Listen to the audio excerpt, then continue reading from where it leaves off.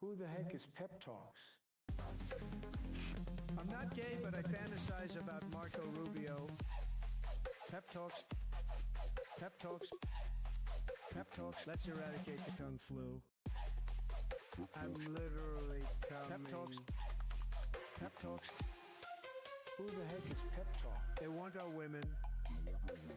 They want our children. Pep talks. Sometimes no means yes. Grab them by the pep talk. Grab them by the Marco Rubio. Obama is a racist. Pep talks. I'm literally coming. I'm Pep literally coming. Pep talks. We found weapons of mass Pep talks. destruction. My fellow Americans, it has been confirmed today from Pep Talks that we are indeed all high on politics. Good afternoon, everybody. Welcome to High on Politics Tuesday edition. What is going on?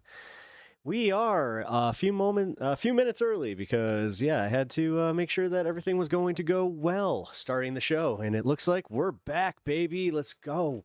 All right, so we have the horizontal back up and running. I knew that there was just something wonky going on with the OBS, so we got it back. What up, Bryant Frankfurt? How you doing, brother? Bryant, thank you for checking in during the this space, man. I really appreciate that. Also, man, I appreciate the fact that you keep giving me updates on what's going on in Tennessee, and it seems like there's some good news, man. I'm really happy that that friend of yours ended up getting that was it a council position? What exactly, what seat was that? Because, it's pretty cool. I definitely want to encourage people to get out there and run for your local offices, especially if you have uncontested seats. I know that it's easy for me to sit here and say this, so I've been thinking more about it. I have to figure out a way around some of this stuff. Yo, what up, Fire Fist? Good to see you, buddy.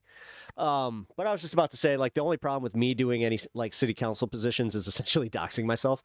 So I really got to be, I got to be careful with that. So county, a county position is what I'm. Oh, county. Oh, there we go. County Commission, District 3. Nice. Joyce Corner is running unopposed as a Democrat. That's freaking awesome, man.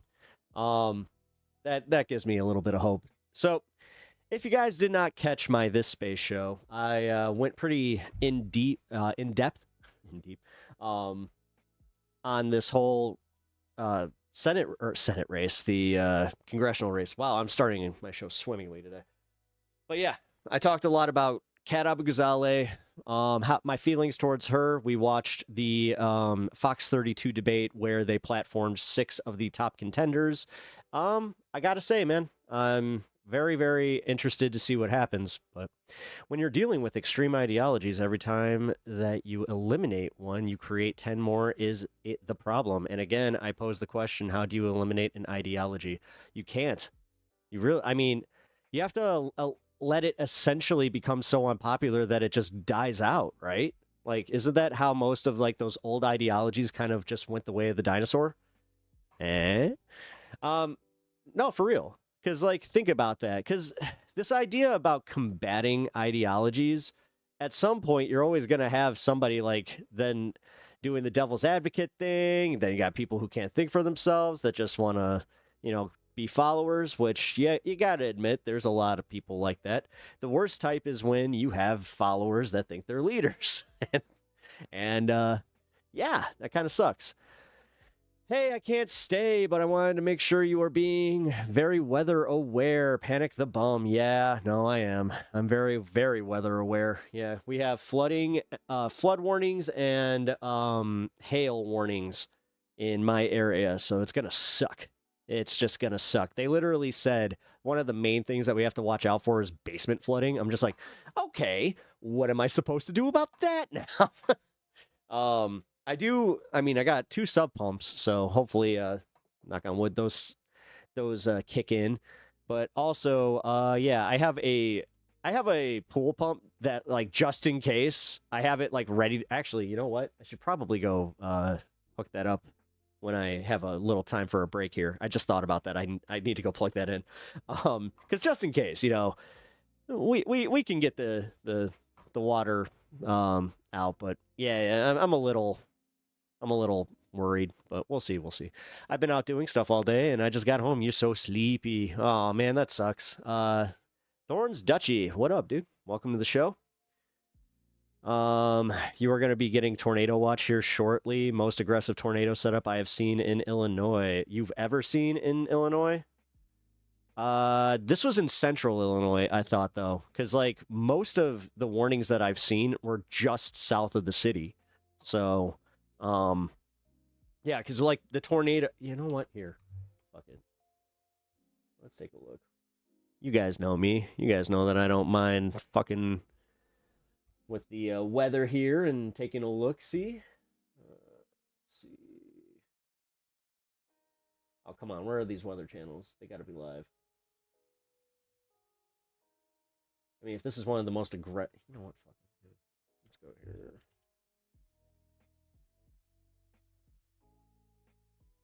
He is not live. Oh, okay. 9 hours ago. What?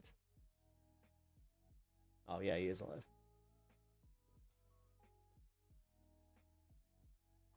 Right? Yeah.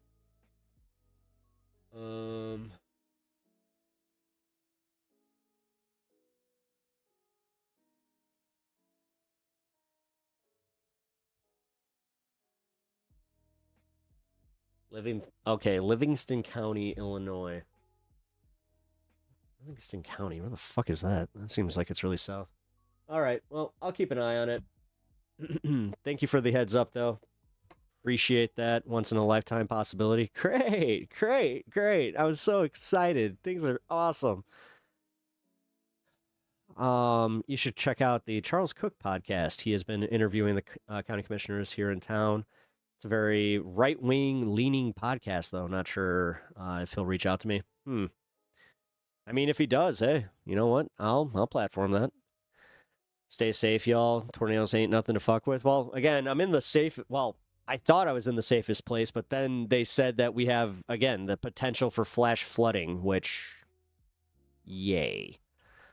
That could be great. Oh, man. But, yeah, man. I'll keep an eye out. It's going to hit around... Oh, now. Shit. Yeah, it's supposed to hit between 4 and 9 p.m. So, let's see. Oh, for my area, city of Chicago is expecting 6 p.m. And then right around 7, it's going to get real bad, is what it says. And then it's going to go through... Oh, crap. Fuck. That's my entire appearance on Dieter's podcast. Fuck, man. Yeah, so I have another appearance that I have to go and that I have to do tonight. I am a hard-working man today. Yeah, so I've done 2 hours on this space. I'm going to do, I think, 4 or 5 hours here, and then I'm going to Dieter's to do, I think, 2 more hours. So, lots of streaming today. But I think you guys should be clear, but these ones aren't to be fucked with. I even turned down the opportunity to chase them, and I never do that. Well, again, because I'm looking at this. It's in the south right now, so I'm gonna keep an eye out. Because I mean, when you have city officials coming out and saying you need to prepare for this, you need to lock everything down. We did get a community notice saying that we need to go outside, lock up, get everything, tied down and everything. So pep is everywhere. Yeah, no kidding. I really am. Definitely overexerted myself a little bit. Didn't think about that, but it's okay, folks. We have fun here. Good evening, Elk the Pucks. What up, dude? What up?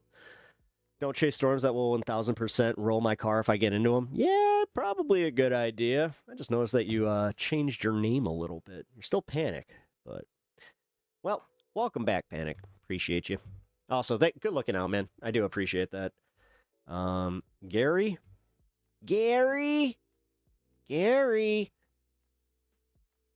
That's a name you don't see anymore. That's all I got.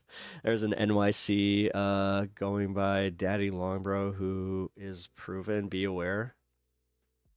Oh, okay. Well, if I see them in chat, then I will likely ban, but that was out of nowhere, so it was depressing. Wait, I don't have studios anymore. I'm a bum now. It's depressing to see studio. Okay, well,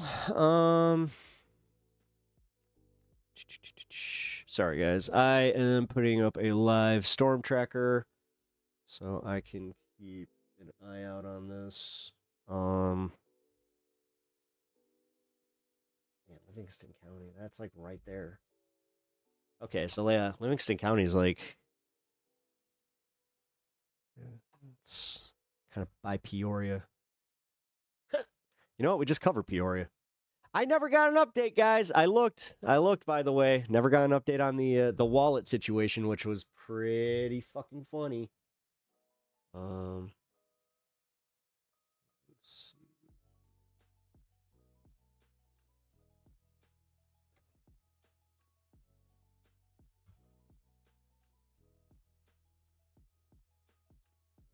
The storm will likely affect everyone.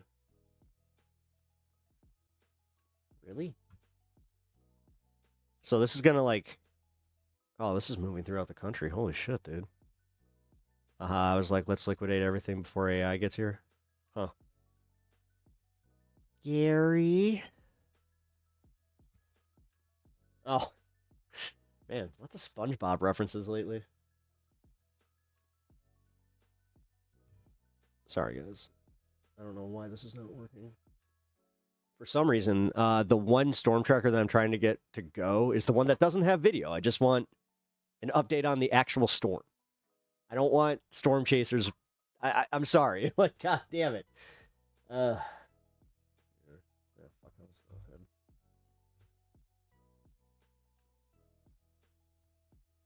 All right. So this goes up here.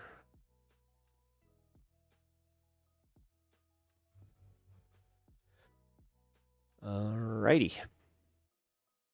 All right, just a heads up, guys. Yeah, if I lose power, it is because we are poised to get some really, really bad weather. Chicago is definitely not safe in the slightest. I mean, it looks like we're gonna get... Oh my god, yeah, we're gonna get slammed by this. This sucks. Oh, man. Yeah, it looks like the heart of the city's fucking gonna get slammed, too. Ah, dude, we're so fucked. All right, well, that's not fun. I can use weatherwise. Here, I'll do that.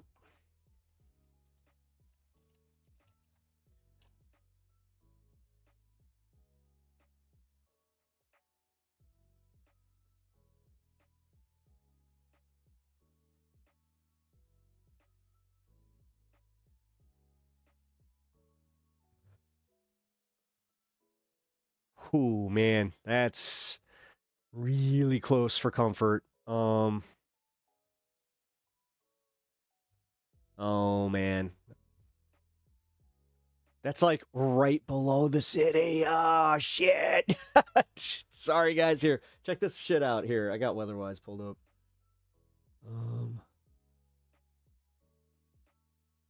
Oh, man.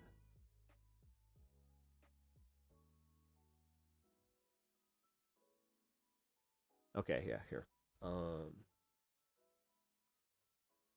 So real quick, guys. You see this big old circle? And they got Pontiac and all that. Like, in real life, this is all 2-3 hours south of me. But God, that's too close for comfort right there. It's just right in that line because you got Chicago right here. Right here. Oh boy. Well, all right. We will be keeping an eye on that for sure. Like I said. All right. But we're not here for weather. We're here for politics. So let's get into some of the politics because, man, I have so much to get to. You know what? I can't dick around today. Just kind of realized that since I do have a interview a little bit later. You know that how hatched risks are dangerous? This is elevated from that. Oh, God. Why did it have to be us? Golf ball size hail, wind gusts 60 miles per hour. Yeah, dude. Shit. All right. Well, keeping an eye out.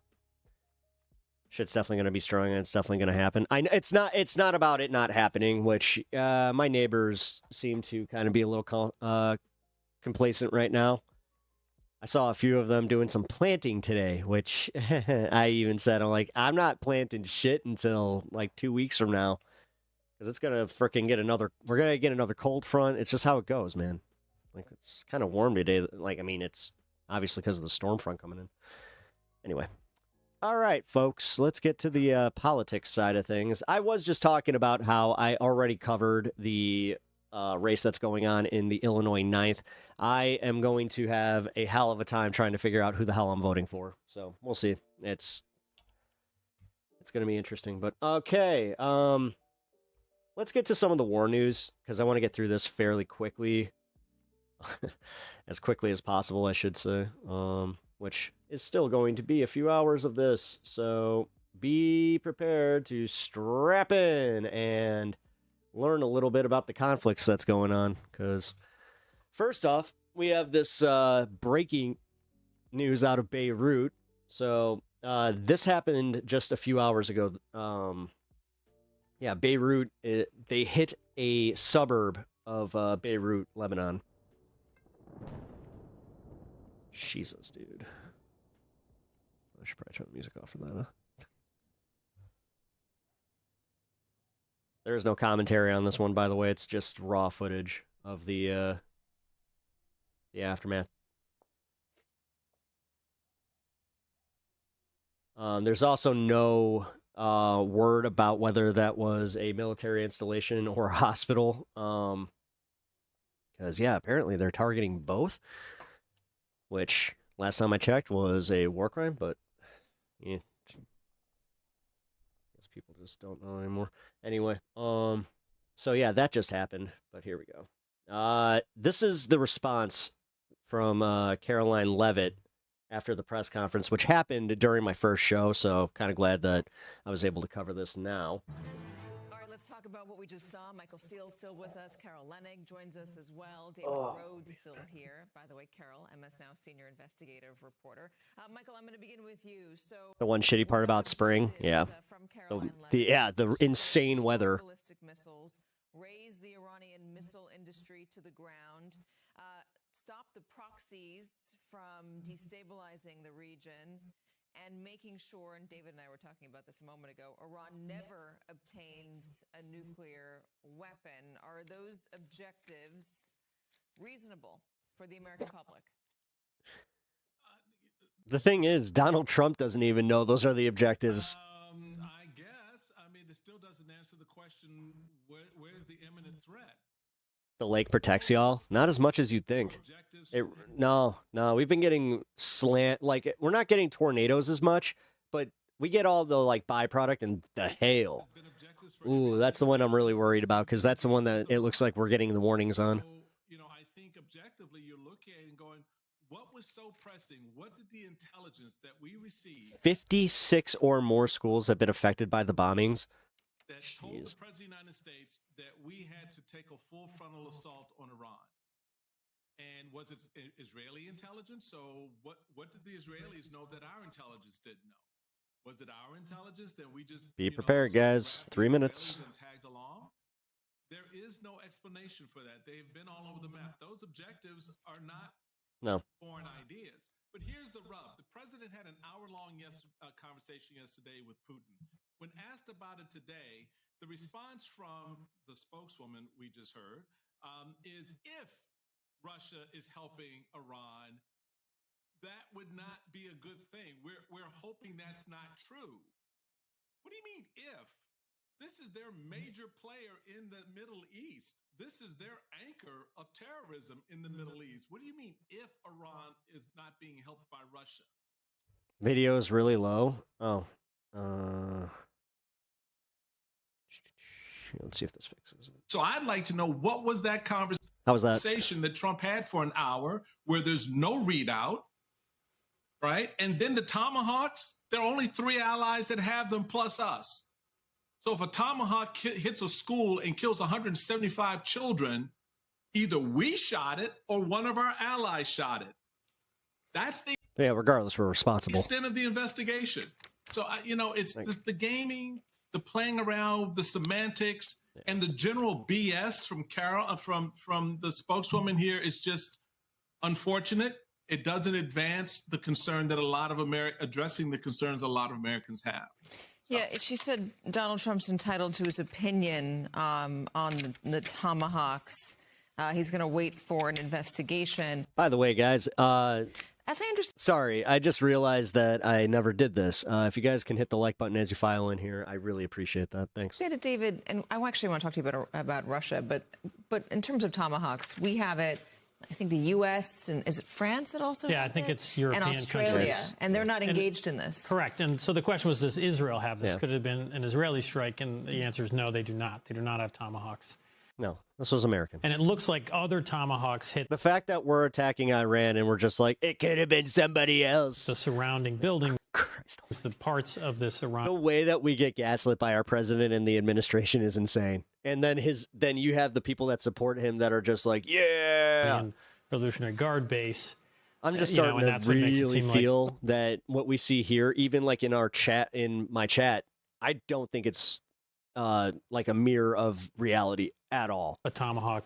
I don't think a lot of people are supporting this, man. At the school. What about this this Russian angle on this? I was told by very good sources who have knowledge of intelligence matters that Okay, good. Russia has been sharing information with Iran that 1, 2, 3, not it. Iranians can use to target American forces. He really is going at it with that energy. Is this intelligence that's only given to reporters, or does the administration have access to this congressional officials? Because Caroline Leavitt said if. Yes, no, it's from my sources, it's very clear this is happening. They did say that the Russians aren't telling the Iranians how to use this stuff. That's just sort of a cute step to, keep their fingerprints off of it.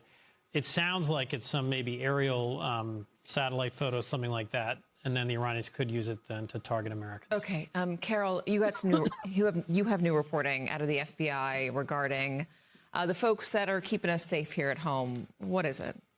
We decided, my colleague and I, Ken Delaney, and we needed to look a little deeper. Now that we're in this lovely war where maybe Putin is working Yay, more adults have quit. Yay. Against us, our interests, and we're going to have a bunch of fucking inexperienced people put in those positions if they're even filled at all. We wanted to look at how the purges at the FBI and the Department of Justice have impacted national security investigations.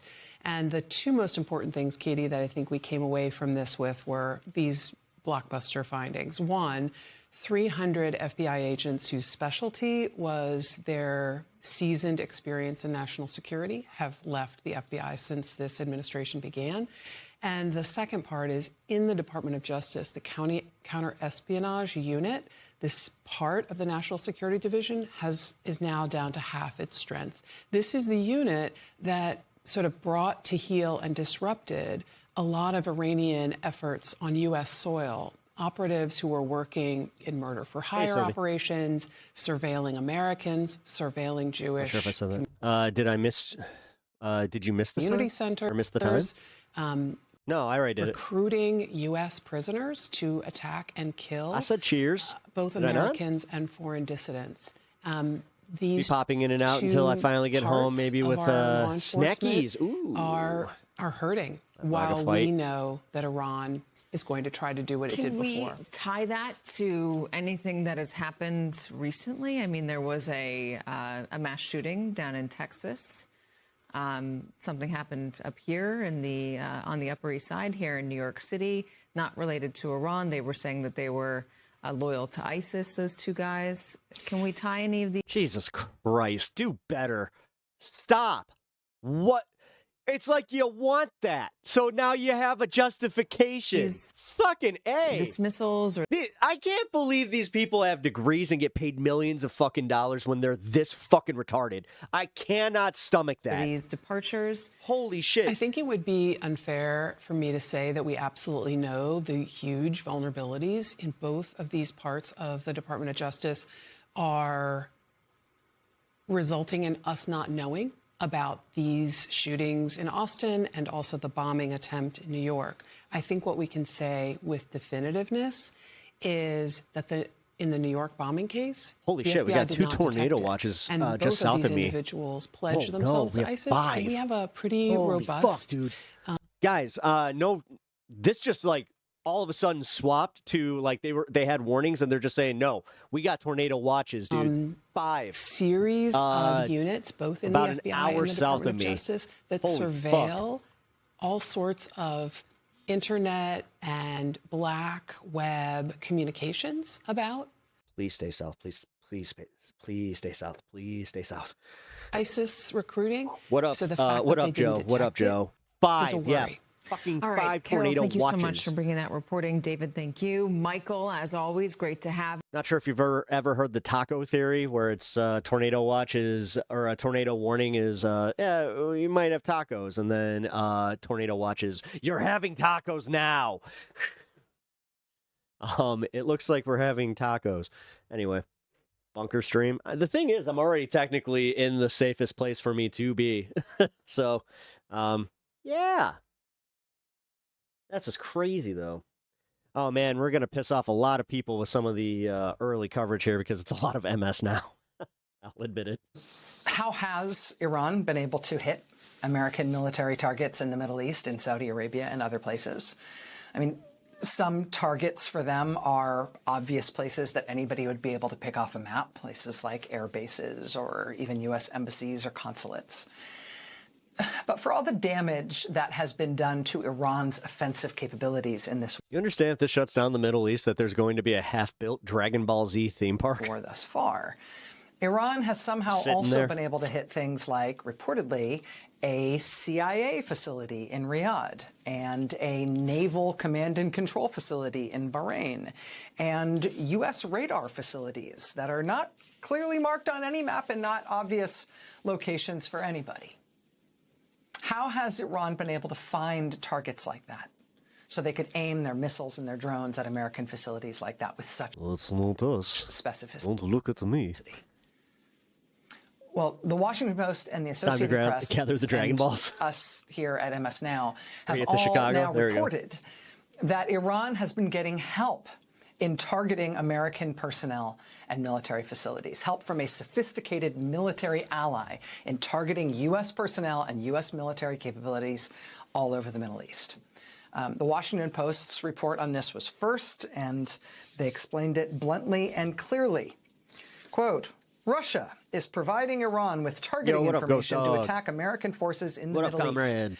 The assistance signals that the rapidly expanding conflict now features one of America's chief nuclear-armed competitors with exquisite intelligence capabilities. Quote, Iran possesses only a handful of military-grade satellites and no satellite constellation of its own, which would make imagery provided by Russia much more Russia and its much more advanced space capabilities highly valuable to the Iranians. So again, this was first reported by the Washington Post, this reporting then corroborated by the Associated Press and by us here at MS Now. The upshot is that Russia is helping Iran. Russia specifically is giving them targeting information. Like, we knew giving that, them but very this is a little bit worse than we locations. thought. And then Trump has an hour-long phone call, and he's just like, all right, pooty poo, I believe you. Using their own intelligence capabilities to give the Iranians very specific locations so they know where to attack American troops to try to kill them and where to attack American facilities in the Middle East. Russia is giving Iran that information. What should the United States do about that? Well, under the leadership of Donald Trump, the United States has decided that under these circumstances, what our response is going to be is that we're going to ease sanctions on Russia. Ease sanctions on Russia. Trump has moved to give Russia relief from sanctions. Trump has moved specifically to let Russia sell more of its oil and gas, get around sanctions, restrictions that might have prevented them from doing that before. I mean, Russia is allies with Iran, right? Russia issued a statement of congratulations when Iran chose Khomeini's son to replace almost like Russia's playing both sides, and Donald Trump is too stupid to know that. him as the country's supreme leader. Congratulations, Junior. Enjoy your Ayatollahship. Man. It's a close. Who cares at this point? You know, Dominic, God damn it. I wish I wasn't starting to feel the same way. Close connection to quick. the radical and powerful Iranian Revolutionary Guard Corps. Putin sends his personal congratulations. But, Russia, as much as they might not want to see their ally every day disproves put in difficult people who say is not a Russian asset. Yeah. Russia financially is actually really enjoying this moment. Because what does Russia have to offer? Yes, Rachel Maddow. I watch people that I don't even agree with. How's that? Offer the world. Get fucked, dude. Seriously, you uncurious motherfucker. I hate people, and I have said this a lot, that immediately get triggered when they see somebody watching something they just automatically disagree with. Like, again, it's like me getting triggered over somebody watching Fox News. Oh, you're watching Caroline Levitt. Oh, she's just a liar. Ugh. What does Russia have to offer the world? Dude, seriously, just listen. Take from it what you will, but the idea that you're so triggered that you're like, oh my God, I hate her face, I hate her voice, I can't listen. The economy. I'm intellectually uncurious. And if you don't count vodka and potash, Russia basically has two industries, two things to offer the world: oil and war. Ryan's like leading the shelters. I mean, I know he's been going back and forth. I know his sleep schedule's fucked by this. Intelligence and satellite capabilities to help Iran kill Americans, to help Iran target and kill Americans in the Middle East. Also, on the war-making front, Russia is obviously enjoying seeing the United States burn up lots and lots and lots of missiles and interceptor munitions in the Middle East. So we'll be less happy and less able to provide those same types of weapons to Ukraine to fight against Russia. So on the war-fighting side of things for Russia, this is great for them. This is a win-win. And meanwhile, Russia's other industry. Going to lower the sanctions on them so we can get some of that Russian oil for the short term because, Trump is totally not panicking about the oil prices. Oil and gas is as happy as it's been in a long time because of the huge spike in oil and gas prices all over the world, as Russia's oil and gas competitors in the Persian Gulf all basically get knocked offline. Right? If Russia can just sell their oil and gas, if they can be allowed to get their oil and gas to market, well, Russia's going to be rich again. Which they desperately need, given how they've spent themselves into oblivion in their endless, pointless Ukraine war. And so we now simultaneously have the U.S. intelligence reports that Russia is helping Iran target American personnel and military facilities to kill Americans in the Middle East, and the news that Trump is cutting sanctions on Russia to ensure they can sell practically all the oil and gas they want and refill their financial coffers as a country. Meanwhile, all other countries are slashing the production of oil. Yep. And so what exactly happened today when Trump reportedly called a CBS News reporter and said, the war's pretty much over? And then Trump called a bizarre and incoherent press conference at one of his golf resorts where he said, no, it's not pretty much over. Where did you hear that? Who told you that fake news? This is why I really do think he's losing his fucking shit. Like, he is. Like, for every time that, Midas Touch has disingenuously just been like, oh, I think that Donald Trump is all hell is breaking loose as Donald Trump his health is falling apart. I'm Ben Meiselas, simultaneously the most awake and sleepy person on the planet. Middle of that, thank you for following Midas Touch. Swirling dust devil of nonsense and his eyes always look so itchy. Reversal and double reversal and incoherence and non sequitur from the President of the United States. What happened in the middle of all that today? Well, according to the Kremlin, in the middle of all that, President Donald Trump called Vladimir Putin and talked to him for an hour. And we only learned about that phone call because the Kremlin told us about it. The White House didn't announce it.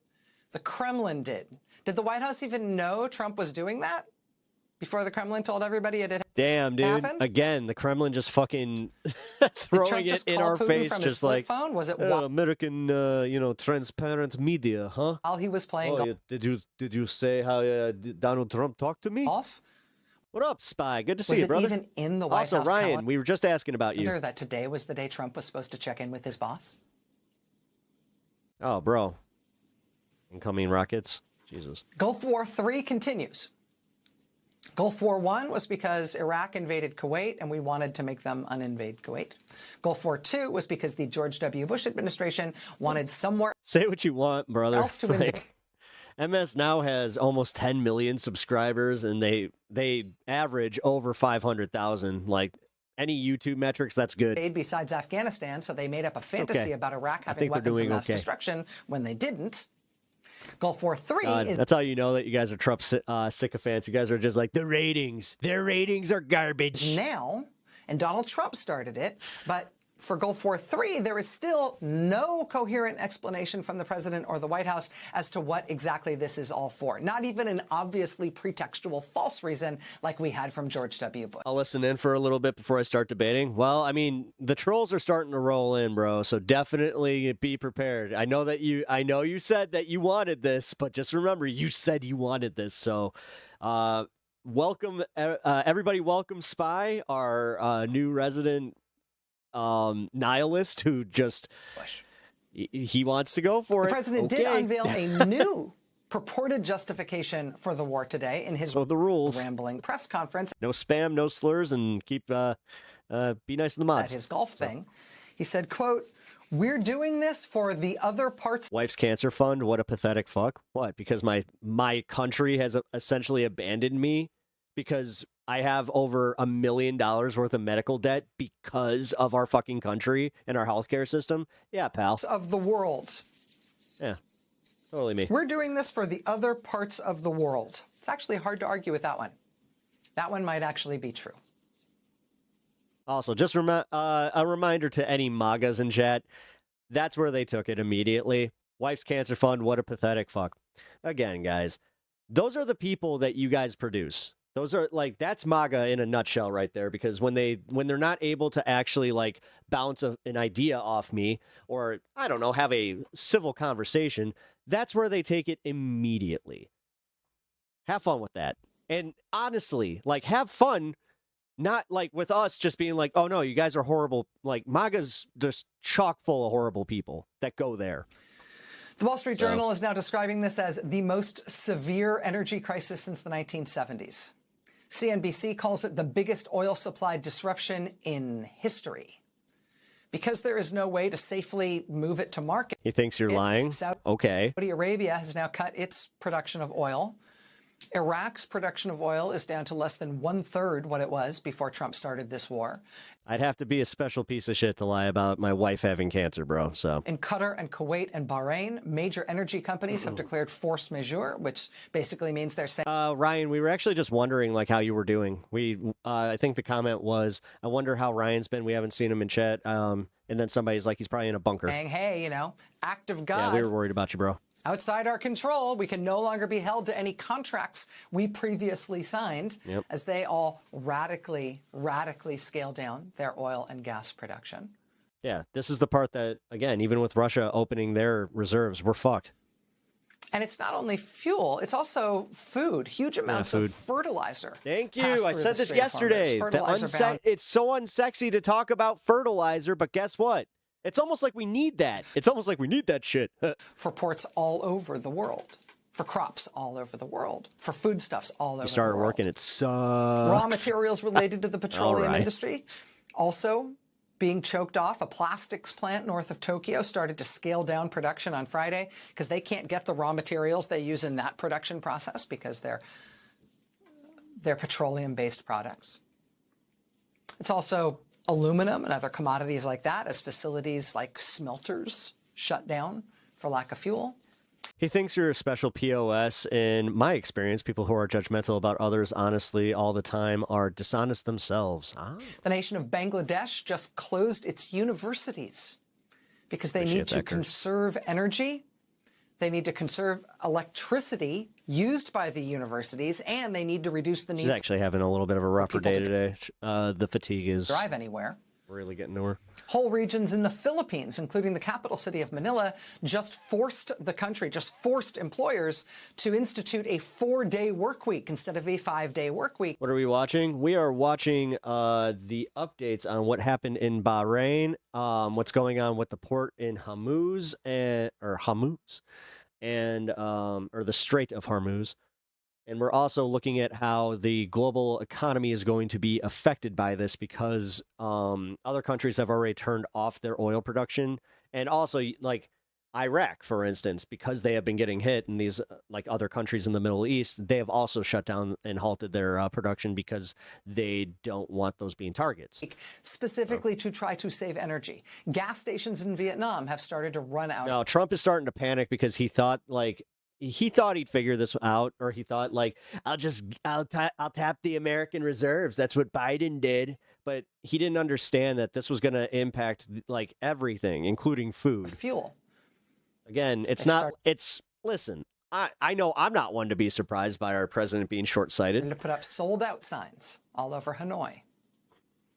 The New York Times reports that Pakistan's strategy is to hike gas prices so people hopefully stop driving, and they're hoping that will be a protective measure to If you instantly think that someone's intentions are bad, that speaks volumes to your own typical intentions. Yep. try to preserve both the supply and the price of diesel for Pakistan's trucks and buses.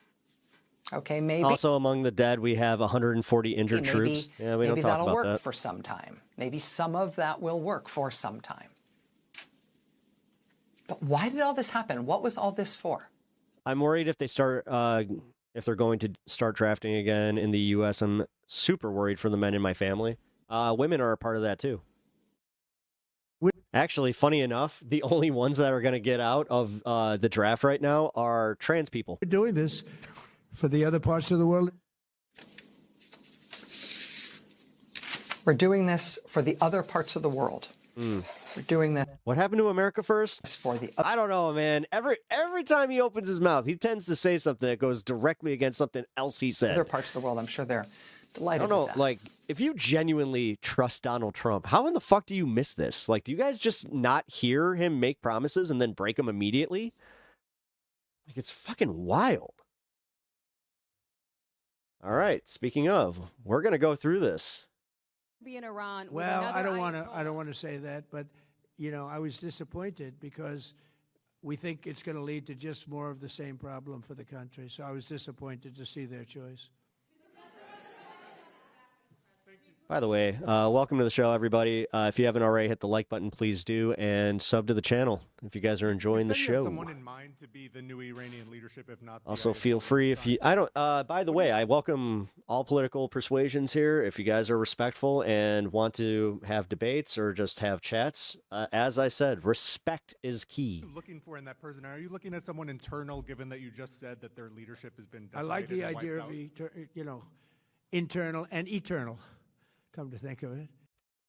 Internal and eternal. Like, do you guys listen to his words?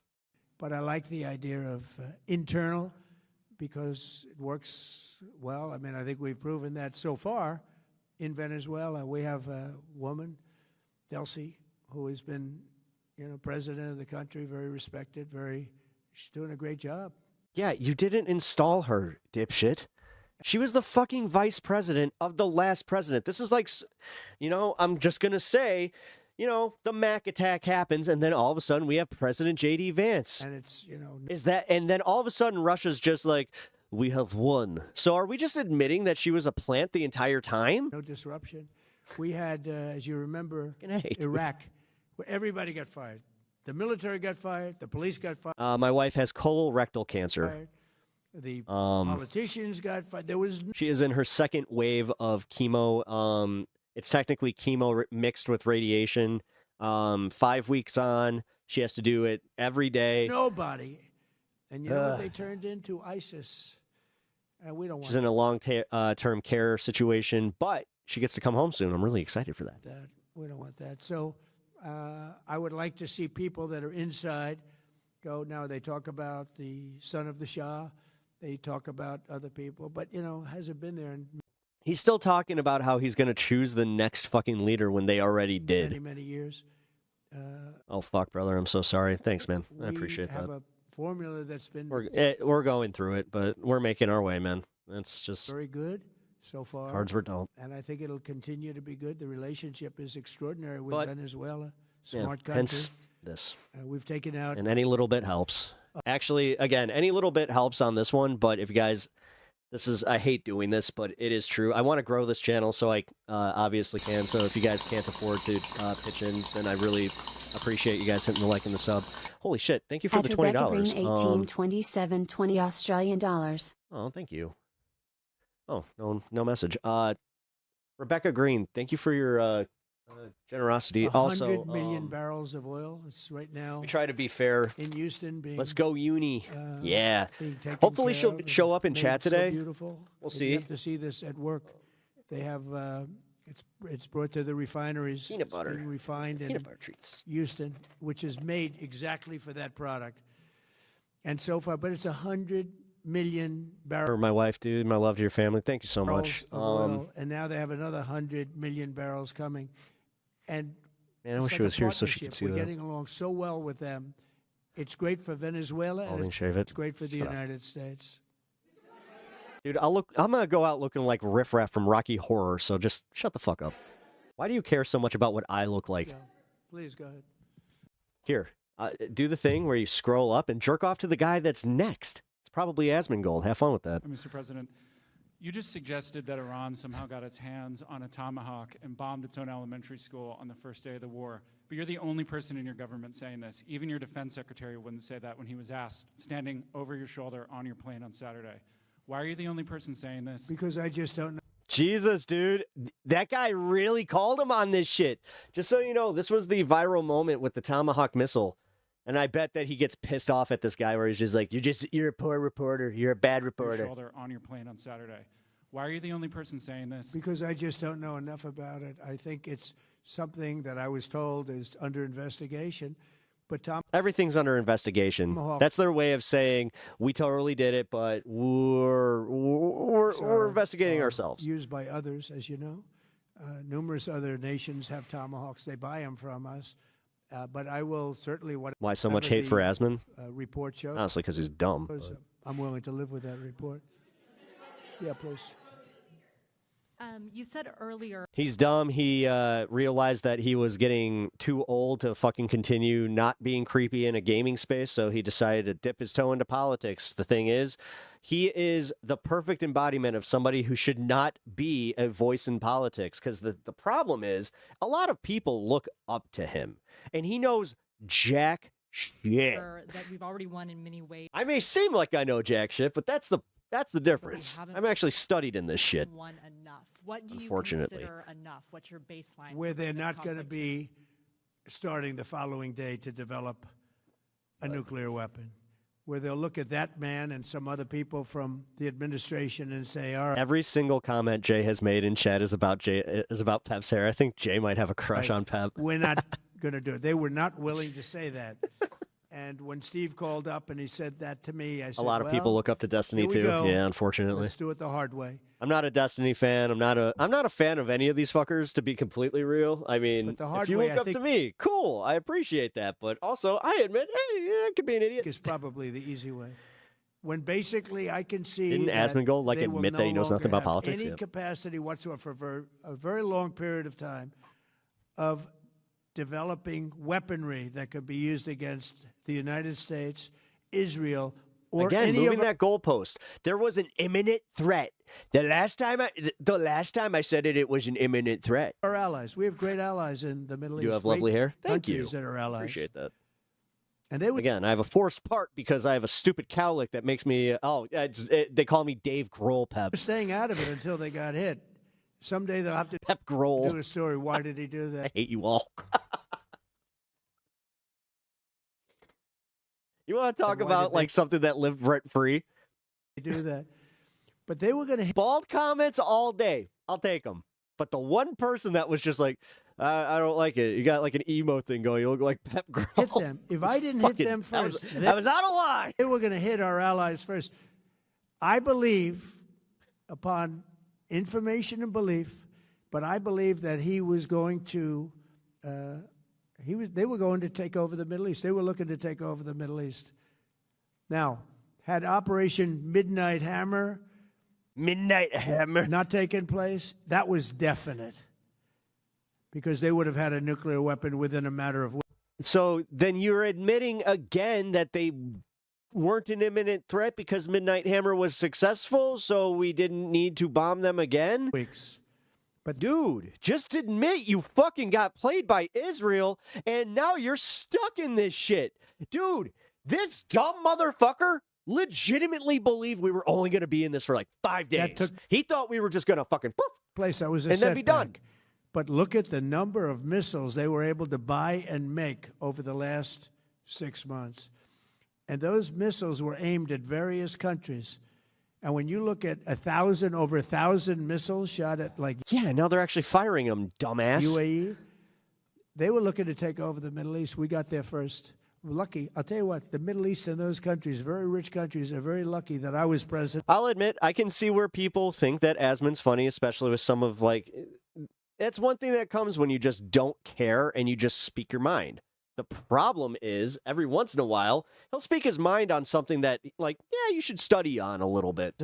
Like, I don't know, this whole business with the school getting bombed in Iran and him just kind of, you know, instead of somebody else, going based. Like, what?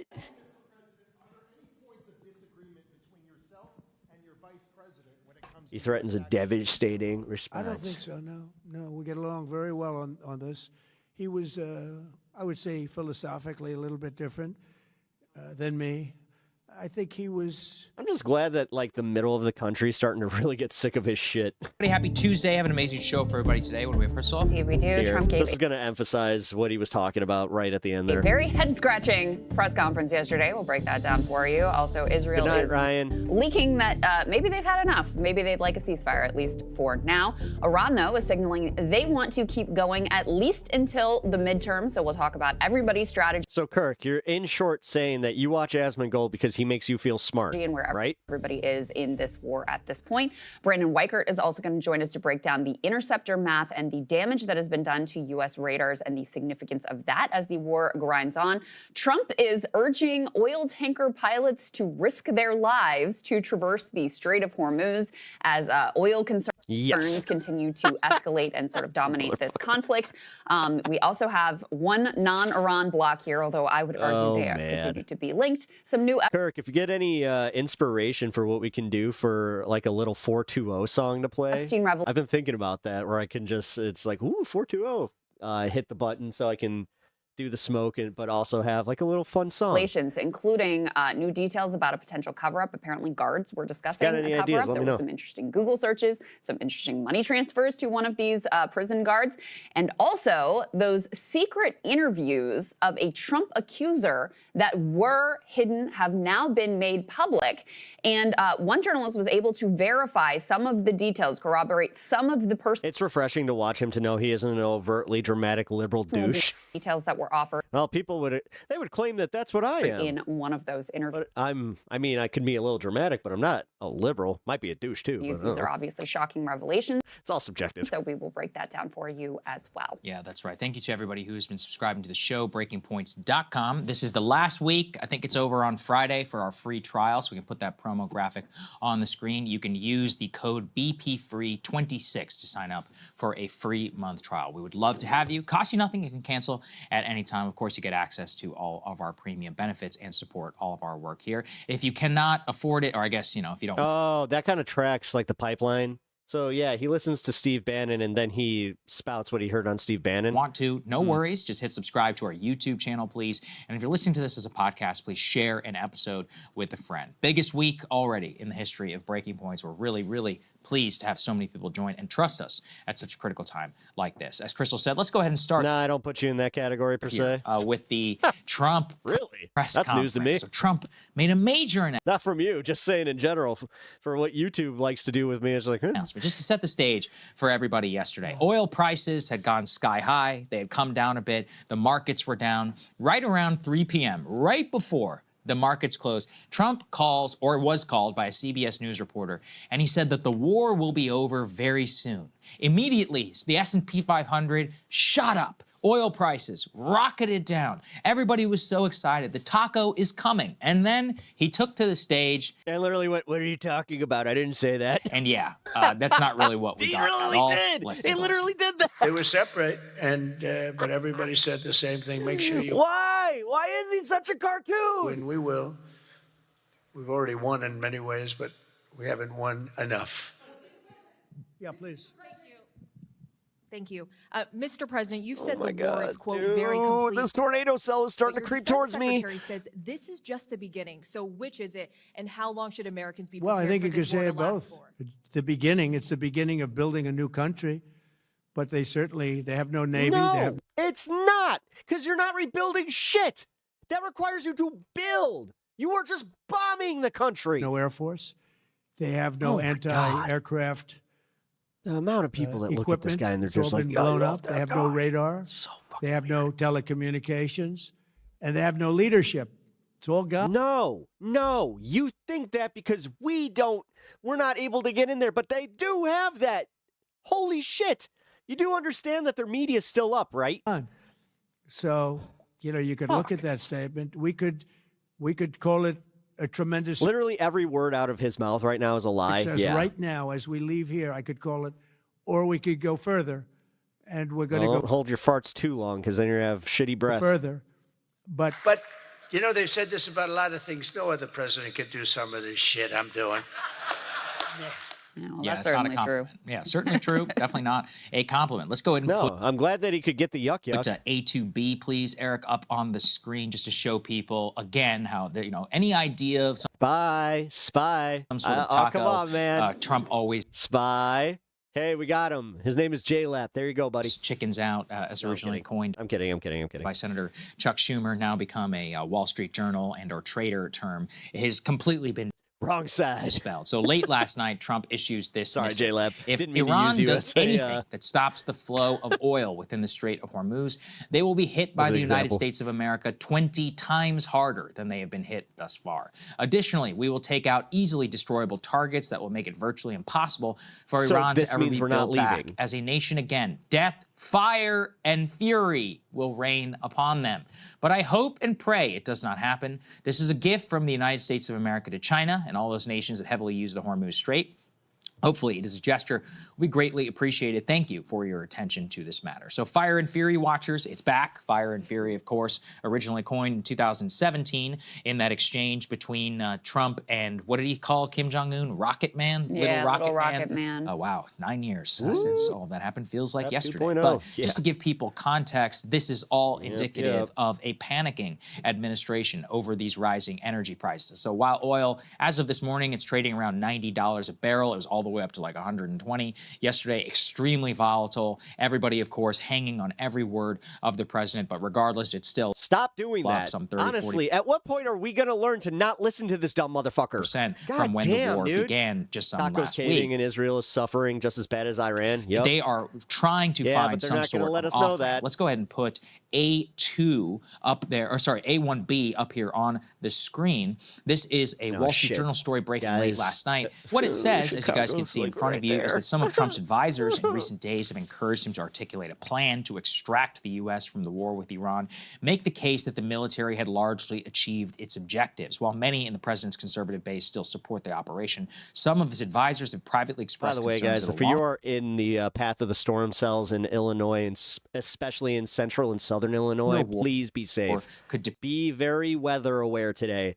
There are some strong ass storms going through the center of the country. Complete that support. So they're talking about political backlash, which again, I actually think at this point is the least of their problems, because just this morning we hear from the United Arab Emirates that one of the largest refineries in the entire country, in the entire Middle East, is now on fire. And they're like, hey, everybody, please stop circulating rumor. But yes, we are trying to contain a fire. I love the vague nature which they released it, like when Saudi Arabia said, incoming missiles into Dhahran, please don't panic. And I was like, Dhahran is where Saudi Aramco is, so maybe we should panic. Yeah. Same here with the UAE. We know multiple targets were struck overnight all across both Iran, which we're going to show you in a little bit. And this morning, we're already waking up to the news that more significant oil infrastructure has been hit. So the war continues to widen. I think what the advisors are pointing to is that they can see gas prices, look, maybe not 120, even 90. I mean, it's high. It's very high. And the only reason I think that it's currently trading around 90 right now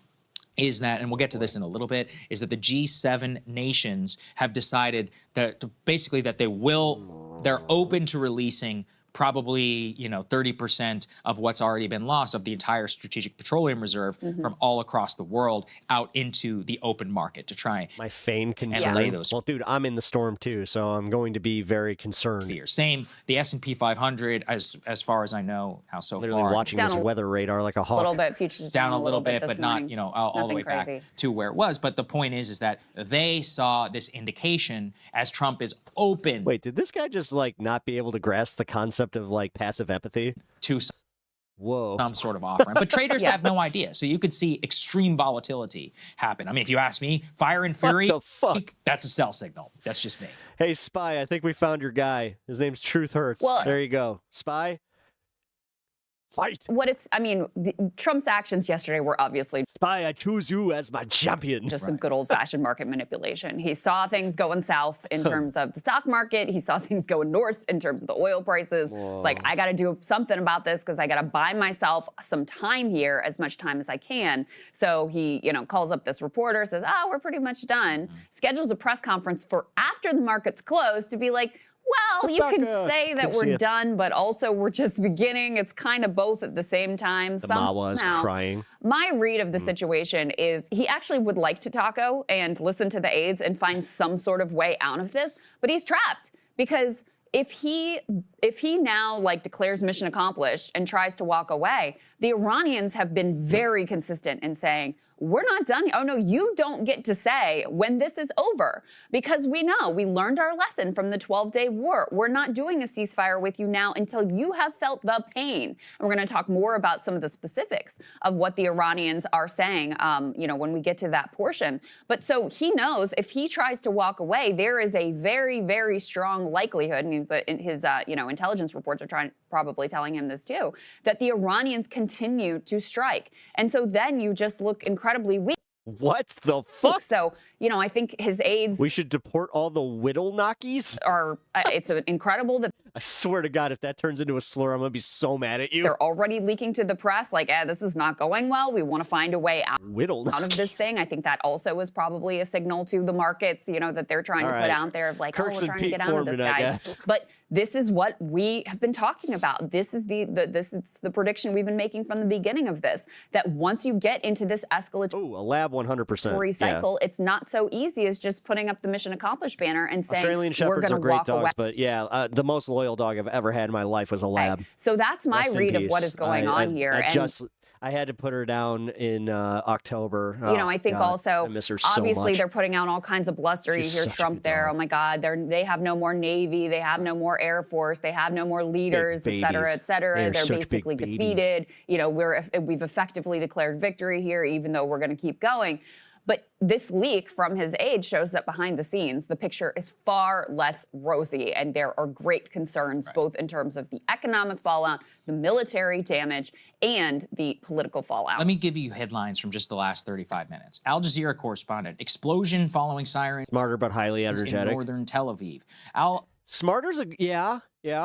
With all due respect to my beloved pet, she was kind of a dope. Akbar correspondent, Lebanese army soldiers. But she was so cute. Were killed in the conflict with Israel. Abu Dhabi authorities, fire broke out in the Arois industrial complex. And then another Lebanese army soldier was killed and explosions in Doha, Qatar, and as well as the UAE. So there you go. I mean, this is all just in the last 30, 45 minutes. You ready for this one? Before we even done the show. A top Iranian security official tells Trump, be careful not to get eliminated yourself. Oh my God. So this is the kind of rhetoric that, is coming from the Iranians. Does that sound like people who want to back down? Their leader now is the dude whose mom, dad, wife, and son you just murdered. Right. So you think we missed they're a few relatives in there too. There's other children, relatives, whatever. They all mass murdered. You think he's in a conciliatory mood? You think he's ready to shake hands and say, okay, well let's go back to the negotiating table?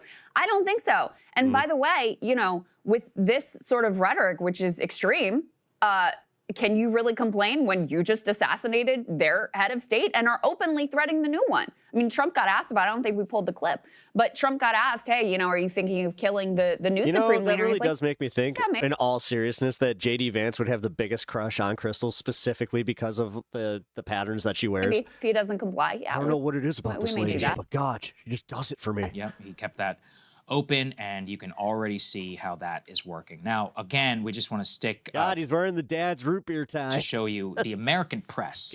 Part of the reason we're so happy about the people who watch this show. So I'm watching this press conference yesterday. My wife's mad at me because I'm not being able to help out with the baby. It's late at night, that means it's coming right 6 for us. p.m. And I'm like, okay, let's get some good questions in here. And this is the shit that I hear. You see some reporter out there who goes, wait, but if you do Taco, then aren't you letting down the Iranian people? Let's take a listen. You promised the Iranian people you would help them, but it sounds like you're willing to end this fight after your military objectives have wrapped up. Isn't that a betrayal of Will the I people? help them? I'd like to, if they can behave, but they've been very menacing. They're great people. They have an amazing population. It's amazing, smart. Fuck, it's hitting Plainfield. I gotta hit brilliant, that. Gotta call one of my friends. energetic. They have a great. I'd love to help them, but they have to be in a system that allows them to be helped.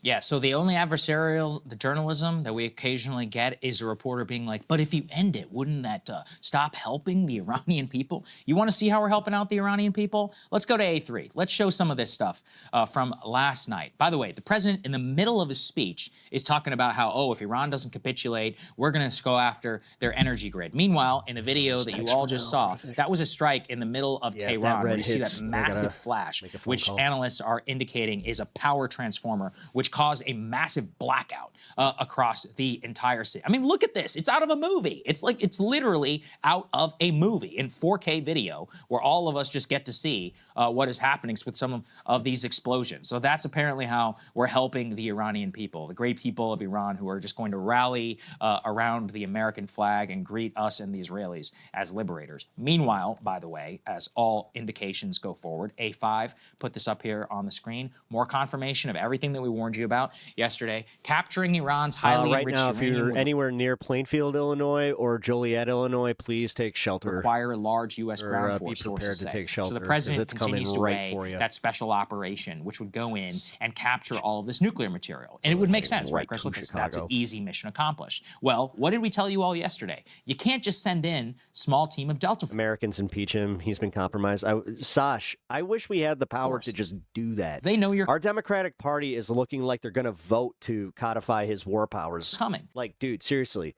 That's why the 82nd Airborne has... those feckless Democrats that the fucking Republicans constantly shit on, say are the enemy of the people? Well, yeah, they're still fighting for the idea that, yeah, we got to keep our donors happy. Currently been put on notice and is awaiting orders, and they can deploy anywhere in the world in like 72 hours. This is the exact... Again, this idea that you don't trust any news, that was a sophisticated psyop to make you not trust anybody, you fucking dumb fuck. Fact reason is that to be able to take the information for what it is, and then compare it to other information. Then you can determine whether or not it's a fucking lie. Do so. But instead, again, you dumb cocksuckers are just sitting there just like, oh my God, CNN. I can't trust them. They told me I can't trust them. They're fake news.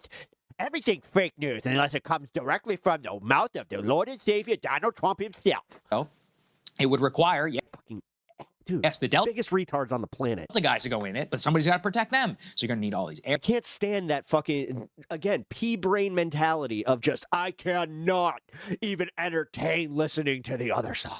Air assets, you need a large ground force around the area. The Iranians know that you're coming. They're turning doing the hard work for them. Complete death trap if they have any, IQ left in their leadership or in their military. So that's why it would require more. And then who knows how many people are going to get killed in that type of mission. And it would be some sort of, I think, that would be their way of saying mission accomplished, is that they would knock it over. Tammy, I actually watch it all. It would have to end on the same note if this is the way that it's going to try to source from pretty much everybody. Go down the way that Afghanistan did. And look, you and it's not owned by Larry Ellison right now. Stop.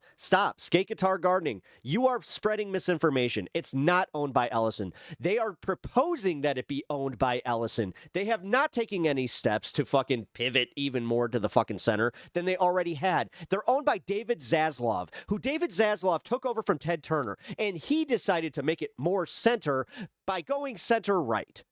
You guys didn't notice that. Notice how you don't even know who the fuck owns CNN. And I were supportive of the decision to get out of Afghanistan, but you can't deny. And yes, CNN is just a fine source of news, just like Fox News can be a fine source of news. But the second they get to the commentary part where you got, fucking Harris Faulkner and all those idiots chiming in, or fucking Sean Hannity, that's when you can just stop paying attention. You can do the same thing on CNN, where you guys, Wolf Blitzer, right? Or any of those fucking numbnuts, where you're just like, you know what?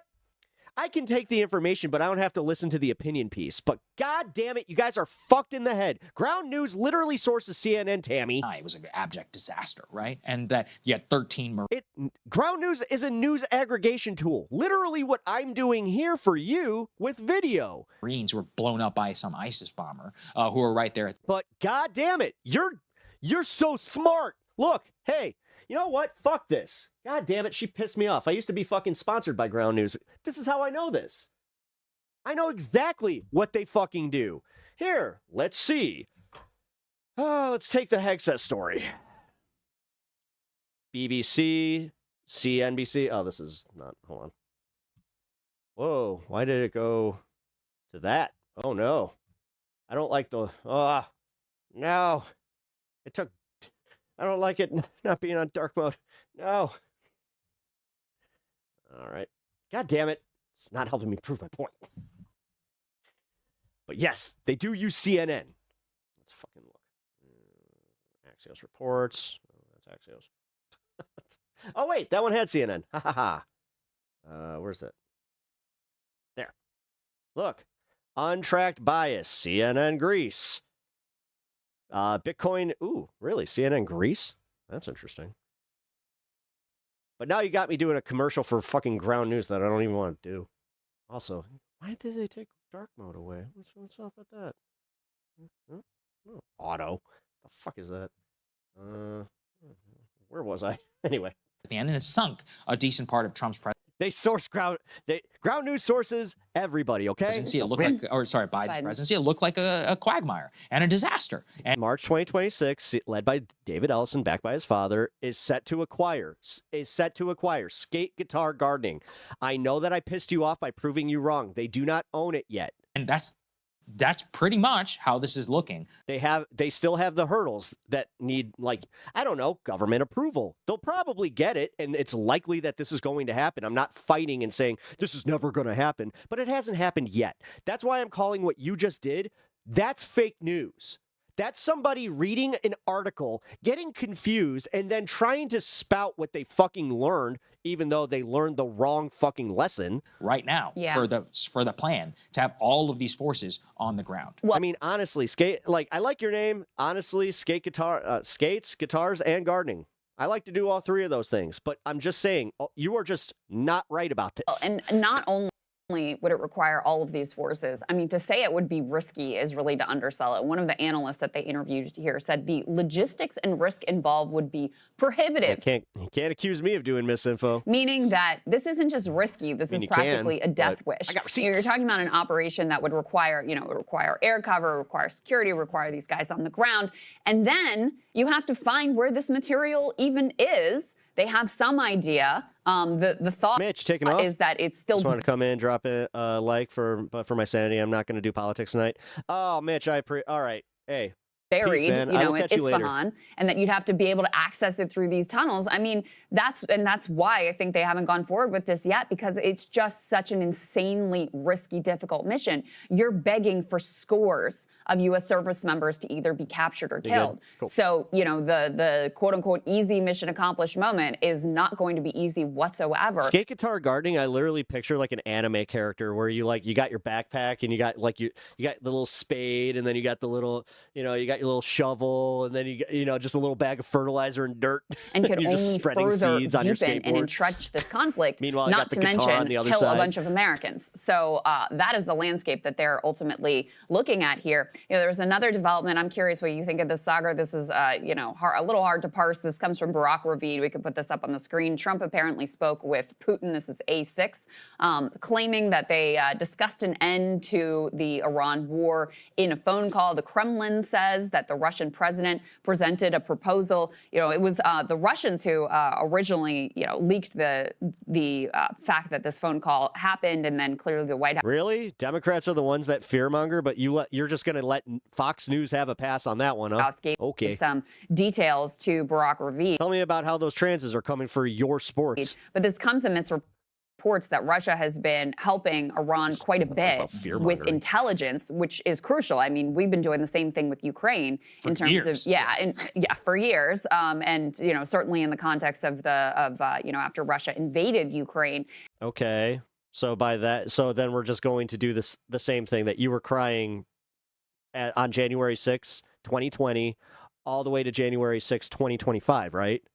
Because that's all you were doing about Biden. So, I don't know. And that has been incredibly important for the Ukrainians. That's not the dunk you think it is. Ukrainians and their ability to sustain, you know, the lines, the battle lines that they've been able to sustain, their ability to target, including targeting within Russia. I mean, you want to talk about BDS? For real. You guys, you did a thing where you were just like, we have an inside joke and we put it on flags. We're so funny. That has all been enabled by us. Go Brandon.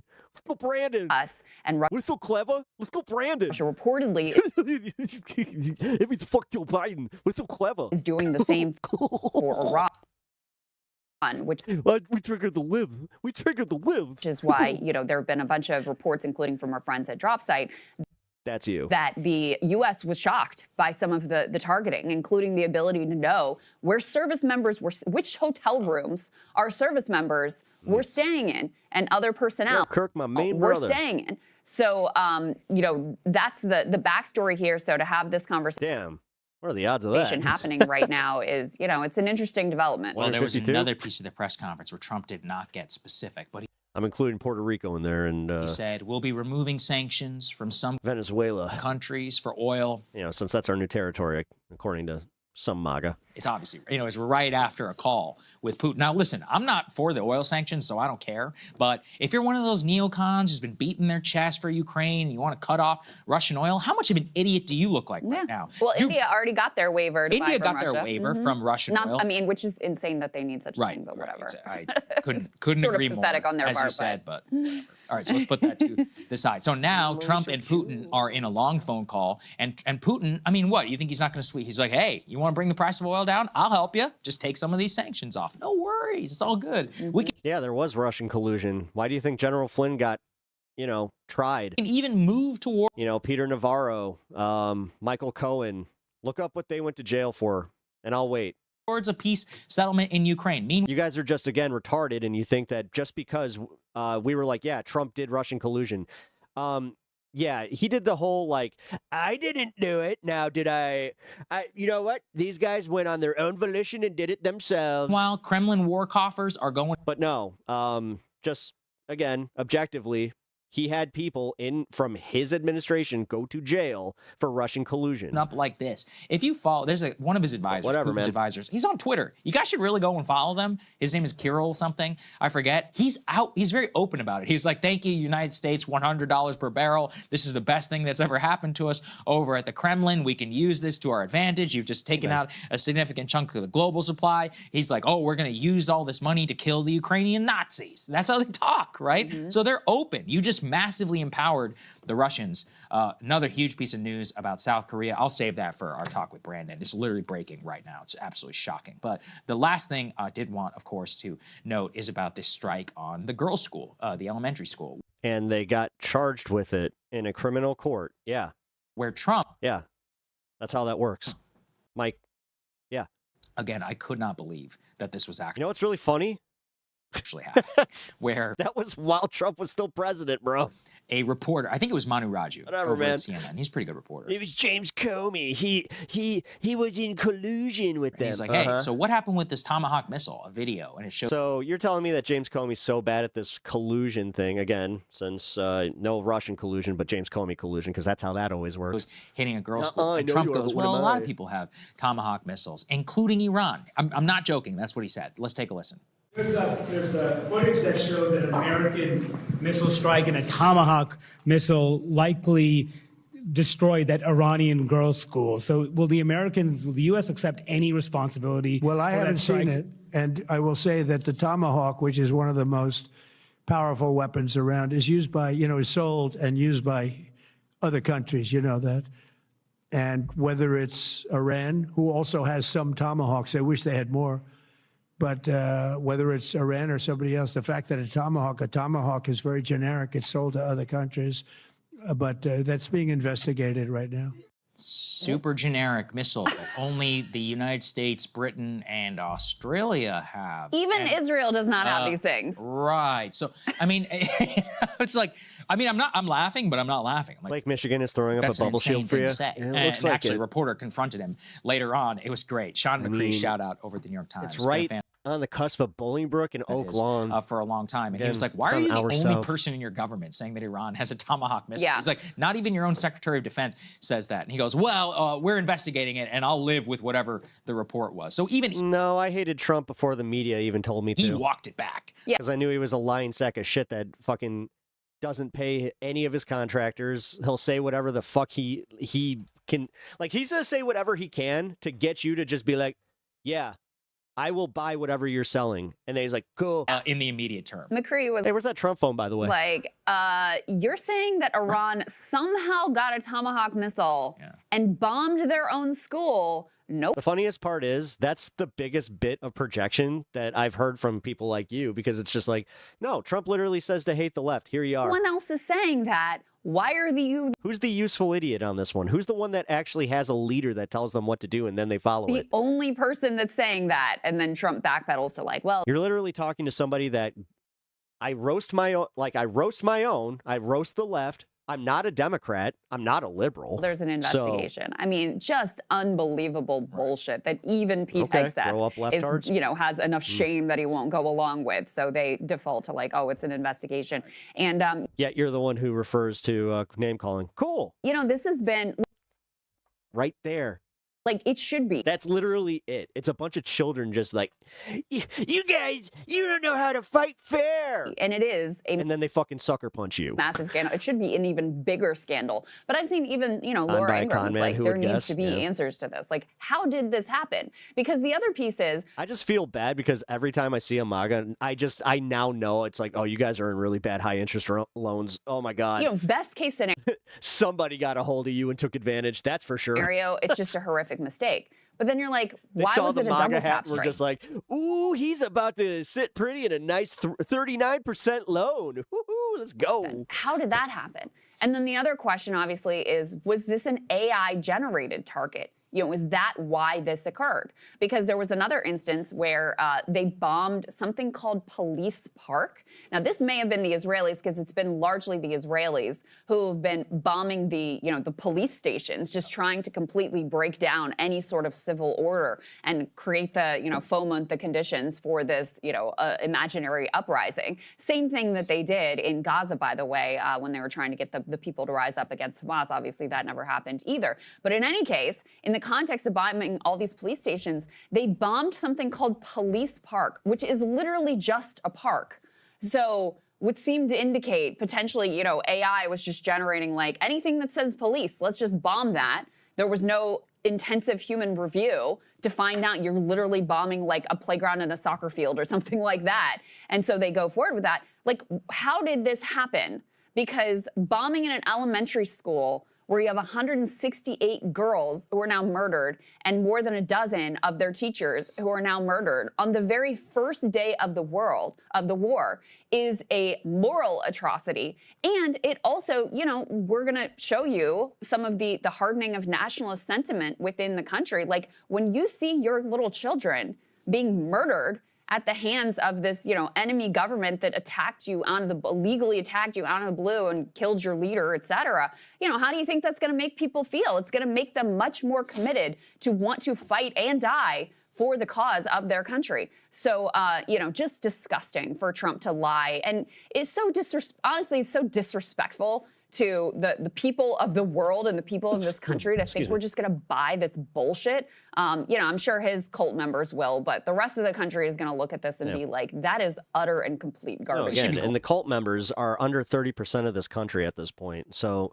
most the independents are like just again, apolitical types.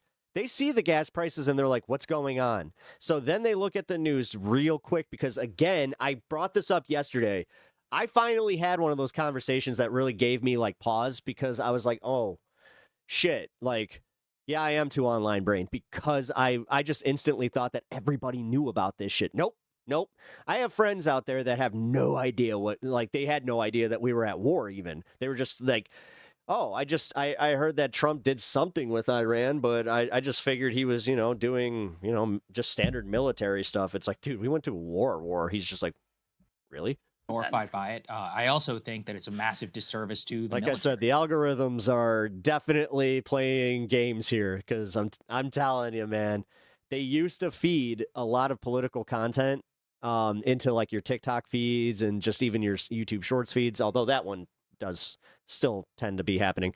But goddamn. It's one of those where we had a culture originally. And again, you can say a lot of bad things about Iraq and Afghanistan, but generally there was a culture, and I covered many of these, where when you did something like this, you were going to pay. It was a scandal. There was going to be a real investigation. There were likely to be some kind of consequences. And the thing is that, and think about this too. Now you've got the person who probably fired the Tomahawk. They've got to live with this forever. The only way that they should be able to live with it is to know that there's accountability up the chain of command. Because again, the individual sailors or any of the people who fire these, they don't know. They're just programming things, from the Pentagon. Who in the Pentagon created the strike package? What was the process where the strike package happened? Remember My Lai? I mean, we did a whole after-action thing on the My Lai massacre, or any of the atrocities. The Kunduz Hospital. I read the whole report. You can Google it. You can go and read it for yourself if you want to know the step-by-step process. It used to be one where we would take this stuff very seriously. Now, it was Iran. I mean, again, the way that you know that it wasn't, because I even saw some cope,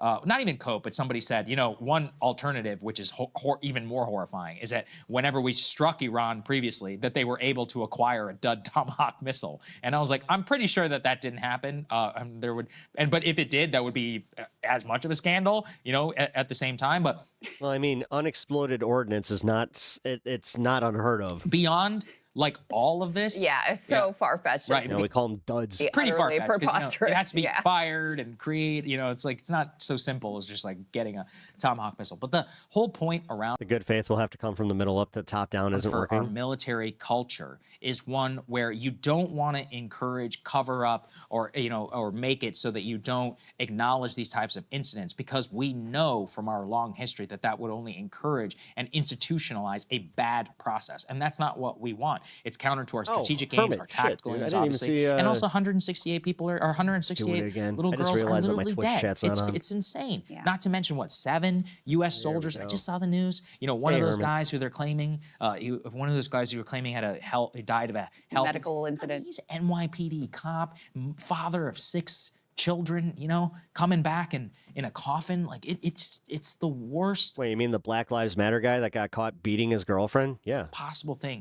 The organization got rid of him, right? Yeah. For all of these people who are, and we're all kind of appalled that he had that behavior involved. It's kind of weird. I know. See, this is the thing. You guys like to act outraged, and then we actually hold the person to account, and then you're just like, what are you gonna do? You can't support Black Lives Matter anymore. Okay, to your point about, look, obviously I have long-term critiques of the U.S. military and, the lack of care for civilians and all of that. But the first big video that WikiLeaks published was the collateral murder video. Yeah, try and brainstorm something for the 420. Showed an Apache helicopter targeting, journalists and civilians, and that was a massive scandal. Honestly, I'm thinking something like, maybe 30 seconds to maybe a minute long. And so, I think partly too, what has happened here is with all of us watching the Gaza genocide happen on our timelines, they do think that they can just get away with anything. And now you see the U.S. directly copying the Israeli tactics of, okay, if we spark a little public outrage, we'll just say, you know, oh, we don't know, maybe it was them. Maybe first we'll try, oh, maybe it was actually the Iranians who, you know, bombed their own elementary school. See if people will buy that. And if they won't, then you say, oh, there'll be an investigation, and then you just, you know, let the news cycle move on. And that's where we are. Last thing we wanted to show you was this report from inside of Iran, Dr. Mohammed Moran. Now, again, he joined John Kirikow. We always give the caveat, he's very pro-regime. He has sources, though, so we try to show you all sides of the conflict. He says that Iran wants to wait until the midterms are over in order to keep this war going as long as possible. Let's take a listen. I've been informed today by that's kind of funny. A significant political figure that Iran that backfired plans on him. to continue this war until the midterms in the United States. And they are planning to force the United States to leave. And the more this war escalates, the darker it becomes for U.S. allies across the region. Crystal wearing the Rooms to Go collection. For the Arab family dictatorships in the Persian Gulf, this, dude, is that a thing? That sounds like a real thing. Is that a thing? They won't survive. Remember, these are all dictatorships, family dictatorships. And the passport holders in these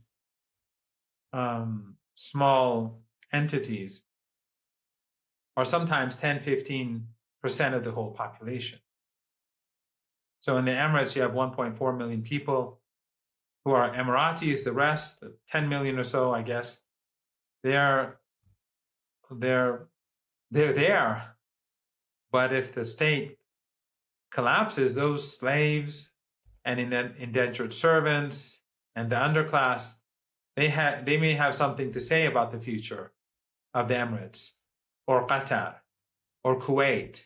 So you can see there the strategic calculus from inside. And here's the thing, you don't even really need to trust him. I think you just need to look at their public statements. We're not going to surrender. They're going after President Trump in retaliation for some sort of fire and fury. I also think everyone should really pay hope your wife wins her battle. Cancer attention sucks. to all of our interviews with Dr. Trita Parsi, because he was about halfway dead through on before the war, and he's been dead on. Just a little over halfway, actually. He's like, she's on the second part of her war treatment right now. They're going to be very weak. Again, thank you for everybody that has donated, and also just in general the well wishes and the positive vibes. It goes a long way, guys. Thank and you so they much. believe in their hearts that the 12-day war ending was a disaster because it gave the Israelis and the U.S. time to rearm before they hit them again. How could they possibly have any assurance that they won't get hit again after we bombed them twice that we've launched wars with them, after, you know, and under the cover of diplomacy? You would never trust that ever again. The only way to make any sort of pre-1985 Godzilla movie? You mean outside of just Godzilla? Inflict maximum 54? damage for as long as possible, try and destroy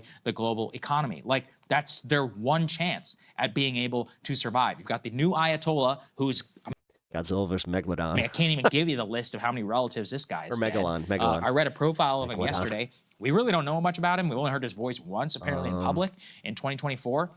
But the only propaganda video of him released is cleaning his gun during the Iran-Iraq War. Kong vs. Godzilla's good. Also, somebody who had but it's between that and apparently long fostered relations with the IRGC and tried to put down or, you know, bolster some of the hardline factions during protests in 2009. So you've got the ideological component, the fact that his father has been killed, his wife, his daughter, or sorry, his son, one of his children who was killed in this strike, and you're like, oh man, like we're dealing with somebody. Mechagodzilla. If anything, this is the guy who's going to repeal a fatwa on nuclear weapons. Yeah, Godzilla versus Mechagodzilla. You could understand from a psychological, personal perspective and an ideological. You fuse those two things together. What would you do? And a tactical perspective. Yeah, no, I'm with you on that one. This is from their own strategic perspective. They should have pursued a nuke. That would have been a deterrent. Godzilla versus King Kong is good. Right. I mean, so and there have been many hardliners who have pushed in that direction, but it has not happened. I think predominantly because of the fatwa that was issued by the now dead Ayatollah. And so, yeah, you could easily see and think of the insanity of that. So one of the many stated goals of this whole war is to prevent them from acquiring a nuclear weapon. And there is a very strong possibility you've just made it more likely that they will pursue a nuclear weapon, not less. Last thing to your point about Trita Parsi, I just wanted to read his analysis he posted about the Trump press conference, which was, as we said, all over the place. He said Trump's all over the place presser appears to have had two key objectives. A, calm the markets by signaling the conflict may soon be over because it had been so quote unquote successful. And B, prepare the ground for Trump ending the war through a unilateral declaration of victory, though ending a war that never should have started in the first place rather than fighting it endlessly in the pursuit of an illusory victory, as the U.S. did in Afghanistan, is the right move. It will not be as easy as Trump appears to think. Tehran also has a vote, and there is little to suggest that it will agree that the war is over. And then he goes on to talk more about the Iranian perspective. But that is really, guys, seriously, the bottom line here. Even if Trump wants to taco, not exactly and there are religious, some but indications here that he and his advisors are trying to look for a way to taco, which would be great. Even if he does that, he may be already in a trap. The Iranians do not seem to be in any mood. No, I think if he chickens out, then we're fucked either way. To back down. So that is the lay of the land as of today. It is. No, and trust me, dude. You want to talk about American propaganda? Right now, the American Trump propaganda machine is saying that we are about to win this war. Like, they think it's almost over. You know, looks like we are in an short-term pain for long-term gain. Escalation trap. Looks like this thing. God, I heard that when he was doing the tariffs. Is only expanding, only going to get more deadly, only going to grind on further into, what may end up being sort of war of attrition, where, that's why we're going to talk to Brandon Weichert later on. What lasts longer, our interceptors or their drones, which they're able, by the way, to continuously manufacture? Which one is willing to bear more pain? The Iranians, for whom this is literally existential in terms of both their lives and their country, or the Americans who do not even want this war and are not interested in paying any sort of price for it. I think most Americans probably sort of like the idea of, oh, the Iranians are bad, let's overthrow. Yeah, the thing is, Iran doesn't really use their navy. Like, this is the thing. He was talking about the Strait of Hormuz, right?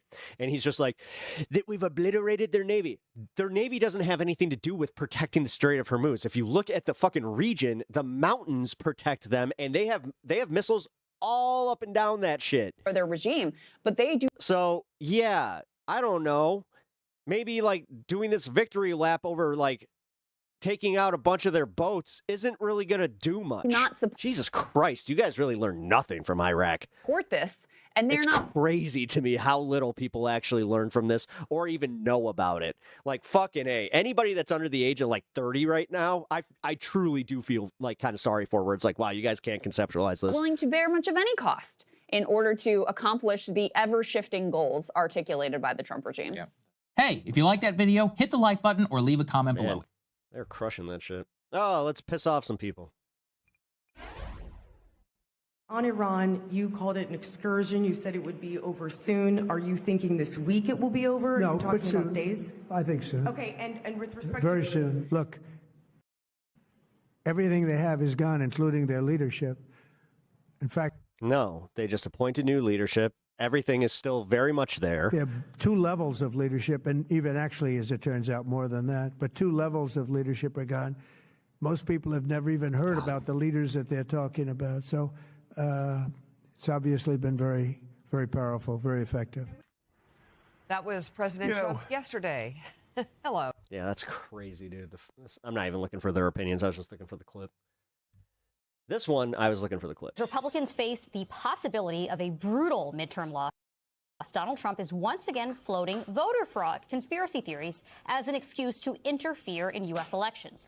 Earlier today, he took to Truth Social saying he will not sign any other bills until the controversial Save America Act, which could block millions of Americans from voting, is passed. Senate Minority Leader Chuck Schumer responded to Trump's threat on X, writing, quote, "If Trump is saying he won't sign any bills until the Save Act is passed, then so be it. There will be total gridlock in the Senate. Senate Democrats will not help the Save Act under any circumstances."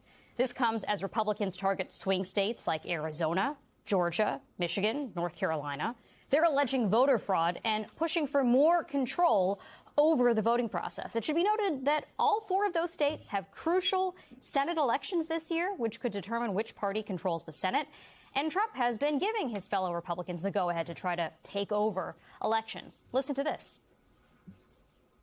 The Republicans should say, we want to take over. We should take over the voting in at least 15 places.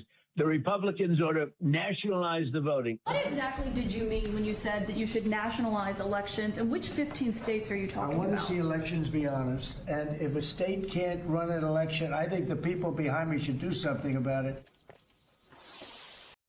Literally just calling on them to steal the fucking elections. Joining us now to discuss is James Sample, much professor of fucking law at projection, Oxford it's University insane. and author of the Who Decides. The Democrats are going to steal the elections. So you know what I'm going to do? I'm going to steal the elections before they do. Besides Substack. James, you put out a new piece today called The Where we live in. Imperial Presidency. And in addition to discussing tariffs, the tariff case, and the war with Iran, you talked a little bit about how this could define the constitutional settlement of this era, in your words. What does that mean? What it means is that there are a range of issues where President Trump and the administration is basically bypassing entirely. It's not just that Congress is supine, which pretty much everyone agrees that it is. It's that there is an affirmative attempt to circumvent the separation of powers, to circumvent the idea of it's difficult to get legislation through two houses of Congress. The founders set up a very clear system. It's Sesame Street civics, bicameralism, presentment. The fact that you cannot get legislation through Congress, the SAVE Act, for example, does not empower the executive to then do it unilaterally under the guise of emergency powers. So whether it's... No, that's literally him being a little bitch because he keeps losing. Tariffs or spending or sanctions against universities. He's already treated Congress like the fucking Duma, and now he's literally reaching like the limit of his power, and he's just like, fuck it, we're just going to do it anyway. Or acts of wartime Same energy hostility. as fucking Bill O'Reilly. Fuck it, we'll do it live. Putting Congress completely to the side, then not listening to the courts. Think about the immigration Any context. scenario where they pass a bill, yeah, it's almost like they need to take the poison pills out to work with a bipartisan legislature to, you know, get something that helps all Americans. But instead, it's always the fucking party in power that they just put a whole bunch of garbage in there. Like, trust me, the Democrats do this too. They stack bills just as bad. But for real, you can't be mad at Democrats if you're not mad at your own party about this shit. It should be as simple as this. Just work to make a fucking deal. Put all your fucking ideological bullshit aside and then sign it for the fucking people of America. The court, but nah, courts are being aggressively ignored, defied by the administration. We have conservative judges going and writing opinions saying that they are seeing more court orders openly defied by federal agencies this year than they've seen in their entire career. So what I mean by the maggots love trans people. They can't help it. President, I mean, I think they literally. and it certainly applies to the specter of nationalizing elections. Is that we have systems in place, and one of the most basic fundamental tenets of democracy is that no presidency, no Congress is forever. If you tear apart the scaffolding that makes American democracy, it will be torn apart for the next president, too. Can we just go back to the here and now of the bill? Because this is going nowhere in the Senate. They only have 53 Republicans. He's got to get to 60 votes. So are you concerned if Trump decides to do this? I just got a tornado warning. An executive order, but he wouldn't be able to do that, would he? He definitely wouldn't be able Panic, if you're still in chat, what's a mesoscale? But that doesn't mean he won't try. And I think that mesoscale discussion concerning severe potential peak tornado intensity, 85 miles per hour. In the Senate because there are only 53-ish votes. Holy shit, dude! It's all of northern. Dude, it's literally all of it. Northern Illinois going down to, oh my God, it goes all the way to the center. Valparaiso, fucking Pontiac, Peoria. Holy fuck, dude, this storm cell is insane. Holdouts are essentially holdouts at bypassing the filibuster or doing away with the filibuster, doing away with cloture. And I'm okay right now, you think? Okay. Filibuster, a so-called speaking filibuster. Yeah, they literally, they moved the scale up to red. Including John Cornyn, who's taken that position. Sorry, guys. The idea there is that made me freak out a little. filibuster, the Senate is a kind of anti-democratic, and I mean that in a small d sense, institution to begin with. By design, the Senate represents a lot more land than people. Wyoming gets the same representation as California. But if you add on to that the filibuster as an extra anti-democratic layer, which it absolutely is, you need 60 votes in an already non-representative body to get something through. It is very, very difficult. People think of the United States democracy as about majoritarian. It is a super majoritarian, which is good. Honestly, that's good. If anybody ever tries to tell you that this is an impediment on passing bills or we need to get rid of the filibuster, they are doing that because they have their own agenda. And then they're going to do a thing to recodify the fucking filibuster after they get all their shit passed. Which, yeah, we'll see if that actually, like, again, getting rid of the filibuster is pretty much like the ultimate, like, okay, that is required. We're going to have power forever now because we're just going to do it. Through.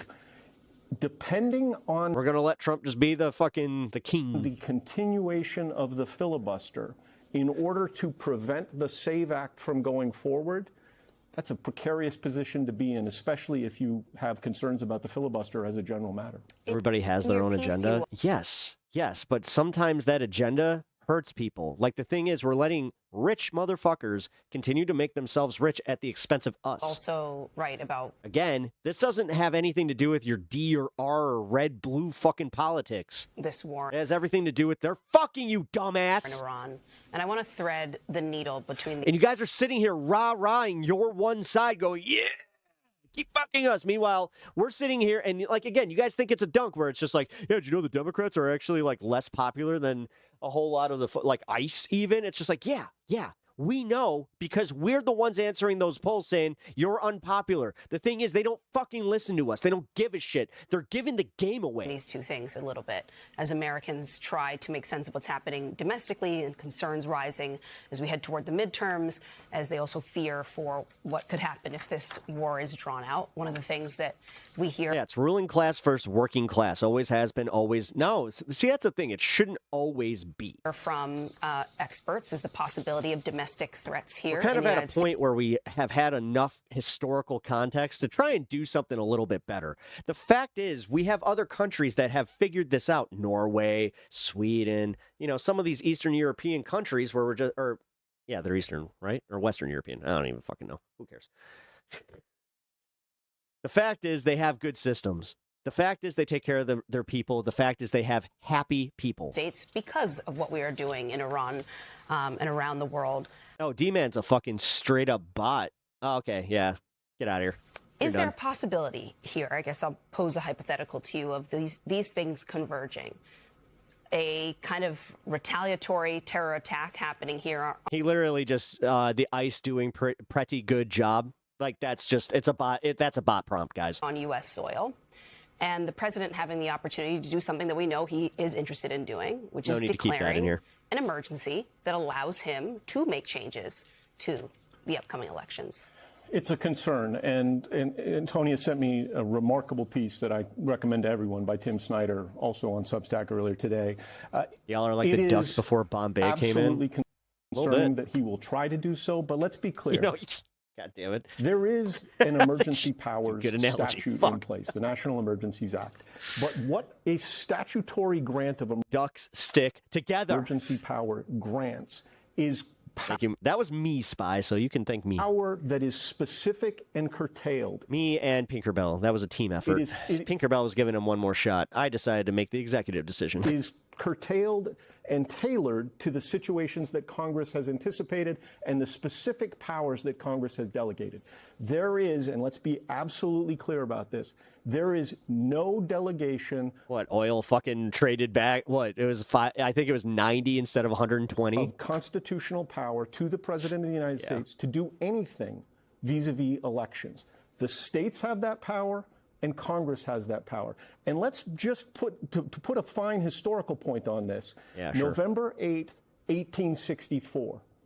That's the date of a presidential election in which Abraham Lincoln ran for re-election in the midst of the Civil War. He thought it was that important. And it was a closely contested race for a time because of Northern Democratic opposition to emancipation at that time. It was not guaranteed that he would win. Lincoln had the courage to hold a presidential election in the middle of the Civil War.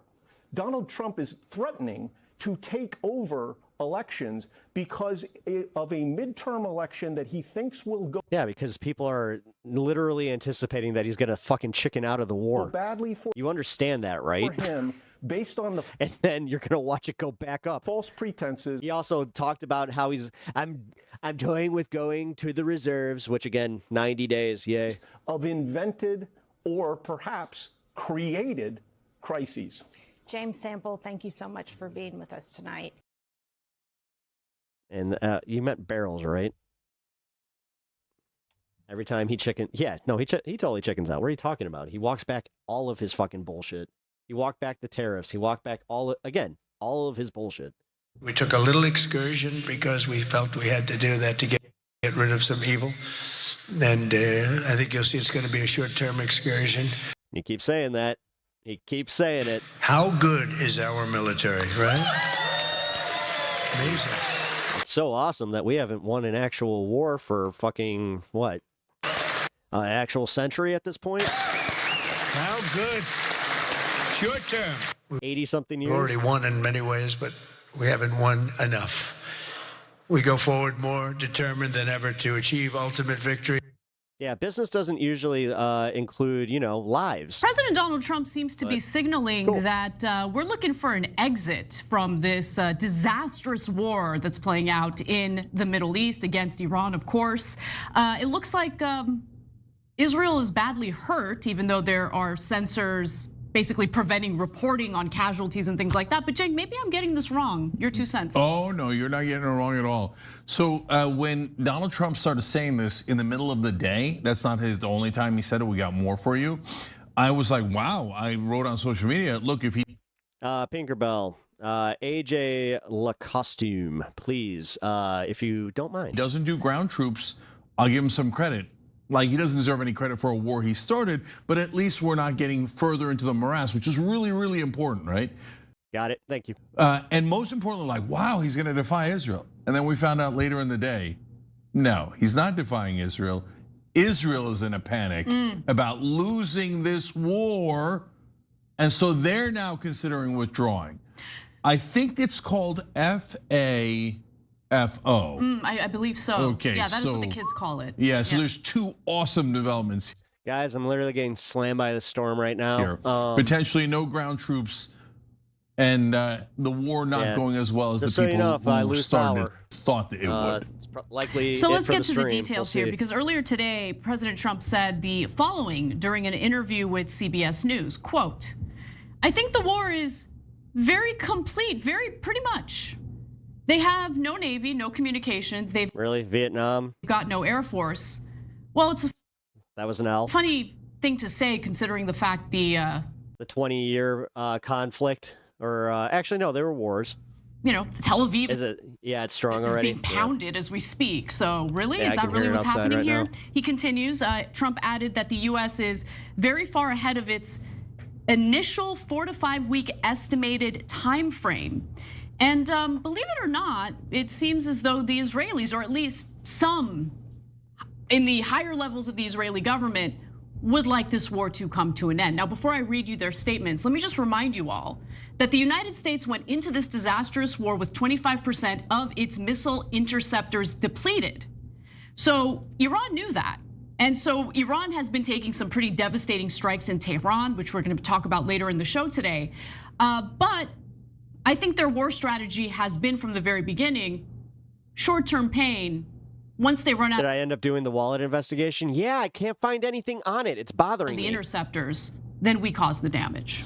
Yeah, and that's what it looks like is happening now. In fact, there was reports that Iran was using decoys to get Israel and America to waste our $4 million interceptors. And it worked. Yeah, yep. and they apparently have 100,000 drones stocked up. They only cost $35,000. Knocking them down costs millions. So they had a long-term strategy of basically depleting us, and then forcing America into a decision. And so what we thought was going to happen first was America was going to start to run low on defensive missiles and think, what am I going to do with these ships? All these drones are coming. We can't expose our aircraft carriers, et cetera, without enough interceptor missiles. We got to get out of there. But now it turns out before we even come to that conclusion, the Israelis are coming to the conclusion, oh no, we're running out of missiles, and our civilians, of course, are the most precious people on earth. The war must go on. Right. So this is a really important war. They've been wanting it for many decades. Yeah, but it must go on. Yeah, but so I'll say this. Of course, they don't mind killing Iranians and Lebanese and Palestinians to no end, to no end. Those lives don't count. But precious Israeli lives are now on the line for a war they started. And they're like, wait, we get to murder everyone and no one's allowed to strike us back. Yeah, sometimes things go wrong in a war. Very happy that you're finding that out, because otherwise you're going to start 100 new wars, right? They had to get to a point where they start to lose so that we could end their offensive wars that Sorry, guys, that go just shook on my time fucking and time house. again. What I wanted to say though is about Trump's comment. Great, I'll take it, man. What you want to lie about how you're winning and you won and you won the greatest victory in human history and you're leaving? Great. As long as you leave and you don't do ground troops, he's already and then down here. Israel They and both Iran are. can deal with it however they like, okay? But our business is concluded. Donald Trump is right. We've destroyed their Navy, their Air Sorry, Force. guys. We just had I just had a thunder, just had thunder hit so hard that my entire house just shook. Nuclear facilities and every top leader they had in their regime. Let's pack up and go home. Israel and Iran, up to you guys. You do whatever the hell you like. So what are the Israeli officials telling the Washington Post? Well, in their latest report, the Washington Post says that a few senior officials in Israel are starting to voice concern about the escalating. I have water and snacks and everything. The fridge is already fixed, or like already filled with that. So possible no, we're good. exit ramps that might prepared halt for this. the war before it further damages the region. They mean Israel. I'm not gonna lie, my fucking heart is pounding And right the global now. economy. And by This the is way, the scary as global shit. economy has been hurt already. I'm sure many of you have noticed at the gas pump. But nonetheless, in an telephone conversation on Sunday, a senior Israeli official familiar with the planning and strategy for the Iran war discussed alternatives to Trump's call for unconditional surrender. The official requested anonymity because of the sensitivity of the Iran situation. And this is one of the rare instances where I think the anonymity is necessary because of the fact that even when it comes to the damage Iran has done to Israel, that type of information is being censored from the media. In fact, there are consequences for anyone who dare report on the number of casualties on the Israeli side. No, guys, now, I mean, with that in mind, the Israeli official. I'm on the far end of the storm right now, but the red, I'm about to be smack dab in the red area of this storm. Also told the Washington Post, quote, I'm not sure it's in our interest to fight until the regime is toppled. Nobody wants a never-ending story. How many subscribers does MSN have? I don't know. Okay, they like MSNBC? Is that what you're talking about? definitely want the regime to I think it was close to 10 million. be toppled. It's just that they It was like 9.44 million. underestimated how challenging that would be. And as a result, Israel, at least some of the officials in the Israeli government, are looking for an exit ramp before more people get killed and more damage is done to the Israelis. This individual continues to say, we don't see anyone who can replace the regime. You know the hardest part of starting. Thanks, guys. Yeah, sorry. I'm trying to pay attention to this and also pay attention to the weather just in case, because, I mean, dude, it sounds like it's getting fucking intense up there.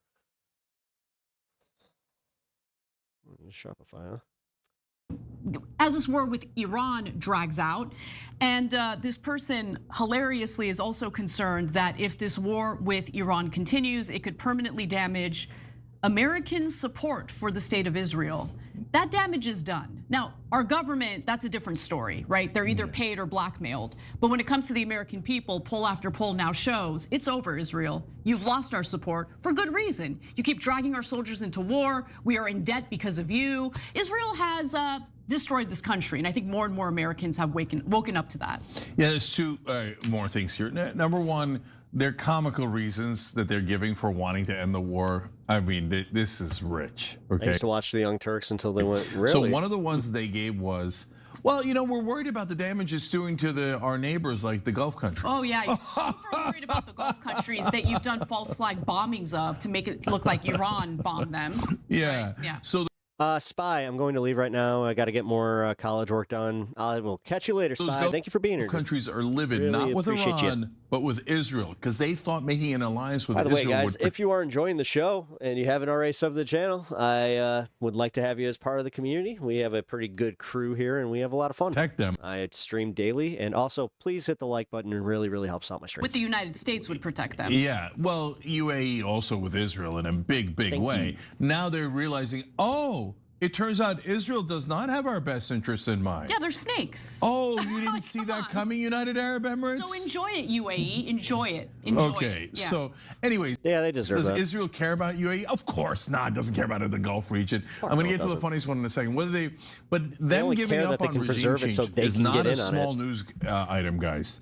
Again, they want greater Israel. Just remember that. So again, the government in Israel is a little bit split between the Netanyahu That is our fearless lunatics leader. Thanks, Dennis. And the folks who are like, hey, we already got a lot of land. We already got a lot of our mission here. We stole half of Gaza. Let's get out of here before we endanger the... Is it Dennis or is it Denny? ...money from America. And remember, we own their politicians and we own their media, but the people are angry, right? But if we just get out now, we'll be able to tell the media and the government, okay, shut everyone up again and pretend we're the good guys who chose to leave voluntarily, and partly because we care so much about America. So that leads to this hilarious quote from that same Ignatius article in the Washington Post. The Israeli official said, quote, "We won't drag the US into an endless war." Dennis, okay, cool. Right, quote, "Israel is a reliable ally, not a burden." Right, no, Israel has been nothing but a burden. We have gotten You guys just claim lies anytime that it's something you don't like? Nothing. Is that how that works? nothing out of Israel. That's all I've seen. Like, I've been doing this for a while now, and I'll just say, every single time that I get a MAGA, like, right-winger in chat, and they just like, yeah, fuck CNN, and I know I've gone through this, but it's always the same shit where they have no substance to prove whatever is being said is false. They just say, it's false. No, you guys are just, you're liars. You guys suck.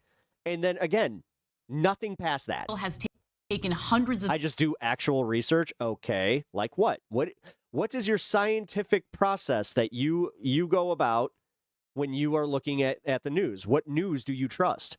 Who are the on the ground journalists that you trust over everybody else, and how can you confirm that they're not biased? Billions of dollars from American taxpayers, driven us to debt, dragged us into endless wars in the Middle East, and we're in a world of trouble as a result of Israel. Israel is not an ally. Israel should be seen as an enemy by the United States government, but again, going back to the point I made earlier, they're all bought or blackmailed by the Israeli government. With that in mind, I want to just quickly go to some of the messaging that's coming out of Iranian officials in regard to the possibility of a ceasefire. They're not buying it. So in one post on X, they write that Trump is seeking... Wait, you're a felon, so wouldn't you vote? Like, if they put it up to a vote to let felons vote, you wouldn't go and vote for that? Through intermediaries to connect with us and Washington to end the war, but at the same time... But I'm also dead serious. I don't care if you don't vote or not. He claims... You can't say I do actual research. And you use the term actual, by the way, like, really? The opposite. Trump states in interviews with American media that there is no specific... I can't hear you, la la la la la. ...timeline for ending the war. You know, ground news? Yes, and I've already gone through ground news being a news aggregation tool. So what they do is they take all of the news, right? And then they just kind of list who did what, center, left, right. It doesn't mean that ground news is reporting on it. Oh my God. AI is really fucking broken, people. Like, that's because, like, ground news used to be fucking like a viable tool, but now it's like this, where they see the fucking headline and they're just like, I read ground news, which contradicts the messages he is sending to us. Holy shit! You don't do the hard work that is required with ground news, where you look at that little bar, you know, with the white, the blue, and the red. It's not like you're actually doing anything. In contradiction reflects a state of chaos and deep crisis that Trump is going through, where he has found himself in a major predicament without processing. I stopped trusting ground news when they started listing Midas Touch as a fucking source. Clear path out of this quagmire. Right, my dog is literally Tehran has barking at the firmly informed the intermediaries that it is not receiving any message from the American side and will not respond to it. In other words, we're not interested in negotiating for a ceasefire. So I want to go to the last paragraph here where they write that Iran has a firm and resolute stance with a strategic objective, something that the United States does not have, by the way, which is not to respond to any initiative until the Zionist entity retreats and completely collapses after all the crimes it has committed in the region and the chaos it has caused in the world. Now, on top of that, Amal Saad, who's a lecturer at Cardiff University, spoke to DropSite and said that Iran will not accept any ceasefire at this stage because what it is pursuing is not a mere end to hostilities, which can and will be easily broken by Israel and the United States, but a deterrence restoring outcome that creates the conditions for a lasting and enforceable settlement. So this is about preventing the same. He's a little scared of the loud booms, and also it didn't help that my neighbor was outside trying to fucking lock down his stuff as everything is starting. It's almost like we've had a warning about this. Doesn't want to find itself in the same position 6 months from now. In other words, they know quite well that the U.S. and Israel, if they're looking for a ceasefire, want like a pause. I don't want things that benefit me as a really cuck mentality. Yep. In the fighting, so they can Midas probably. touch. It's not what's necessarily wrong. It's just, God damn it, they're just so sensational. Like they're what's wrong. That they are what your average right winger thinks all left wing media is. The clickbait. And honestly, I'm just over, fucking sleepy Ben Mycelis with his big eyes that are always so dry and itchy. I mean, he always looks like he's seen a ghost. I'm Ben Mycelis. Welcome to the Midas Touch. All hell is breaking loose as Donald Trump does another thing that we all expected him to do. And I'm going to report it here at the Midas Touch. And hopefully you guys take it seriously. Replenish their military capabilities and go right back at it. Iran would be dumb to accept a ceasefire like that. Okay, so first on the ceasefire, Iran can easily say to them, oh, we'd love to send our negotiators, but Israel already murdered them. So I guess we can't get to a peace deal. I see what you're saying. Because you killed the people who were interested in peace. Like, I actually like what Midas Touch is doing with, like, when they got Adam Mockler, they got Status Coup, like Iran, and they did that in the first attack against Iran in June. That's exactly like him. So, and Israel consistently murders peace negotiators. I totally And now it. all of a sudden, when they're begging for peace, oh, look, we can't find any negotiators. But more importantly, guys, in the 12-day war, Iran now realizes that it made a mistake. Yeah, Ben Mycelis is the Victorian lawyer who calls you for a reading, but or a reading of the will, but you die before you hear the end of it. Should not have agreed to a ceasefire. This is based on quotes that we shared with you guys earlier. And so they realized, oh, they're how far out west can I see? Starting low, running low. Dude, the entire sky is just fucking black right now. Interceptors, and we told you we already it's scary had out there, spent man. 25% of our scary. interceptors already before this particular war began. That's because during the 12-day war, we used them all to defend Israel. So, of course, American defense is not that important. So we just spent all of our money and resources protecting Israel. But Israel started to worry because they were starting to run low too. And that's why they were okay. Midas got too reliant on being able to repeat themselves all the time, all day. You can miss the entire week and hear nothing new for most days. Yes, literally. I got confused because I thought I was watching the same video actually just today. And that's where I got the impression. And like, I created that impression just this morning because the very first thing he said is, all hell is breaking loose as Donald Trump is losing control of the war front. Hey, with a and I was just like, I feel like I've seen this. And then I went back and I was like, oh, that's how he started the video yesterday. Again, like it's a series. All hell is breaking loose. Fire at 12 days. And Iran now thinks that was a mistake. My favorite because is when his every voice time we do a cracks too. ceasefire, Israel never listens to it, whether it's Iran or Lebanon or the Palestinians. Israel has violated every ceasefire. For example, with the Hezbollah, they have violated that ceasefire over 1,000. Oh, I'm Savage Page. Welcome to the show and welcome to the channel. I'm not sure if you guys knew, but yeah, I rip on my own side. Times over 1,000. And yes, we are going through some severe thunderstorms in Chicago right now. Like, I am, oh my God. So they think, you know what? I'm just watching the little red setter go right over my house. Better to deplete their defenses completely and to keep going, because the ceasefires don't mean anything other than Israel reloading and then counterattacking again and again and again. So we're not going to fall for that. So now, when you turn to why Israel's in a panic, well, they're in such I don't have a very long straight view. I got a bunch of houses around me, bro. Donald Trump said, "We demand unilateral surrender from the Iranians," and the Israelis are like, Donald, the drones are starting to land their bombs in Tel Aviv. Pepper, are you telling me you're not in a cult? On the unilateral surrender, okay? So let's walk that one back, because they're now worried, oh my God, only others are supposed to get hurt, but now we're getting hurt. So the fact that they're that is Charlie. telling Donald Trump to warmonger less is extraordinary and unprecedented, okay? So that means they're really hurt. So now let's talk about the drones. So why are is half the army and apparently intelligence and officials in Israel is starting to get away from Netanyahu's ideas and propose a second alternative? All right, it's starting to move out to the middle of the lake. Because now Netanyahu had the army ready to go for a ground invasion in southern Lebanon. That was part of what they were supposed to do while pretending to do self-defense in the middle of this war, right? Oh, perfect opportunity. Let's go. Dude, I have a 90% chance of getting hit with the freaking hail, tornado, and wind. Occupy southern Lebanon. Now, in the 1980s, when they tried that turned into a disaster. So the Israelis are a little skittish about that, because that was a rare time where they also lost a significant number of their guys, and they have no tolerance for that. They have tremendous tolerance for murdering all their neighbors. But for them, it's like almost no tolerance for casualties. And the drones that Hezbollah is using, whatever is left of Hezbollah, is now constantly getting past their interceptors and actually doing damage inside Israel. So half the military is now like, whoa, maybe we reel this back. Collect our gains. We stole a lot of land in Gaza. We've got some in Lebanon and Syria. Let's consolidate our gains, right? And so honestly, that is a smarter strategy. But Netanyahu, Ben Gvir, et cetera, are insatiable, and if it keeps going straight, it actually might miss me. Can't stop.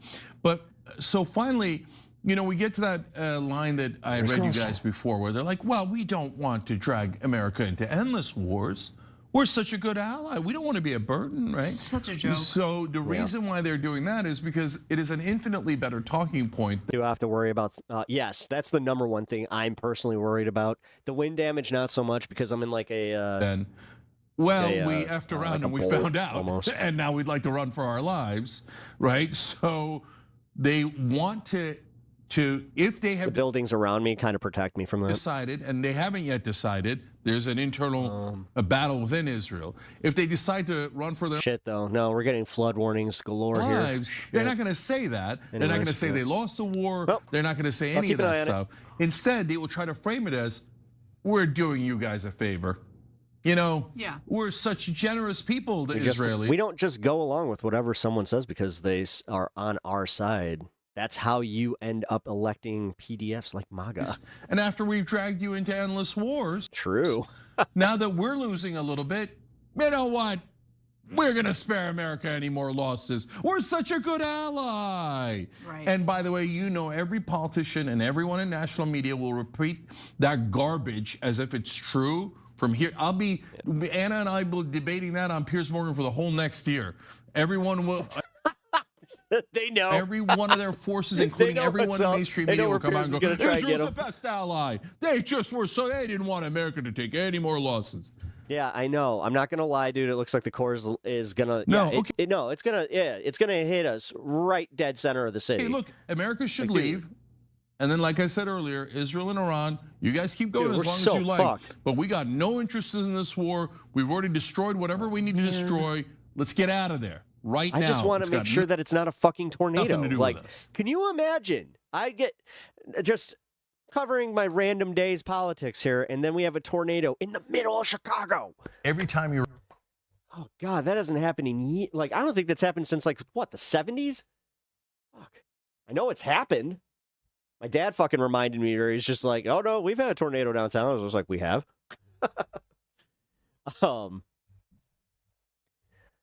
Oh, fuck me, man. Yeah, it's coming. The entire North Side, Lincoln Park, West Town, Logan Square, Belmont. So we wanted to ask in this show, just how bad are things and just how bad could things get? Professor Jeffrey Sachs, who yes, this was the one we've I had wanted on to this get to. program a number of times, was speaking to Glenn Deason over on his YouTube program. And he said that he believes we are already in the early stages of World War III. Let's go ahead and take Lincoln Park, what I've done. Israel is a crazy rogue. Is it bad that every time I hear like the beginning of that song, if it doesn't go right into like the actual like guitar solo, or it's just, you know, the little do do do do do do do, then I do like the whole Optimus Prime state with half its political leadership in the mindset of the 5th century BC. Reading some. Oh, hey, that's a right winger that was on Piers Morgan with text from King Josiah. The last episode we watched. And Israel has just plunged the world into probably the Third World War, but into a phenomenal economic crisis. This is the timing, the instigation is Israel's. The fact that the U.S. goes along with it is because it's complete. What's the end game? They to get us distracted off the Epstein files and to make Trump look a little bit better, get oil prices down. Completely coherent with the, which again, oxymoron there. U.S. hegemonic project. And then he has an excuse for him being able to maintain war powers, so he doesn't have to allow an election in 2028, even though this midterm's already gotten away from him. But this is Israel. Complete madness. And because of the hold of the Israel lobby in the United States, that madness isn't even examined. I don't want to be alarmist, but I also want to be clear-eyed about where we are and where this could go. And already we can put the next piece up on the screen. We have reports that Russia is providing Iran with intel, which makes perfect sense about the locations and movements of American troops, ships, and aircraft, according to multiple people familiar with U.S. intelligence reporting on the issue. In the same way we viewed Russia's invasion of Ukraine as an opportunity, hey, let's get involved. Let's do a proxy war. Maybe we can hurt Russia. Maybe we can degrade their capability. They are viewing this as a similar opportunity. In addition, U.S. also has intelligence suggesting, I'm reading from the CNN report, that China may be preparing to provide Iran with financial assistance, spare parts, and missile components. 3 people familiar with the matter said, though Beijing has stayed out of the war up until now, China relies heavily on Iranian oil and has reportedly been pressuring Tehran to allow safe passage for vessels through the Strait of Hormuz. So we have directly impacted their interests in terms of their energy landscape, although I don't want to overstate that, because China, I think some 10 to 15% of their oil comes from Iran. So, you know, it's not great for them, but it's not a total and complete disaster the way that it has been portrayed. I mean, the people who are arguing, oh, this is all about hurting China, this is all about hurting China, the math doesn't really math when you consider that the country that is being, you know, one of the countries that is being hardest hit by this is us, their geopolitical rival. So when you look at that, when you look at the fact we're already in this proxy conflict in Ukraine with Russia, when you look at, you know, you've got a proxy conflict going on in Sudan as well. Obviously, we're, you know, in our own hemisphere, Venezuela, you know, kidnapping Maduro and quote unquote taking over there. Now we're belligerently threatening Cuba as well. It does have some of the ingredients, and especially with the uncontrolled escalation spiral that we're already in, it does have some of the ingredients of a broader conflagration, especially when you add on the table the possibility of deployment of nuclear weapons, which I don't think either one of us can rule out. I mean, I wouldn't put it at 0, which is scary enough. I don't know, what, 5? What are you at? I'm at like 3%. Which is, I mean, it's too high. For what, nukes or World War III? Nukes. Okay, but 3%. Let's talk really? about the whole World War thing. So even when people say World War, I mean, I don't know. That's where Trump is doing major bluster, because even his generals are just like, yeah, you do that, and then the entire Middle East, including Israel, gets hit. The expectation, like, you guys don't understand. Just because, you know, you boom in one place, it doesn't mean that all that radiation just stays in that one place. Of World War III is just going to look like World War II. Well, you know, you also fucked the weather patterns with this climate change bullshit, so have fun with that. World War II looked nothing like World War I, okay? So the idea that the new frontier of battle... I mean, we're about to fucking have a tornado in Chicago. Is going to look exactly like some you know, carbon copy of something that happened 80 years ago is preposterous. It is going to look actually exactly like it does right now. You and I consider the Ukraine war to be a proxy conflict, yes? Well, that is a global conflict because all of NATO, the United States, sanctions, the entire economic system, all of these U.S. institutions which were designed post-World War II were leveraged against Russia. That, it literally, to me, is basically warfare. You could call it what you want, whether U.S. boots are on the ground. If Russians are providing intelligence, it's the same thing. Also, who are we to complain? How many times do we do battle damage assessments? And we do more for the Ukrainians than the Russians have done for Tehran so far. And now we're complaining? Good luck selling that I mean, to it's Moscow. not even close. Right. No, when literally. you consider, all of the weapons transfers and the financial intelligence, support and the intelligence and the everything. training that we've been doing for years and years in Ukraine. Exactly. Yeah. So, I mean, and what the coup that we fomented, how about that? Exactly. Think about, exactly. Like, not to turn it into a Ukraine thing, but that already was a proxy conflict. This is a proxy conflict. Now, but it's got a long history in the post-World War II era. This is what global conflicts look like. Afghanistan became globalized. Vietnam became globalized. Syria, globalized. Libya became global. Like, every one of these interventions, the Iraq conflict, right? The war in Iraq was not between the U.S. and Saddam. That portion only lasted like 3 weeks. It was the U.S. versus Iran versus all of these other... You and everyone else are so stupid. During the Syrians, during Al-Qaeda, like... Guys, I wasn't aware we had the most interesting and smart man in the world in chat here. All of these people coming from all over the globe. Oh, man. Same in Syria. I mean, Qatar, Saudi Arabia, the United States, Israel, Hezbollah from Lebanon, like all of these people were involved. So No, they only siren when there's an actual thing to siren for. It's going to look a lot more. No, we did get the flood warning like though. this because of mutually assured destruction and nuclear weapons between the great superpowers. I'm keeping an eye out. If water starts leaking through my ceiling, then we know what's happening. Those conflicts that happened throughout the Cold War. That it is less destructive in terms of our overall human life, but it could still be an abject disaster. Like, how many people died in the wars in Iraq and Afghanistan? Americans. Maybe 7,000, right? I mean, there were more people killed in a single hour of combat in like some of the world wars in that. But that doesn't mean that the strategic implication was not an absolute nightmare for all of us. So I think that's why we need to recalibrate some of our expectations. And I don't think Jeffrey Sachs is wrong. Really, what I'm the most worried about is the climb up the escalation ladder, which we talked about, from oil and to water, because there's no coming back from that. Like, once you start going after civilian infrastructure, it's a disaster because everyone has to fight to the death. There's a clip going around I was telling you earlier where Trump said unconditional surrender. I talked about that with Tucker.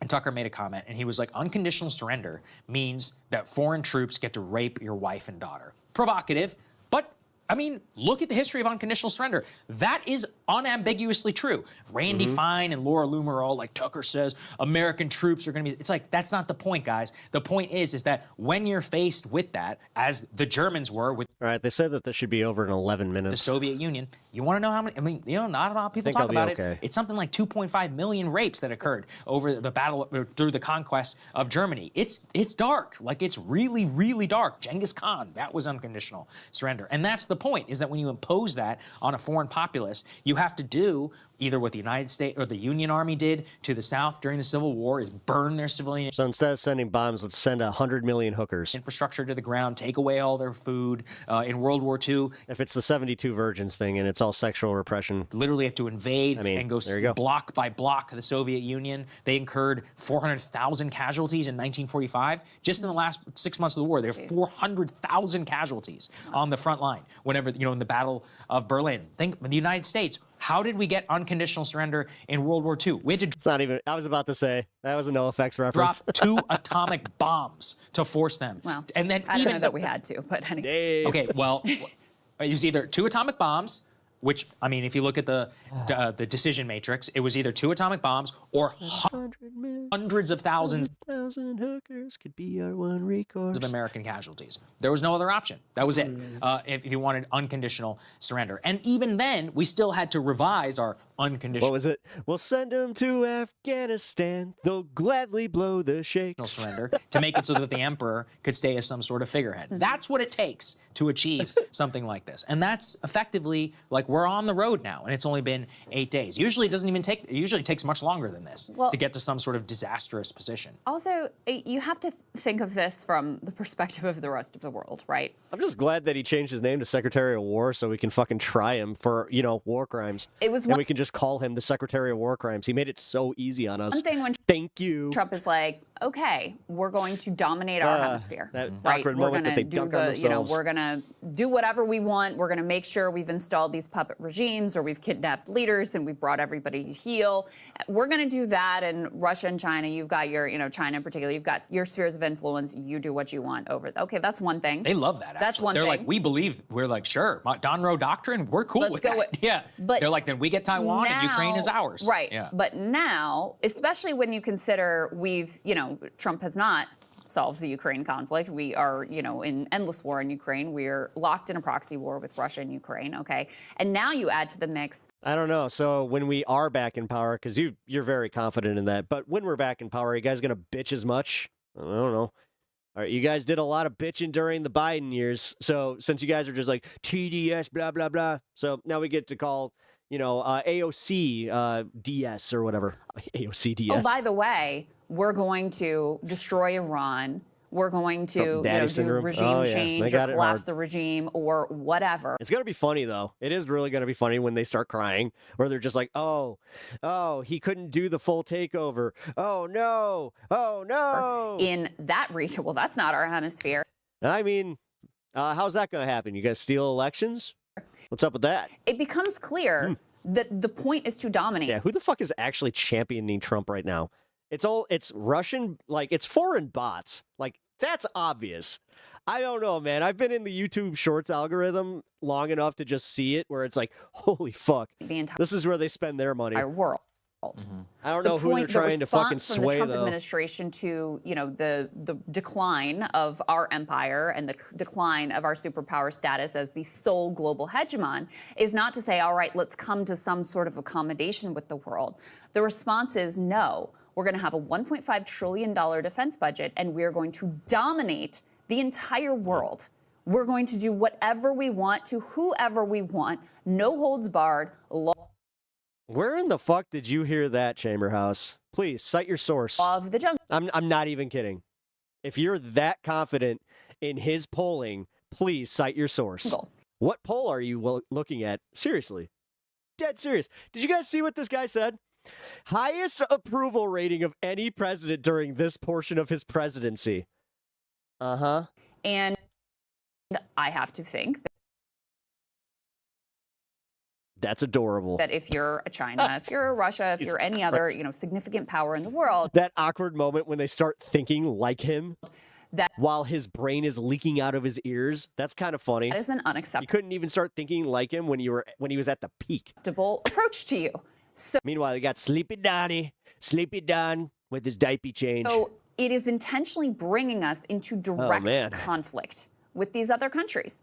And again, this isn't theoretical. This is already probably lowest of all time dipshit. Happening now, especially with China considering, involving themselves directly in our war in Iran. And you can understand why. We're messing with their stuff. We're messing with their oil. And we are also asserting to the world that we are going to try to dominate every MAGA bot in here is just one Russian team of 4 different monitors. The entire world. We're going to blow up the UN and these other, institutions of global cooperation. We're going to put Trump at the head of the quote unquote board of peace and, allow him to serve in perpetuity and get to appoint his successor. And you have to pay to get in. And ultimately he has veto power. That is the direction that they have clearly broadcast to the world. And so, the rest. They're just saying, guys, just read this comment thread for every threat that they're making. MAGA, apply that to you. Of the world at some point. Just remember, they don't give a shit. And already is going to have something. You're going to be relegated to slave labor. Uh-huh. Okay. That's very American of you. To say about that. So that's one piece.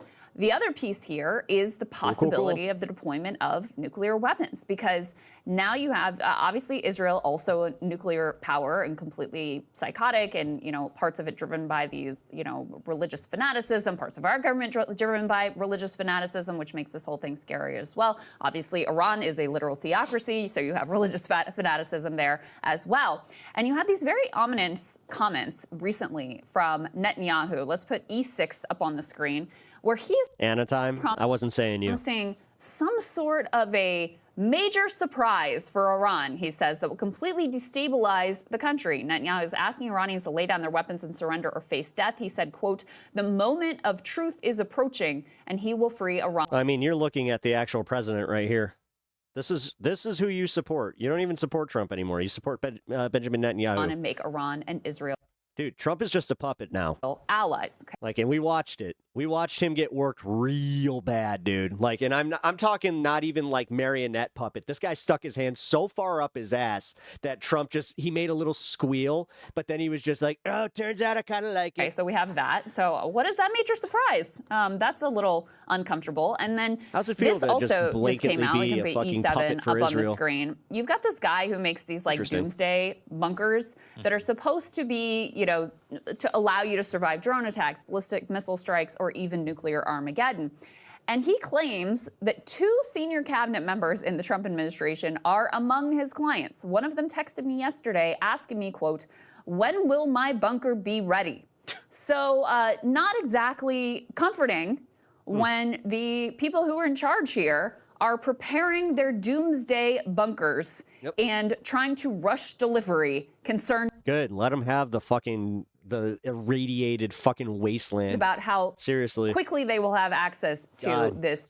This is the number one thing about like them being as arrogant as they are. They haven't read anything like Lord of the Flies or just anything that has like a social implication into why that would be a bad idea.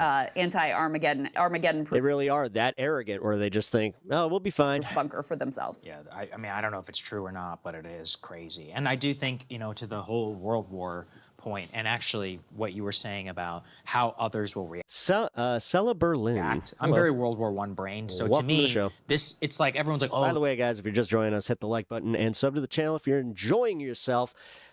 And you know what? Even if you're not. This is going to cause World War III. Hang I'm like, out. no, I don't think so. If we some, were to have like a real troll massive fun, thing. But do what it whatever does you is it guys shatters do. the illusions and the understandings that we all have. So there was the Boer War, which a lot of people don't know about, but you know, it was between Britain, and what it did is it pierced like this idea of splendid isolation. It really heightened the tensions between the Anglos and the Germans. It led to the Triple Entente, but more importantly, it normalized like a lot of the modern trench warfare, the concentration camp. That's where a lot of that stuff came from. But what it did is it set. Where's Trump on my screen? What am I rocking back and forth watching Trump?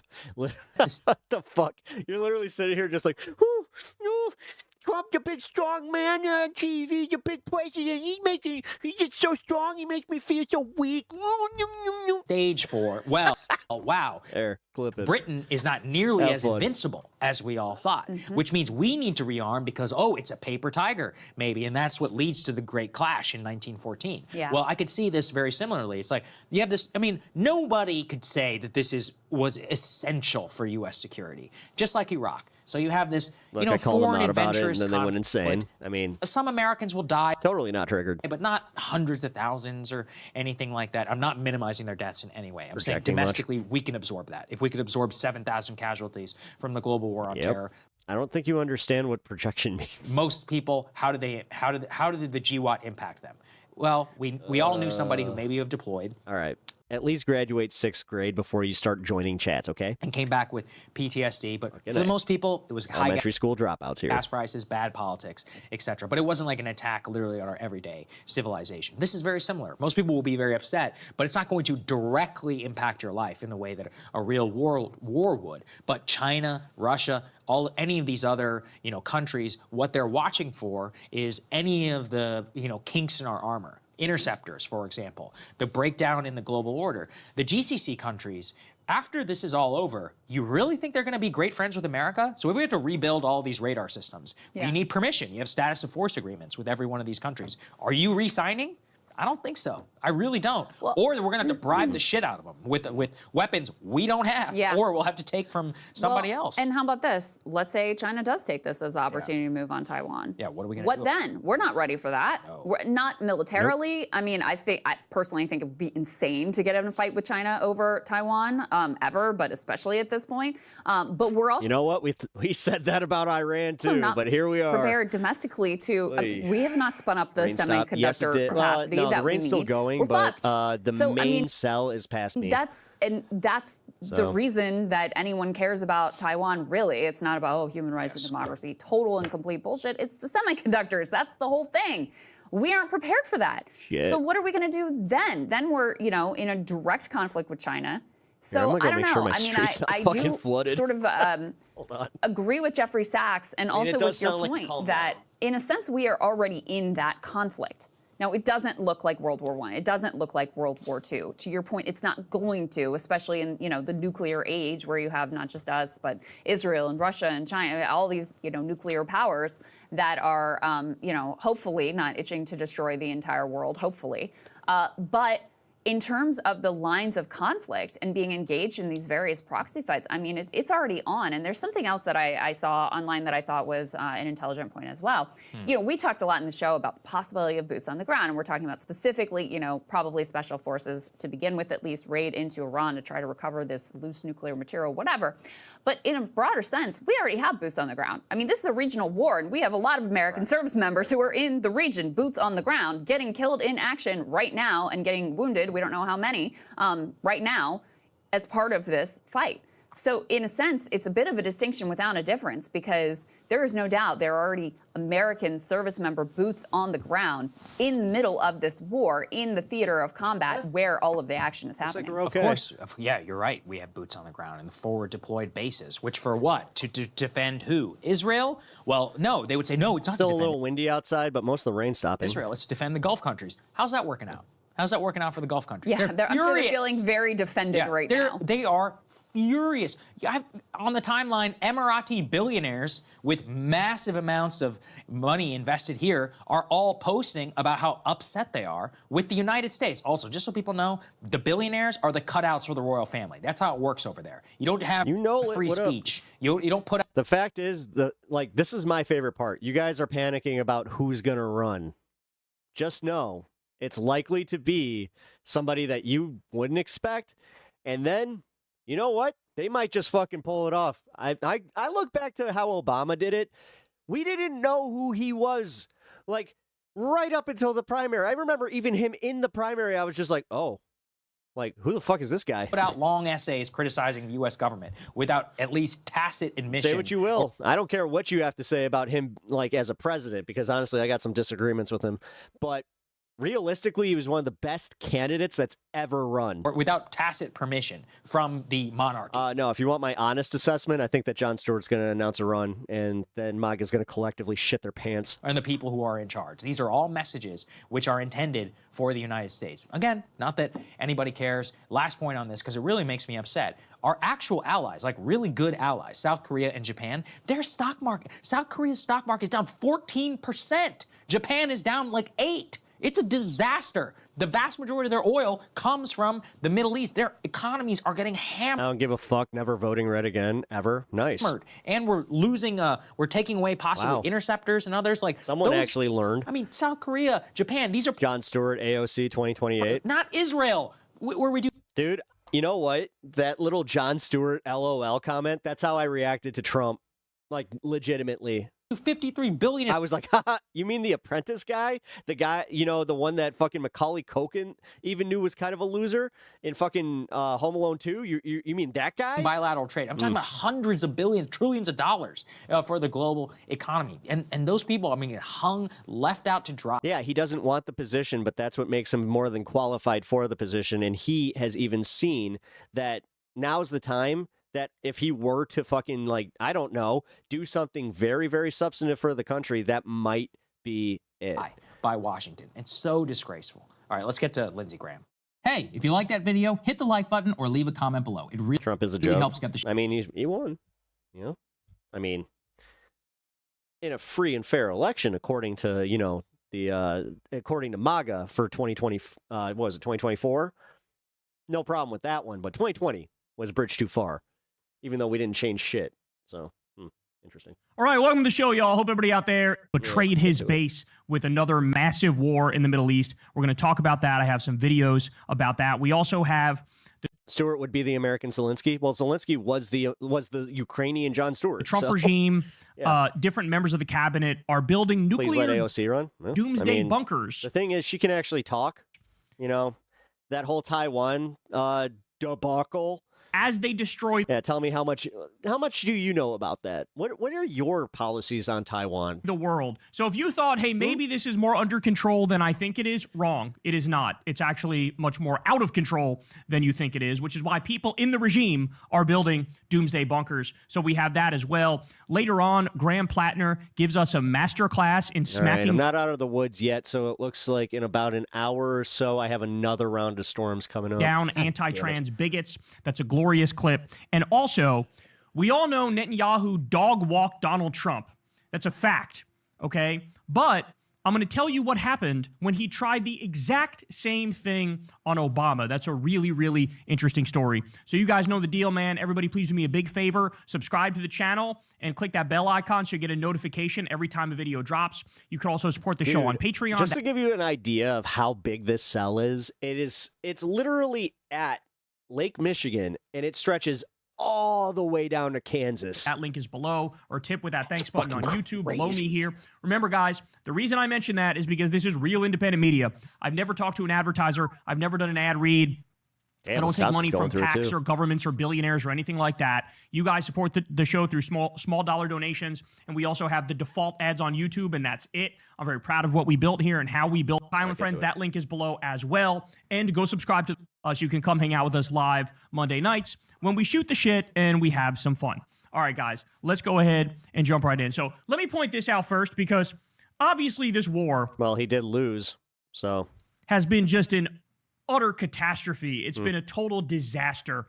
It's been an illegal and offensive. I don't know. I'm actually kind of I'm starting to think that, yeah, he might have actually stolen the election. The more he focuses on elections getting stolen and just being like, the Democrats are coming for it, the more I feel like he's telling on himself. Offensive war against a country that didn't attack us. This will There be was no interesting. threat to us Hopefully, whatsoever. I don't lose power. Yeah, same, Matt. War crime after war crime I didn't after lose war power crime through this first is being one, committed. but It's I'm just probably an going absolute to horror show. okay, if this second one hits me, holy fuck, this one's And huge. You'll notice something here as we go through it, but they can't fucking get their story straight, bro. 4.5 They hours? cannot get their story Jesus, straight. dude. They don't know whether they're coming or going. They don't know what's true and false. They pitch a new thing seemingly every single day. So Rubio comes out the other Trump only won against women in presidential elections. day, and he says, you know what? I've never thought of that angle.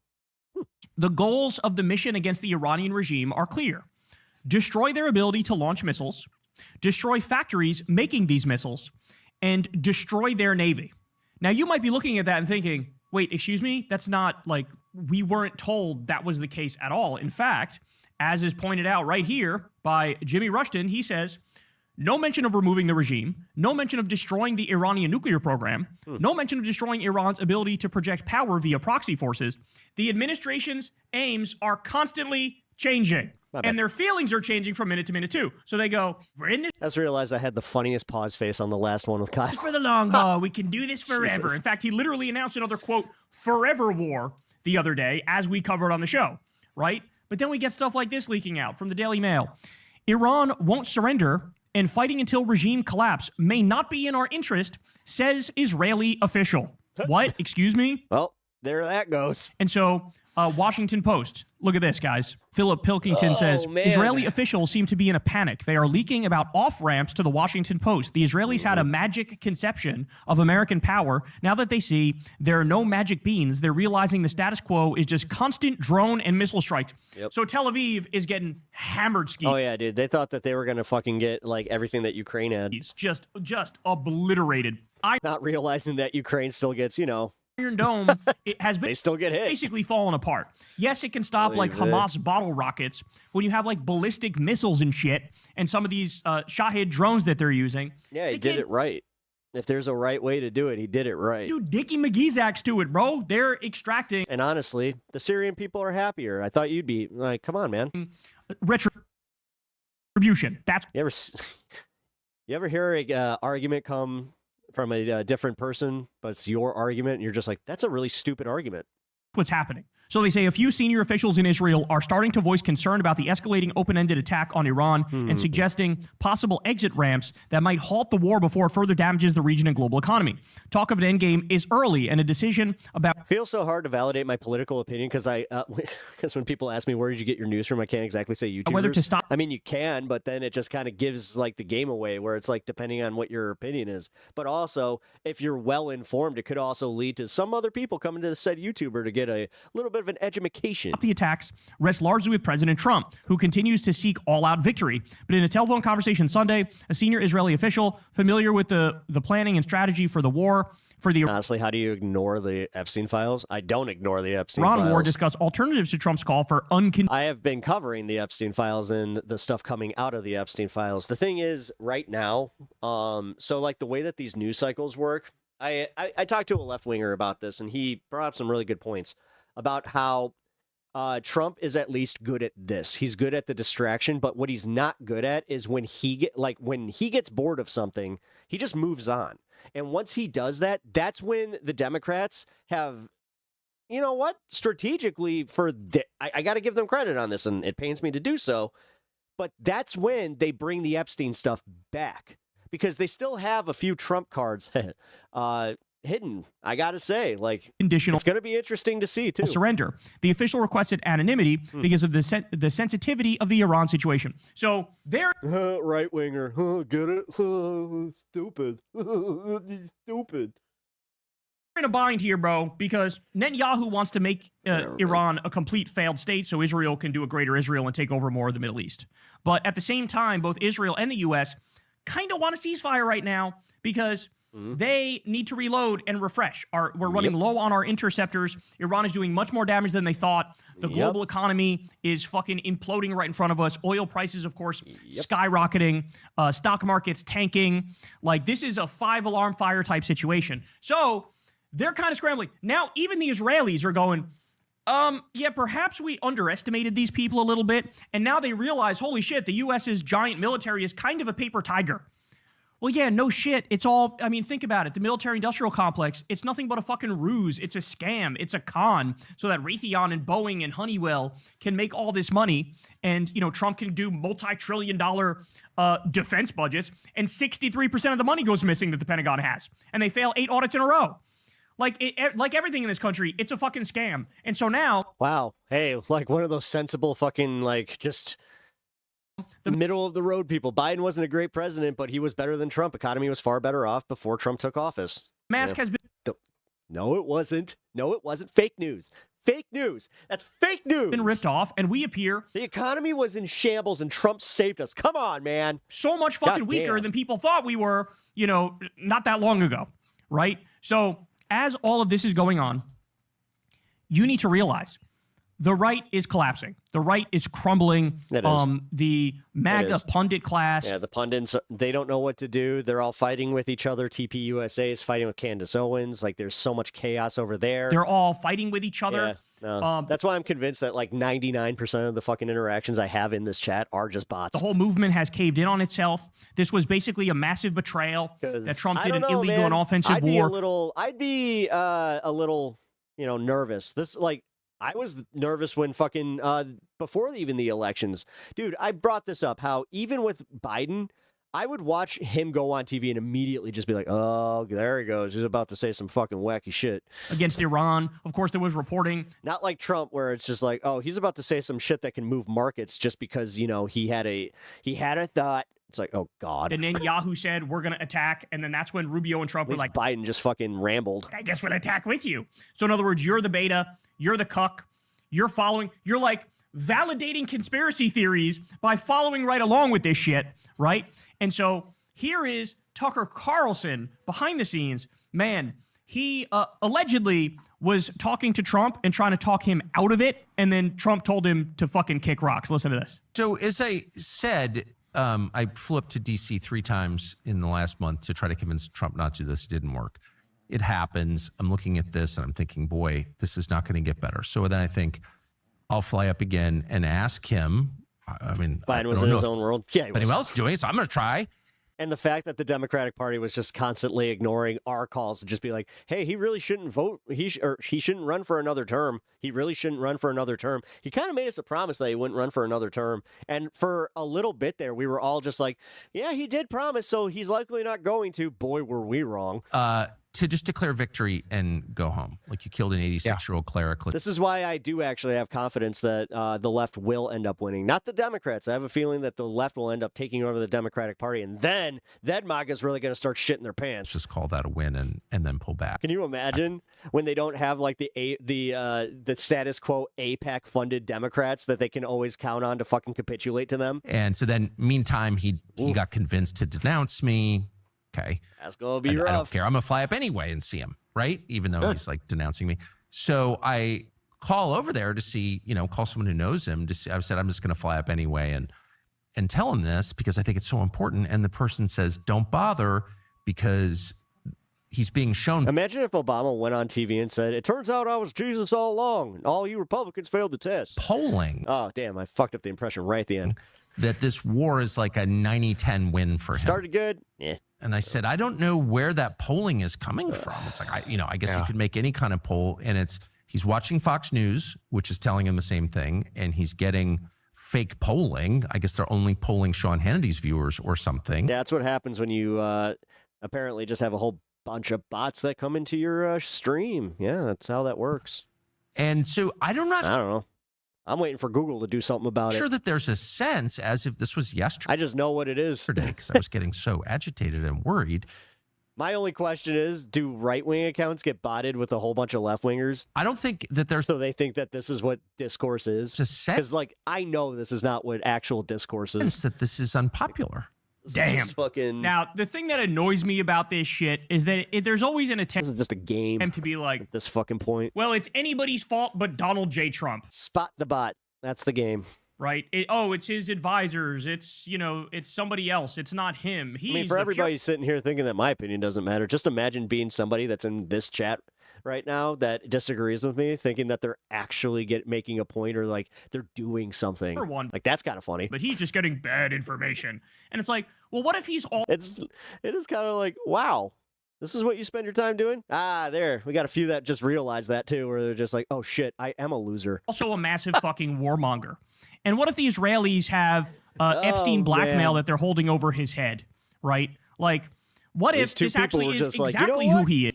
He is right. And you were fucking warned, and it didn't matter because you still decided to hop on that Trump train. And that's the reality. And according to him, so funny to hear Tucker Carlson talk shit about Fox News. My brother in Christ, you were there. Yeah, Yeah, but I have a feeling that with him and Megyn Kelly, the C&Ds... He's fucking too far gone now, bro. Whatever according to him, he's saying that. So here you have one of MAGA's the fucking agreements, strongest soldiers. And you can see now, NDAs the mood is very somber now. The mood is very somber. And we'll know that it is actually fully over for MAGA when instead of like the somber, tepid criticisms where you criticize Trump, but you don't really bring up his name and you sort of dance around it and blame people around. Potters need to be paid, so no, the lefties don't have the capital. It just becomes that like, makes sense. No, fuck this whole regime. Fuck Trump. Fuck everybody around him. Fuck the horses they rode in on. Fuck these people. But we are getting closer, y'all. We are getting closer. So we also have this. Couple examples for you here. Watch. This is not the United States' war. My own feeling is no one should have to die for a foreign country. Our government's job is not to look out for Iran or for Israel. It's to look out for us. I'm just going to be brutally frank. If it's going to be... Didn't they want to impeach Obama over a beige suit, yet they turned a blind eye to Trump possibly diddling kids and protecting other diddlers? A hard slog.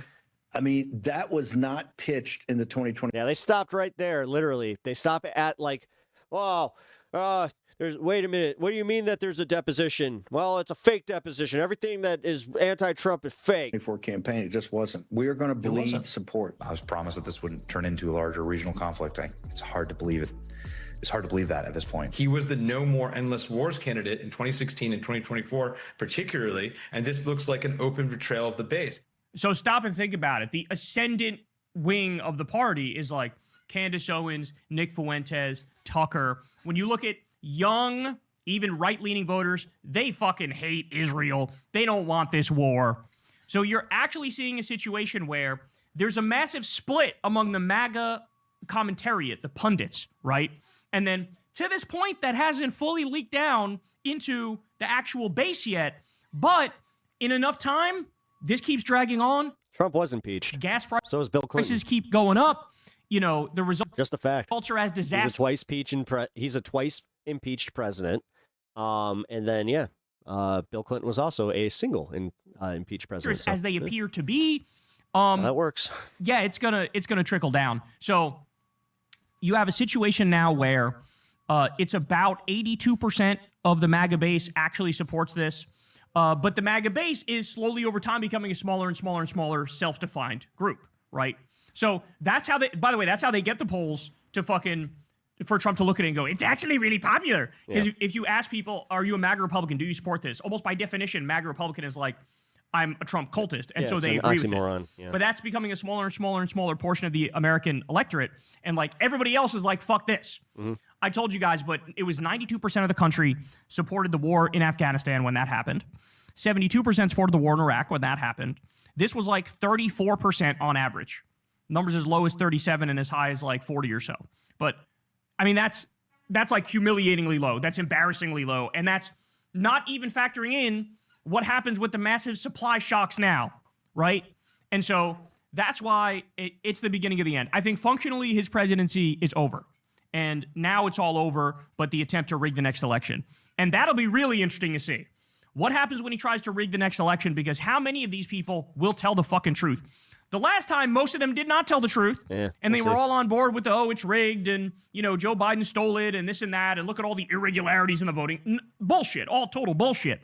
But last time they did that, what are you going to do this time? What are you going to do this time? He's already betrayed you and stabbed you in the back 1,000 times. Are you still going to ride for his fucking new big lie when that happens? Because we all know it's coming. We all know it's coming. He does not have the ability to just hold the L. He doesn't have it. He never has had that ability to just hold an L. Yeah. His fucking fragile, insecure ego, he can't help it. He just lashes out, That's true. Like he's right that about is actually very true. Everything. He can't just lose gracefully or just like ignore it. He has to go and lash out. It's like everybody else and then is tell crazy. on himself too. Acts like Republicans are winning, Goddamn, right? Dude. But are they going to go long? Somebody said that their 10-year-old nephew has like better common sense than MAGA. With it this time? I guess we'll all find out together. But what you see in this moment, hey, did you see Texas? They're about to switch blue. Very clearly, is that the pundits are coming unglued as Trump betrays the base and Trump destroys absolutely everything around them. Hey, y'all, do me a favor and like and subscribe. Just remember, you guys are so confident. You guys don't even need to vote. Like for real, you have such a lock on this next election, like in the midterms here, that you guys don't need to get out and vote. What are you talking about? Like, yeah, dude, Dems are just gonna lose because they're so unpopular. So no reason for you to go out. This is Democracy Watch. Mark, we've got some 11th hour drama here at the hands of some Republicans who are just making sure to push through their extrajudicial anti-democratic measures. So can you explain what just happened? Yeah, so, the Republicans in Utah have been waging a war against fair maps in that state for, I don't know, Brian, months. Send Stan you and I have Super covered this Stack? now in several videos. And if you are not subscribed to this channel, then you are making a huge mistake because it is one of the few places that you are going to get the information you need between now and Election Day. And go ahead and hit that subscribe right now and also hit the bell to make sure you know when there's new content posted because, frankly, you're one of the few people who has me on to talk about this. What Republicans in Utah are doing is they're waging this war over fair maps. They tried to invalidate the fair maps in court. They tried to pass laws to invalidate fair maps. They want to break up Salt Lake City into, a million little pieces to gerrymander so the Democrats can't win. They lost in the state courts and the federal courts. Then they launched a ballot measure effort to try to put on the ballot and freeze these victories, a change to their state constitution. That was like a calamity. I mean, it was marred by fraud. It was marred by all kinds of irregularities in signature gathering. Again, something that only, Brian, you had me on to talk about. No one else asked me to come on and talk about that. This is critically important stuff. And, finally, it looked like they were going to fail because part of the process that takes place in these ballot measures is to get them on is one side collects signatures. The other side both invalidates some of those signatures because in this case, like I said, there seemed to have been a lot of irregularity. But the other thing that the folks opposing the ballot measure do is they get people to revoke their signatures because part of the irregularities that takes place is that the Republicans here lie to people about what it means for them to sign the petition.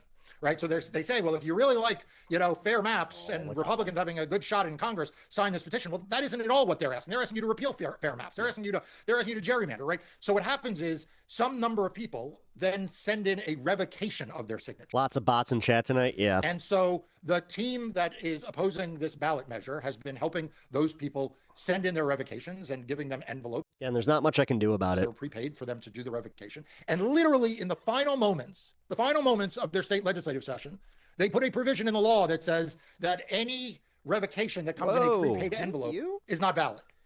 I mean, what the fuck? Yeah. I mean, why on earth would that be the case? Like, why on earth would a prepaid envelope all of a sudden spoil a otherwise valid revocation? Other than Republicans are trying to make it harder for you to vote and easier for them to cheat, and they got caught red-handed in Utah by my media company, Democracy Docket, that wrote about this. And like, we should be outraged, and we need to be sharing this. So go ahead. The first thing you can do for me right now is you can share this video. So hit the share button, post it on social media, share it out to your friends, email it, wherever it is, because people need to know what's going on, and not enough people do because the legacy media is not telling you about it.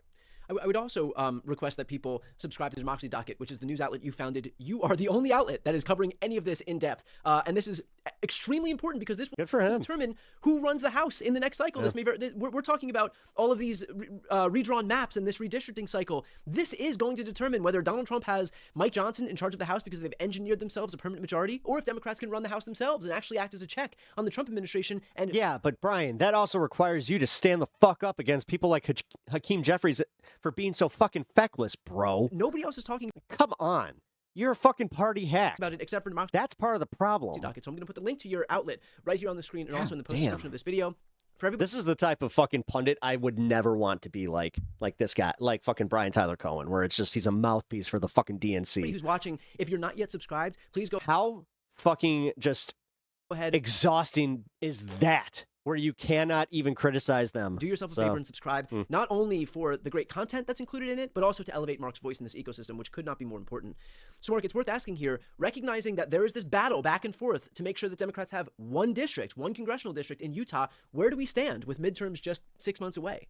God forbid if Democrats control the House. Look, this signature revocation process is still going on. And why? You afraid of a lame duck presidency and him getting impeached? It means that it's going to be just harder, more of but that it's not going to stop it from happening because my strong suspicion. Trust me, there's a bunch of Republicans in the House right now that want the Democrats to win, so they can go back to blaming the Democrats for not passing anything, and then they can blame the Democrats for all their failure. You do understand that if they keep failing the way that they are and they maintain power, that's not going to be great for them. I'm just going to say that much too. A lot of voters were lied to about what they were signing. And now, here's where I can just say, again, going to shit on my own fucking team here.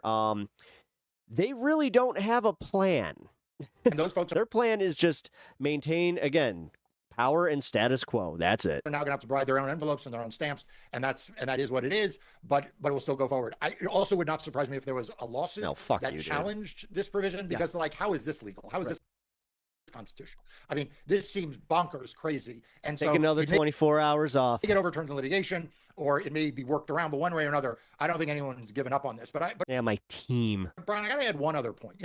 Yeah, the blue team. You and I are constantly being lectured about moderate Republicans. We're told Brad Rassenberger was a moderate Republican, then he came out and supported voter suppression laws in Georgia. Now he's in court trying to strike down. That was like SB 202. Wouldn't even allow people to eat and drink in line. God forbid somebody had water while waiting for 4 hours to vote. Yeah. Then we were told Susan Collins, we were told she was a moderate, and she's literally the 50th vote in the Republican Senate for the SAVE Act. They literally, when they needed that final vote, they went to Susan Collins. Right. Mitch McConnell hadn't signed on. He still hasn't. Right. Like they got to Susan Collins. Well, but she was concerned while she signed on, so there's at least that. Yeah, and then finally, we're told that Spencer Cox, the governor of Utah, is this raging moderate. He's a reasonable Republican. Well, he's in on this. I mean, his fingerprints are all over this. He signed this bill. And so I just want to implore the audience, be jealous in guarding who you give praise to. Don't sell yourself short in finding heroes. And do not feel... What is it with MAGA's ongoing war with literacy? To grade on a curve when it comes to Republicans. You hold Democrats to this standard and Republicans to this standard. Every once in a while, a chatter will comment something where it's just like, fuck, yeah, you nailed that. Because you're searching for a good Republican. Here's the deal.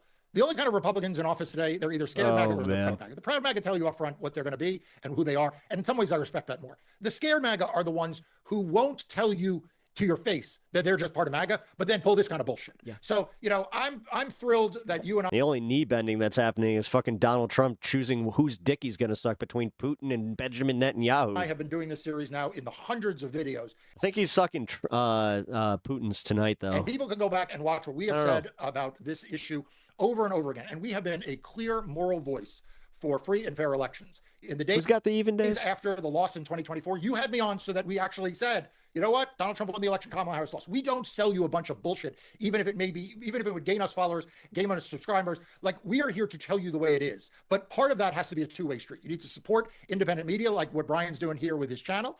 And you also, though, not need to grade on a curve and give Republicans the benefit out when we tell you from the get-go, you shouldn't be doing that. Yeah, perfectly put. Mark, it's worth asking here. Yeah, that's why you're here. As we head toward mid. You're so secure that you had to come into a chat to tell everybody how secure you are. And watch this process, for example, in Utah play out. This whole redistricting again. Cold War has quelled Holy a little shit. bit as we get closer and closer to the election, because of course the Purcell doctrine will kick in and you can't have changes too close to an election. But where is litigation still out? There's a room temperature IQ in there. Standing. Like, where might we still expect to see some change in these maps, which you and I have spoken about? I would presume. Well, the SAVE Act failed, so more than anybody else on the internet, but that you and I have spoken about with regard. So you're just gonna voluntarily go get a passport, make sure that you're showing all the IDs that you would anyway. Is that how that works? Regard to what the House is literally. There's no there isn't a law for voter ID in the midterms now, and there won't be. It's going to look like in 2026. Yeah, look, like I said, I feel like I'm a walking billboard for Whatever, man. We have to talk more about redistricting than anyone else, and I'm widely available to people. I'm happy to talk to a lot of people, but Brian is deeply interested in this and understands why it's important for our democracy. So look, the biggest fights in front of us are going to be in Virginia and in. I'll assume your gender's retarded. Florida, Virginia, because Democrats are early voting has begun. It actually began on Friday for a ballot measure there that, if successful, would gain Democrats 4 seats in the state of Virginia.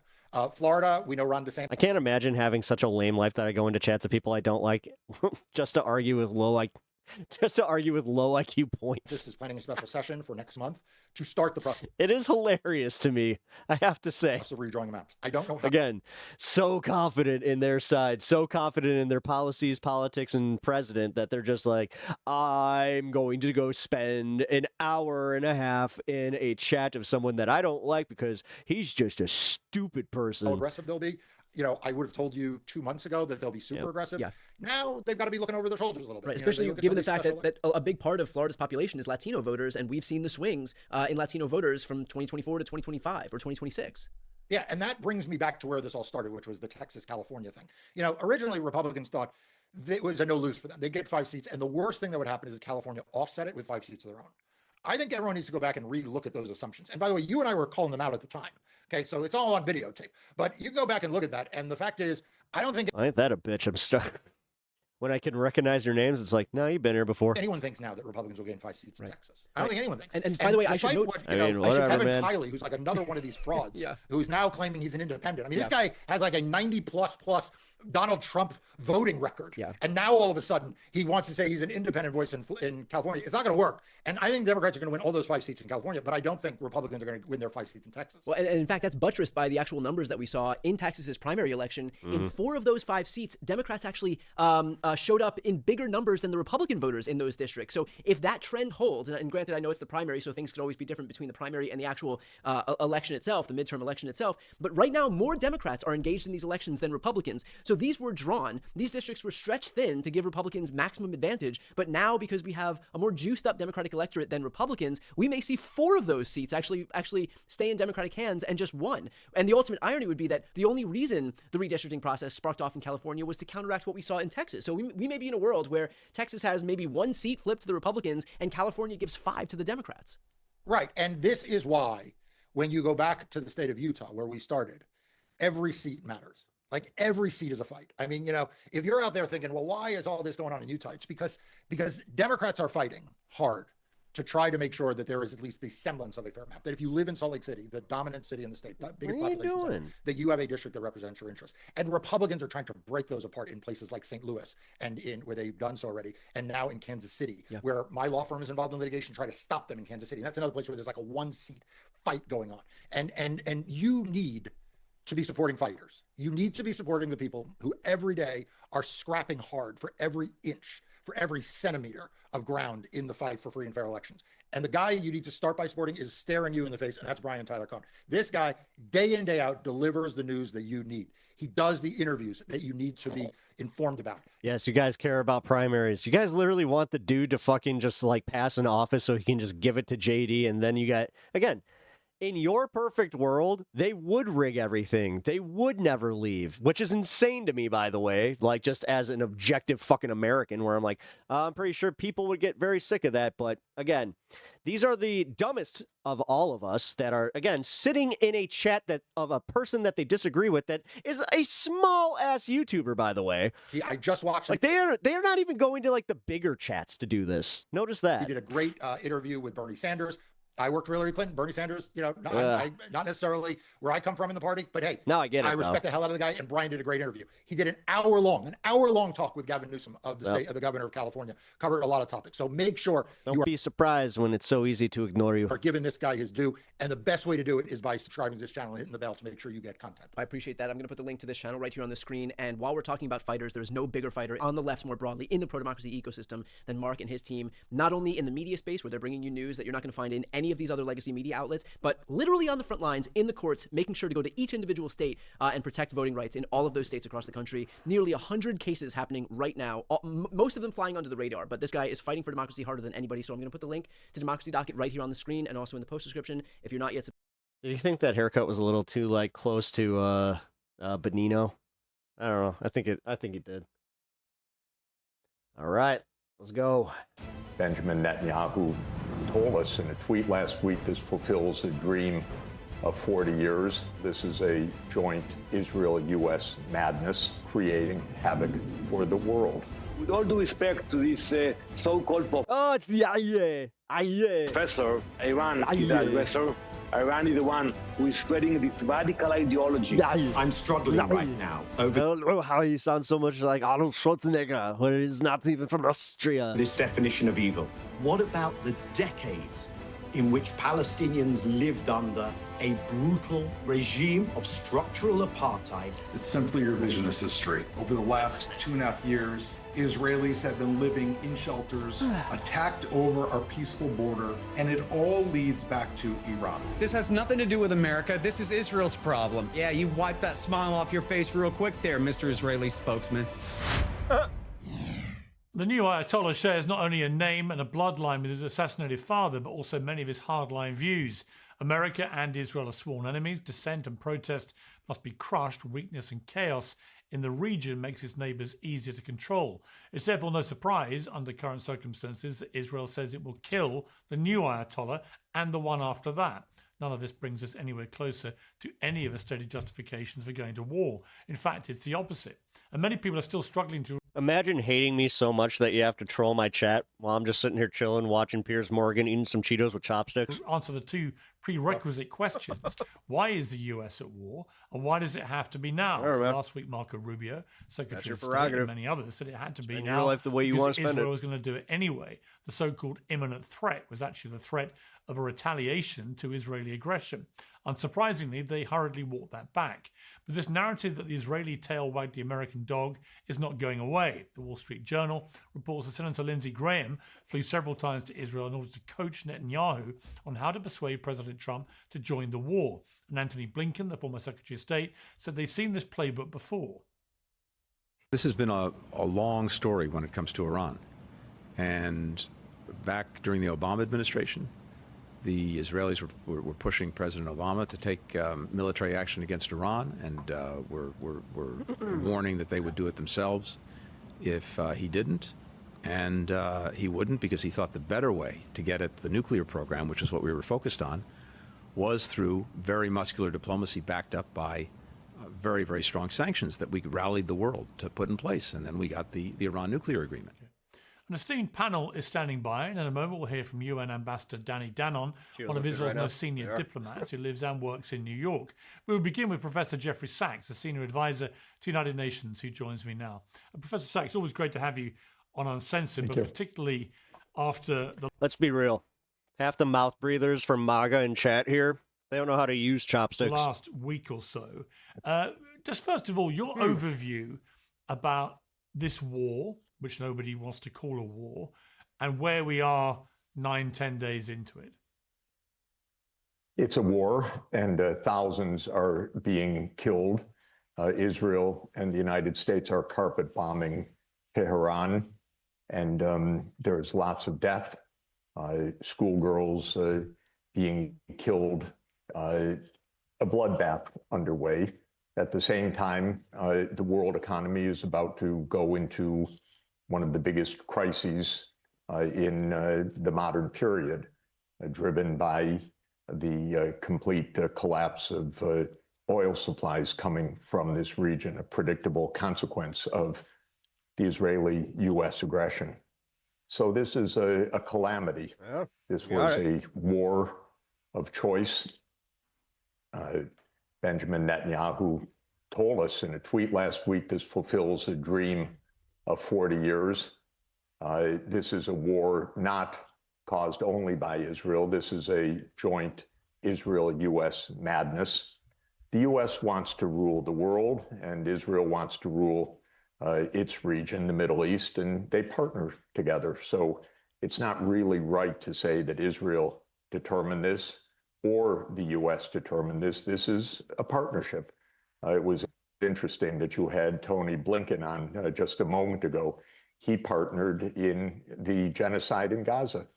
It was the same with his administration, a U.S.-Israel partnership that goes back decades. It has created a disaster around the Middle East, absolute disaster from Libya to Iran, with many countries desolate and destroyed in between. And it now will create a disaster for the whole world. I know you're going to have Ambassador Danny Dunn on after me.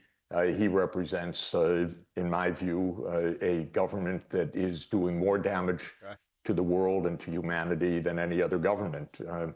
He doesn't like my saying that, but that is... Or I just removed the, one reason that most people don't like eating Cheetos. Actually the point, together with his partner, the United States. Both of them are rogue nations led by megalomaniacs creating havoc for the world completely unnecessarily. Well, you actually confronted Danny Danon at the UN. Let's take a look.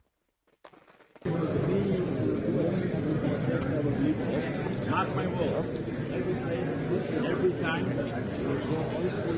whatever. Snack. My chopsticks. And I'm ready for round two whenever I want to go. You can join Suicide. Suicide. You're welcome. No, it's suicide. You're welcome to support Iran destroying Hamas and Hezbollah. You can fly there if you want.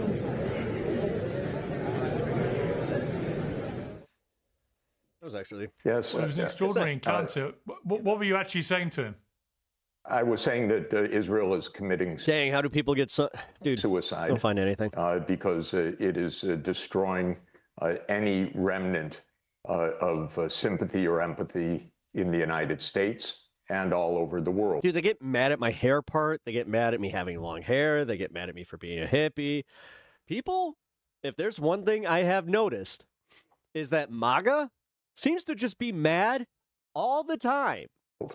So I said that suicide was tragic. I don't know. For all the winning happening in the world, they sure are insecure and feel the need to go out there and just tell you how insecure they are and how angry they are. We have polls, Pierce, that show that for decades, U.S. sympathy ran 60 to 70% for Israel, 15% for Palestine.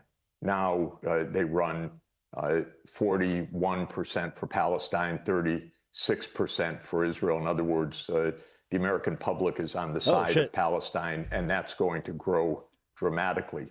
What's going to happen, whether Mr. Dannon or his colleagues like it or not, the world is going into a profound economic crisis in the coming weeks. Looks like I'm about to get round two of storms. And this is Israel's choice. Israel set this off. And the next 3 hours it's looking like. Together with the United States, I'm gonna the get round world two. will pay It sucks. a fearsome price for this delusion, and people will know where this came from. It's very, very sad. Very sad. It's suicidal for Israel. Is there a, I mean, he said it. right, is there a way that it could work? In the sense that it appears from the amount of missiles that they're putting. No, you guys, again, this is the bitch about having like limited intelligence, because no matter what, we don't know everything about Iran's defensive or offensive capabilities. That's just how this goes. That's what, military secrets are for.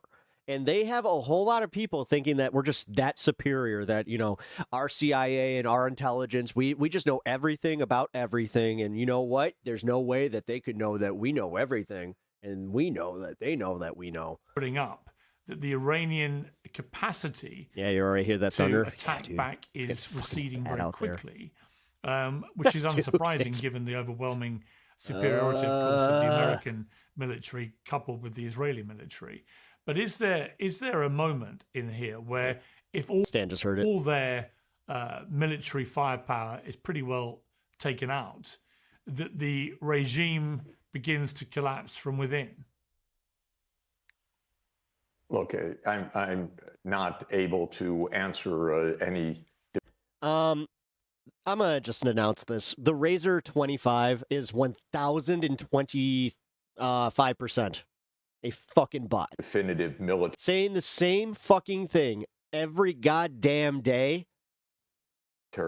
Judgment, but the people Again, who are This is what the only reason I make these announcements is because I try not to ban people just willy nilly. I really don't like. I've allowed a whole bunch of bullshit in my chat today, which most other lefty streamers do not even allow, and like a modicum of that. opining on this around the world believe But yeah, trying to stay away from the bubbles. But goddamn, I mean, I see what the bots are doing. They're trying to make it so it is that. So like, they want me to not try to even get my message out to other people that might agree with me or might just think like see the insanity that is just being part of a cult that you never question. is not the case. Where the cat be? He went upstairs. I need to go get him.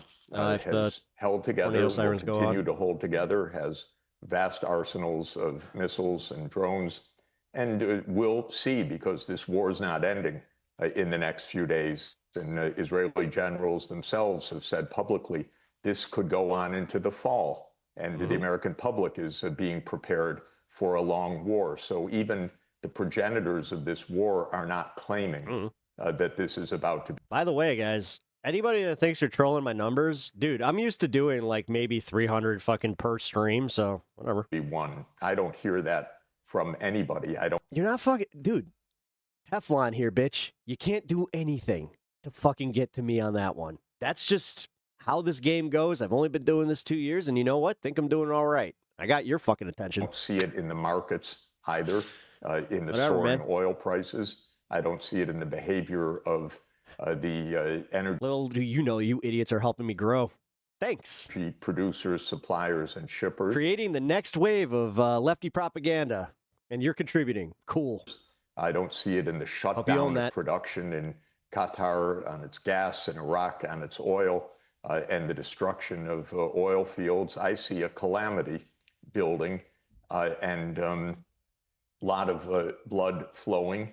It's a kind of mass murder of civilians by Do you think that some of them just kind of went, he's right? Israel and Jingle some the keys for United 'em? States. Yeah, right. This is shocking, actually. back. We should keep it in mind. This is not targeted bombing. This is carpet bombing Tehran. And I've been speaking on the phone with absolutely desperate people in Tehran in the last 48 hours, and it's carpet bombing. And they're killing It doesn't take much for them to color outside the lines. indiscriminately. So this is a disaster that is not likely to go away. No one's claiming in Israel or the U.S. It's cool to get up and create a channel. It takes a lot of work. that it's It does. likely to go away. And maintaining an audience and actually having growth. Yeah. I don't think a lot of people understand how hard it is to actually get traction on YouTube. the consequences for the world will be But here I am. I don't know, love it or hate it. utterly awful. And Piers, we have a lot of Americans. You're 100% not a but I care about the USA and their citizens. We have a very particular. God, I wish I had a CAPTCHA. Society. We have a lot of Americans who are saying, guys, out of these 6 squares, can you select the 4 that is indeed the street corner? Move on. This is Armageddon coming. This is the problem. It's a round corner. They're just like, this end of the world. We are hearing lots of. Am I a Trump bootlicker? Fuck no. Reports Don hates Trumbo. About this being preached in Trumbo. The military. Isn't that a fucking movie? What was that weird movie that's like supposed to be like artsy, but like the whole art, like it's like a weird look into like poor life, and it's got a kid like eating spaghetti in a milk bathtub. I don't know why I remember that, but goddamn, that was a weird ass movie. A lot of people who believe that the worse it gets, the closer we are to the second coming of Jesus Christ, and that's a motivating factor in the United States, I have to tell you. No, it's a significant part of Mr. Trump's base, and so you seem like you're not exactly MAGA, so hey, sub to the channel. Especially guys, if you're enjoying yourselves and having a good time, fuck, even if you're fucking MAGA and you're enjoying yourself, hit the sub button. Deterrence. It may come just on back, have yourself a good old time. It is a grim situation that we're in. Armageddon, dude's brain dead. Dude, like Pete Hegseth literally said that we're doing this to usher in Armageddon. Do you not listen to their words? Oh shit, Chamberhouse, thank you for the $20. I appreciate that, man. At Chamberhouse, $20. Actually, thank you. Since World War II, I know you heard that. This is even beyond. He heard the Iraq chime and War. he's just like, ooh. They then had, I won't say the dignity, but they then had the impulse to hide the motivations. Here, there is no impulse to hide the motivations. It's just complete kill anybody and kill everybody and overturn this society of 100 million people. We'll give the cat some treats when he gets down here too. The society of 5,000 years. So it's dreadful. Also, if you guys can't afford to donate to the stream or just hit the like button, obviously, but you guys can also just spam unicorns in chat, and that's the only time I'll give permission to spam. Just because if my wife is here and she sees the unicorns in chat, she knows that's for her. Professor Jeffrey Sachs, I've interviewed you many times. I don't think I've ever heard you speaking with such raw emotion, but I appreciate you coming back. We're heading to World War III. And we're being led by extraordinarily violent governments in Israel and the United States. And you'll hear a great defense in a moment by a skilled Israeli diplomat.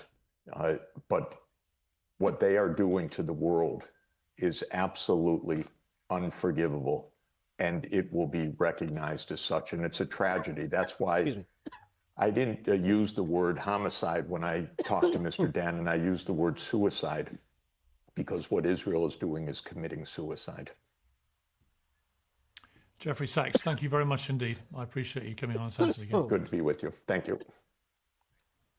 Well, joining me now is Israel's ambassador to the UN, Danny Dannon. Danny, welcome back to Uncensored. You heard Jeffrey Sachs there. Yeah. Obviously, you heard him in person in the UN when he confronted you. Very emotional, very angry, talks about what you have embarked on here with this war in Iran as feed the pup. Thank you for suicide. wow. I don't know why that one didn't go through. What the hell? Thank you for the $20 again. Fuck. Mission that will trigger World War III. What is your response to him? You know, there's so many lies. Feed the pup. So many hate. You know, he's driven by an agenda, you know, to go against Israel no matter what. You know, we saw it during the war we had with Hamas and now with Iran, but no connection to reality. You know, he's a professor. He's teaching economics. So I hope he knows economics better than he knows geopolitics, because let's go for the basic facts. Why we are now in a war with Iran. Look at that poor dog. He's starving. Oh, don't be fooled. Not because he's like a conflict between the He's also a fox hound. He's always that skinny. American people or the Iranian people, not because we have a dispute over borders or over resources. Basically, the cause of the conflict is the radical regime. They decided they don't like the US and they don't like Israel without us saying anything or doing anything. And they took it to the next step, building the capabilities to actually destroy us. And we decided enough is enough. We are not going to wait for them to achieve the ability to destroy us. So with all due respect to this so-called professor, you know, we have facts. And the facts are that Iran is the aggressor. Iran is the one who is spreading this radical ideology. You know, when you speak with Israelis, we love the Iranian people. We have good memories from the days we actually used to go and visit Tehran before the revolution. You know, we admire the wisdom of the... Shut the fuck up. None of you were even alive at that point. Jesus Christ. The fact that they're talking about the 70s, like something that happened in the fucking mid-70s, when this guy was a kid at best. This idea, like, this is the same shit that drives me nuts in America, where you got a bunch of fucking Republicans. I almost said Republicards, but that didn't work. We got a whole bunch of Republicans that are just talking about like the 50s and the 60s and this golden age of America that they never experienced. Fucking Christ. LARP harder. Iranian people, but once the revolution happened, and all of a sudden Iran became a rogue state, and they promote the radical ideas of the Ayatollahs. That's why we are where we are. Okay, I mean, you say you love the Iranian people. The cold, hard reality on the ground is that more Iranian civilians have now been killed in the last 8-9 days of this war than Hamas killed on October the 7th, that's according to the official figures. That doesn't sit very easily with your love of Iranian civilians. I beg to differ with you. I think the Iranian people, they cannot say it out loud, but when they look up in the sky and they see the Israeli aircraft and the U.S. Air Force, they are grateful. They have been waiting for those moments for 40. You realize that this is the same shit that these Trumpers in chat have been saying? Like, I've been calling them IDF shills. 7 years, they were oppressed, and today we You don't want to be fucking called, you know, pawns of Israel. I don't know. Maybe don't do everything that Israel wants you to do. Weird. To unchain them. God damn. To give them the tools to rise up. Yes, it's going to be painful. Also, it's painful for us in Israel. It's painful for the Gulf countries.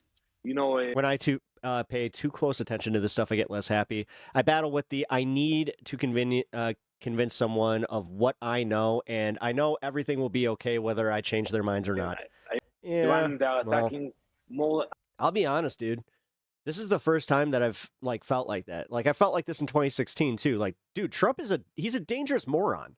Like he's the most useful pawn of any actual ruler. Like, this is gonna sound bad, but most the like ruling class are so much smarter than Trump. That's why Bibi actually worked Trump like so easily. He didn't even have to work that hard. That's why Putin can work Trump. That's why all these guys can work him. And it's not because he's somehow brilliant and makes these deals. It's because he's retarded and they're just like, oh, we got his number. Arab countries. Fuck. I wouldn't doubt that they also have some blackmail too. In 10 days. But we'll see. And Israel did in 77 years. So it's not easy for anyone today around the world. But that's a price we have to pay in order to make this place a better, safer place. It's been reported that up to 170 schoolgirls were killed in an airstrike on a school that was next to an Iranian Revolutionary Guard Corps. Yeah. He's literally calling that his Tuesday. Base. We still don't appear to know Street Fighter, anyway. For certain who caused that strike. Can you give any clarity on that? It's been a week now. So we are looking into that incident. Yep. Trump is the easiest puppet. He's a stupid narcissist. You have to limit his information flow and clap for him every time now and then. Yeah. He's like a child. He's like a petulant little child where you literally have to be like, oh, good job, Trump. Everybody loves you, Trump. Here, let's get everybody in a cabinet meeting and tell you how great you're doing and how much we love you. I don't think it. Yeah, it's totally normal. Was our involvement. We regret a lot. Do you guys do that for the patriarch of your family? Like for anybody that like lives in a multi-family home, which we all know how America works, but for anyone that does, like, is that what you guys do? You guys like bloviate or you blow the fucking the grandfather or whatever, and you just make your entire family sit down at dinner and just tell grandpa how awesome he is? Of life of any civilian. It doesn't matter who Do you guys understand that how weird it is? Huh? Yeah. is behind it, whether it was the IRGC or someone else.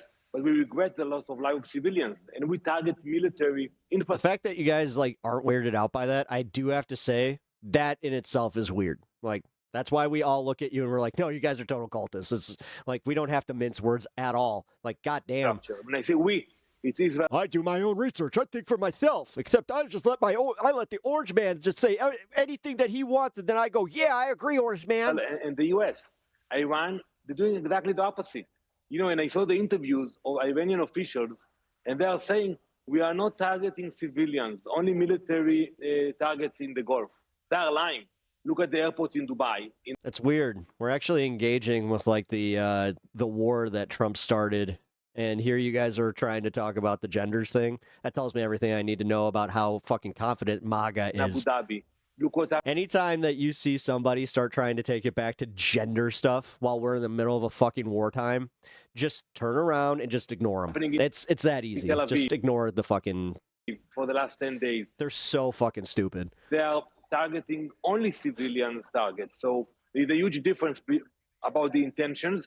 But, you know. Yes, everyone supports this man. We regret the loss of life. I just finished now an event at the UN where I hosted brave women from Iran who came to share with my colleagues about their experiences with this regime. One of them... Every confident person I know has to constantly go into chats just to reaffirm how confident they are in their Lord and Savior. A very brave young woman lost her eye in a demonstration. The other was not allowed to come back into Iran. So we know that the people of Iran, they pay a heavy price. And I believe that soon they will be able to take the future in their own hands. You must know, Ambassador. I literally have a no caps rule, so you've broken it. You've spammed my chat enough. You can fuck off. Now, whether it was an Israeli...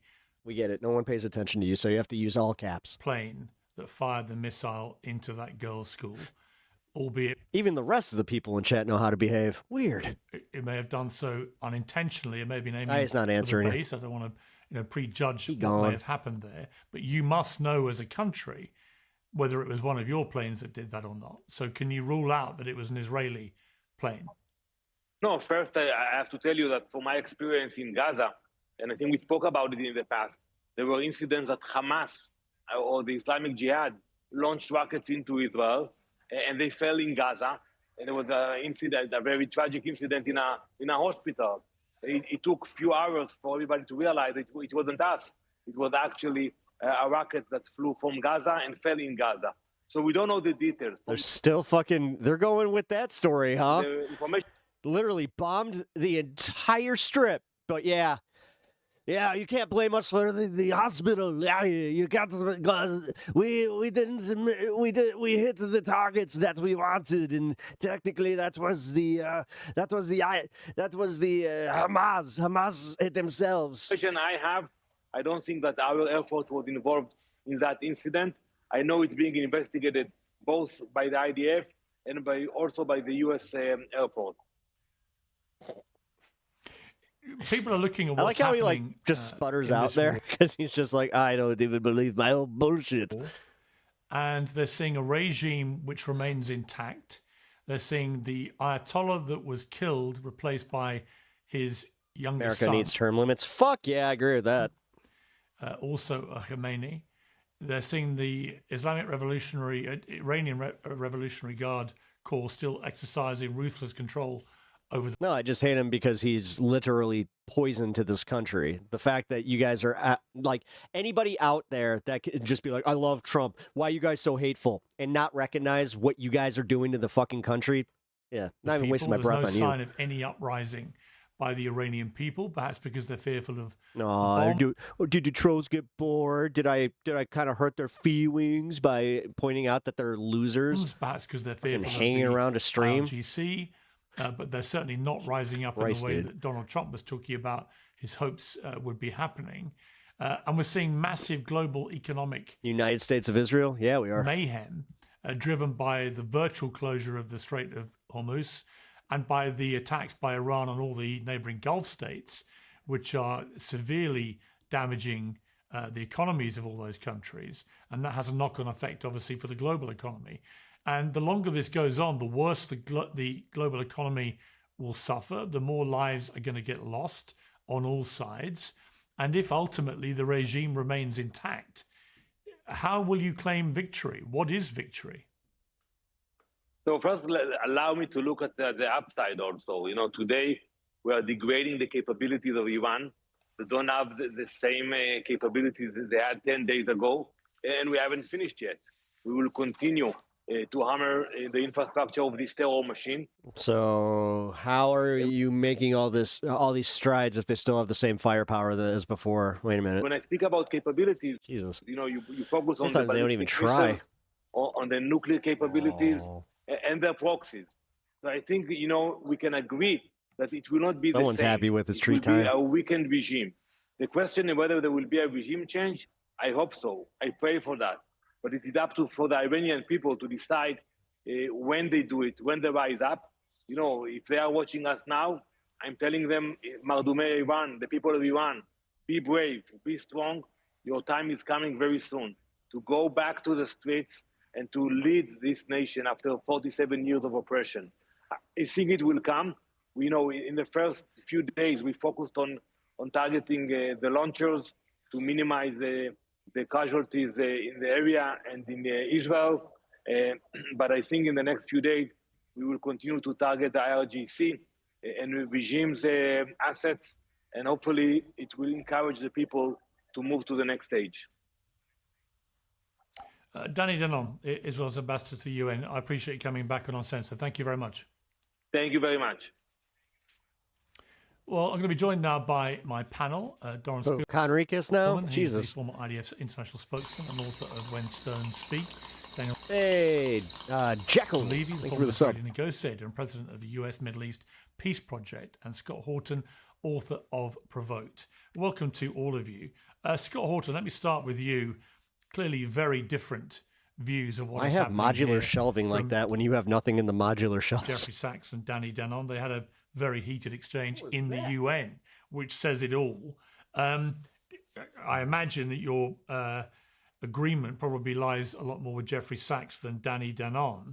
But again, I'll put the same question to you about the possibility that this could eventually work, in the sense that Israel believes, with good reason, that Iran has been the tentacle, the octopus with tentacles, for all the terrorism in the region that's been aimed at them through the Houthis, Hezbollah, Hamas, and so on. Hey, Meta, thank you for the unicorns. Appreciate that.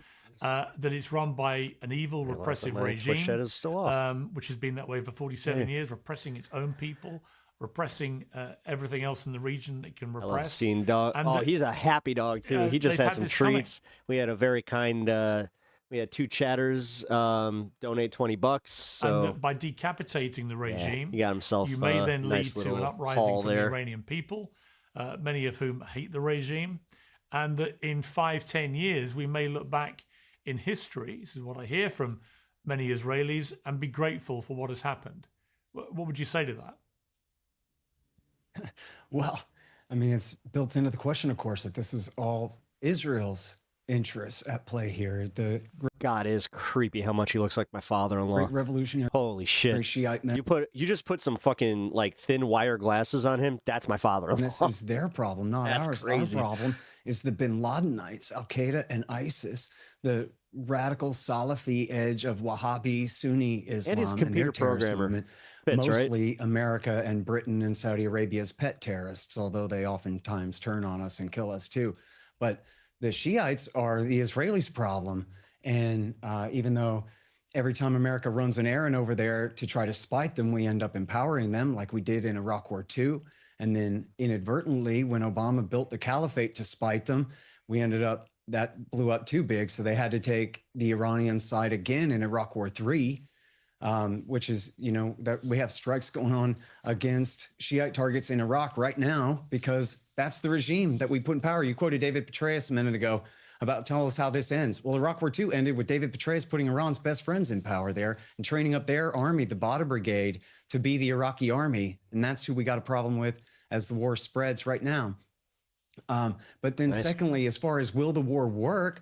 No. And as far as, well, it depends on who you ask what their goals are. The Trump administration says they want stability. And they even told the Wall Street Journal, anonymous officials told the Wall Street Journal, they might be happy with the Ayatollah Khomeini's grandson. They don't like Khamenei's son. They want Khomeini's grandson instead. They have no capability, as Marco Rubio testified to the Senate. They have no one to put in power. They don't think for a minute they can parachute the monarchists in there. They don't think for a minute that the Mujahideen e-cult, communist terrorist cult, can take over. They don't think that the Kurdish communists, the PJAK, which are the Iranian Kurdish branch of the PKK in Turkey, they don't think that they can take over. They don't think that the Baluchi suicide bombers, Jandala, that America and Israel backed 10, 15 years ago, can take over the country. God damn. I love these moments where you actually have like a true intellectual, somebody that's studied on this shit, just talking to us bunch of morons. Just wait, though. Just wait. Because Piers Morgan is not going to miss an opportunity to be a narcissist. So let's see how he tries to make himself feel smart in this one. But as the Israelis told the Financial Times, that's does he fine. agree, What they or want to does see he is civil like war. try to make what a they want to see is counterpoint? chaos and destruction and Iran taken off the board. They don't want to see a friendly new Iran, as Donald Trump said. They want chaos. They want Iran to look like Obama helped Israel turn Syria into back 15 and 10 years ago. Professor Yang actually is, you do understand how valuable that kind of content is. Like, there's the entertainment aspect that's dangerous, where it's like, if you're just watching his speeches to be entertained, that could be an issue. But if you're doing it with like an educational purpose and you're truly like trying to get, like, you take notes, you are getting the value of a class. All right, Doran Not Sperman. a full value, but you're getting the value. There are many people who think that is exactly what Israel wants. They just want total chaos, a sort of rudderless. That's just my roundabout way of saying college is overrated. That's why they're blowing up all the oil refineries. That's why their general view seems to be to cause as much mayhem as possible. What do you say to that? Pierce, it's simply revisionist history. Listening to Jeffrey Sachs and, Scott, it's ridiculous. It ignores the reality that over the last 2.5 years and before, Israelis have been living in shelters, running in and out of shelters, attacked over our peaceful border with Gaza, received thousands of missiles from Hezbollah, thousands of missiles from the Houthis. We've been targeted in Israel and overseas, and it all leads back to Iran. It's as if Israel woke up one morning and said, we've got a great idea. Let's fly 2,000 kilometers and try to attack a country that has 95 million people, and we have 10 million people, that is 90 times bigger than Israel. Put our soldiers That was my favorite caps user. Just out of the blue, because Israel wants to take over the world. I mean, there's not a single shred of truth about this scenario. Let's wake up, everybody. At what point does a country have the right to defend its civilians against an enemy country that not only has said it wants PhD to in politics destroy, has no value? What are you talking about? but has launched 500 Studying the history of political, like, ballistic missiles in No, oh man, come on, don't do that. June, another series of ballistic As missiles. much as I'm like, dude, and this is coming from me, where I'm just like, yeah, college is overrated, but including one that I'm not flew saying over that, my like, house he's not and killed a valuable. worker in the middle of Tel Aviv today who will not go home to his family. At what point do we have the most basic right to defend our country? Should we just sit here and wait for them to keep firing and lay down and roll over? There is such absolute hypocrisy.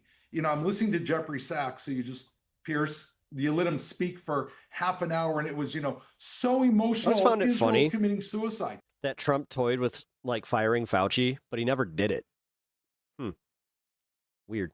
Well, let me ask Jeffrey Sachs and you, how do you suppose that Israel should respond to the Iranian terror threats? I'll never understand MAGA's whole thing where they're like, the fucking vaccine and Dr. Fauci ouchie. It's just like, you do know that Trump was the one who greenlit that, dude. So by your admission, Trump was technically the pawn of the CDC? 4 different countries that have been attacking Israel. Should we not fight back?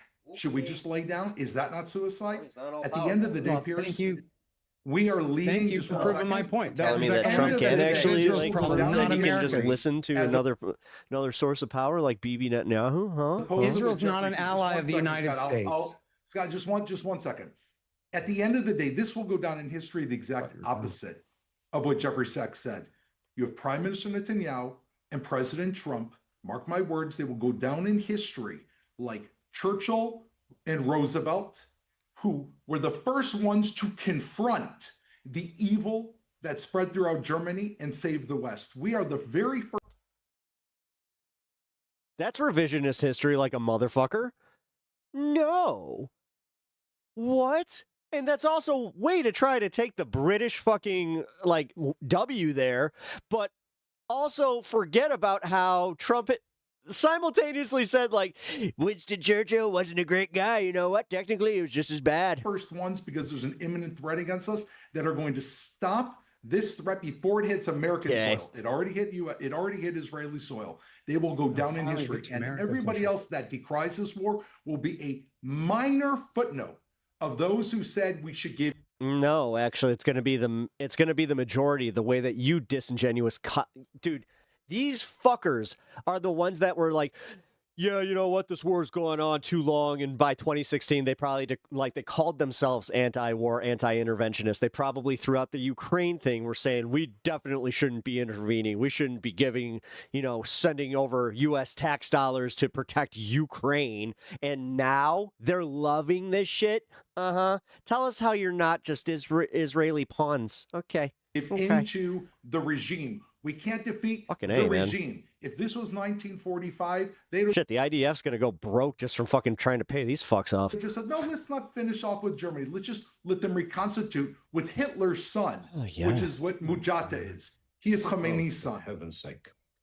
Okay, let me bring in. Just let me bring real in. Quick. Hang on. Just give me 1 second. Hang on, Scott. Okay. No. Well, very quickly, because Daniel's been waiting patiently. Yeah. Very quickly. Just very quickly, I said, this has nothing to do with America. This is Israel's problem. And he said, this is Israel's problem for 5 minutes. Yeah, that's what I said. Israel's not a state in the union. We have no treaty of alliance with Israel. I'd like to respond. I think that the United States wants a secure Middle East. I don't think anybody wants a destabilized Middle East. When Israel, which is the United States' greatest ally, is under mortal threat, as we now see Saudi Arabia, Scott, who is the United States' supposed ally, is now also under threat. You've got the UAE, who is under threat. All of them are under threat by Iran. Because you started a war. The United States has the courage, and this president has the courage, Scott, beyond just protecting the U.S. troops, thousands of which have died over Iran over the last few decades, to say, you know what, I'm going to support the friends of the United States and to do the very simple act, which seems like none of you can accept, of defeating evil. Good standing up against evil. It can be defeated, and it must be defeated. The point I would make to that, Doran, is that you're very optimistic that the regime is going to be defeated. And I think that the problem at the moment is there is no immediate sign of that. I just found out that bartender that we've all been searching for after he got in a car accident and he possibly was confused and all that, they found him dead. Happening. In fact, the opposite seems to be the case. That sucks. He's a really nice guy. Let me bring in Daniel 9 days. This is not a fairy tale. Okay. We actually have to fight to defeat the enemy. Yeah, but we were told a year ago, actually not even a year ago, that the attack on the nuclear installations was incredibly successful and had neutralized the threat of Iran and its nuclear capability. And yet here we are, less than a year I appreciate later, launching... His name is Dan. He was a really, really good guy. A massive war in Iran because apparently they were, imminently about to acquire the ability for a nuclear weapon.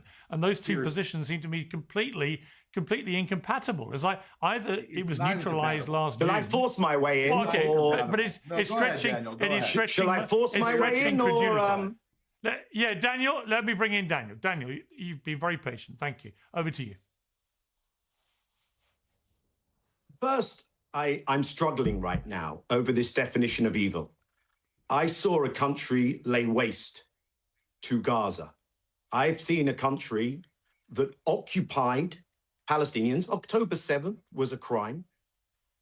But what about the decades in which Palestinians lived under a brutal occupation, a regime asshole. of structural apartheid?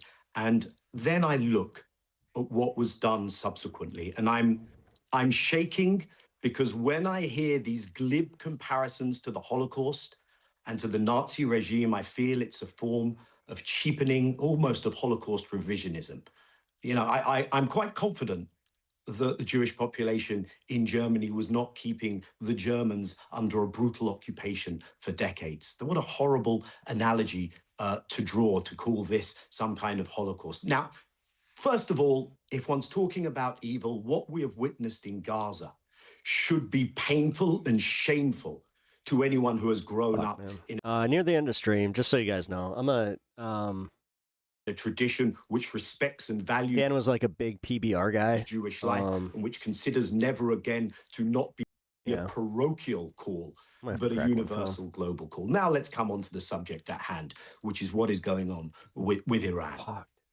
Iran didn't attack Israel. Iran hasn't attacked Israel. I wish I could say that Israel hadn't attacked Iran, but as in your expressions of astonishment are wonderful, but they belie a revisionist view of history. The attack in June was initiated by Israel. The attack earlier this month, earlier this year, was initiated by Israel. And my question is twofold. First of all, that is not my intent there, Mouse. Is this extreme ambition, extremism, this maximalism, likely to play out well for Israel? And what do we think is going to happen as this plays out, as Mr. Horton just suggested, with the US? Because I would argue that you have an Iran that has a strategy, and you have an Israel that has a strategy. It seems very clear, very transparent, that the Israeli strategy is not some fairy tale of a happy new regime coming into place. It is precisely regime collapse, state implosion, dismantlement, and chaos. Why? Because Israel has been very clear that it has an agenda of regional domination here. Why does it need an agenda of regional domination? Because that's not about security. We can come back and talk about that. But that is central to the notion of a zero-sum endgame versus the Palestinians. I think the Iranians have come into this with strategic coherence. This time around, they've changed their national security posture and said, if this is going to be done against us, if this kind of a war is going to be launched against us, we will make it costly. We will establish a deterrence, and we will challenge the notion that America can stay cost-free in the West Asia region. The worry I have, amongst others, is that the party Israel is relying on, I don't think, has a strategy whatsoever.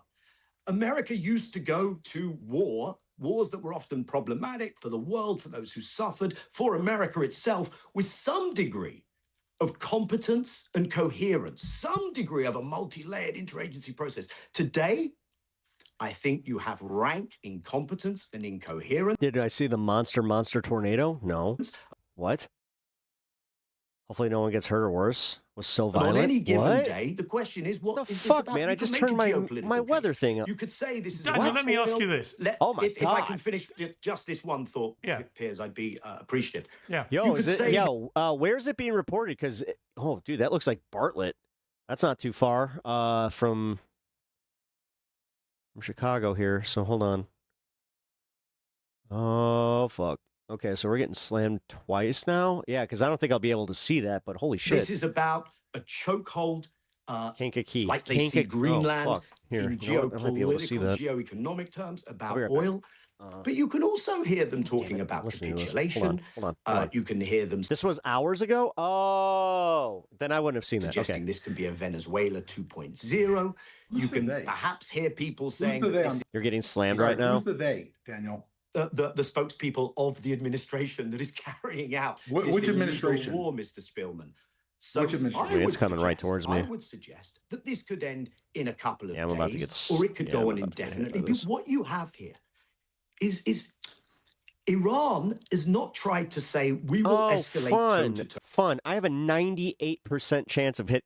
This is just hitting me, so I'll just take that. They have said we will go vertical. We will expand the theater of war and make this a question, not of military capacity. Serious. Where yeah. There's a huge storm cell that's pretty much encapsulating all the way from Chicago to Kansas, and it is hitting us really fucking hard. Power is clear, but of political endurance. And if you go into war, not like Afghanistan, if you're America, with 90% public support, not like Iraq, with 70% public support, but with barely 30% public support, bipartisan, criticism inside MAGA, your economy taking the stress, then the question of political endurance, which I think will decide this, I don't think looks good from an American and by extension, Israeli perspective. Let me jump in. I mean, I would say the political stroke economic part of this cannot be understated because the economy is getting shredded globally. Oil and gas prices are absolutely rocketing. No one can get through the Strait of Hormuz pretty much without Iran say so.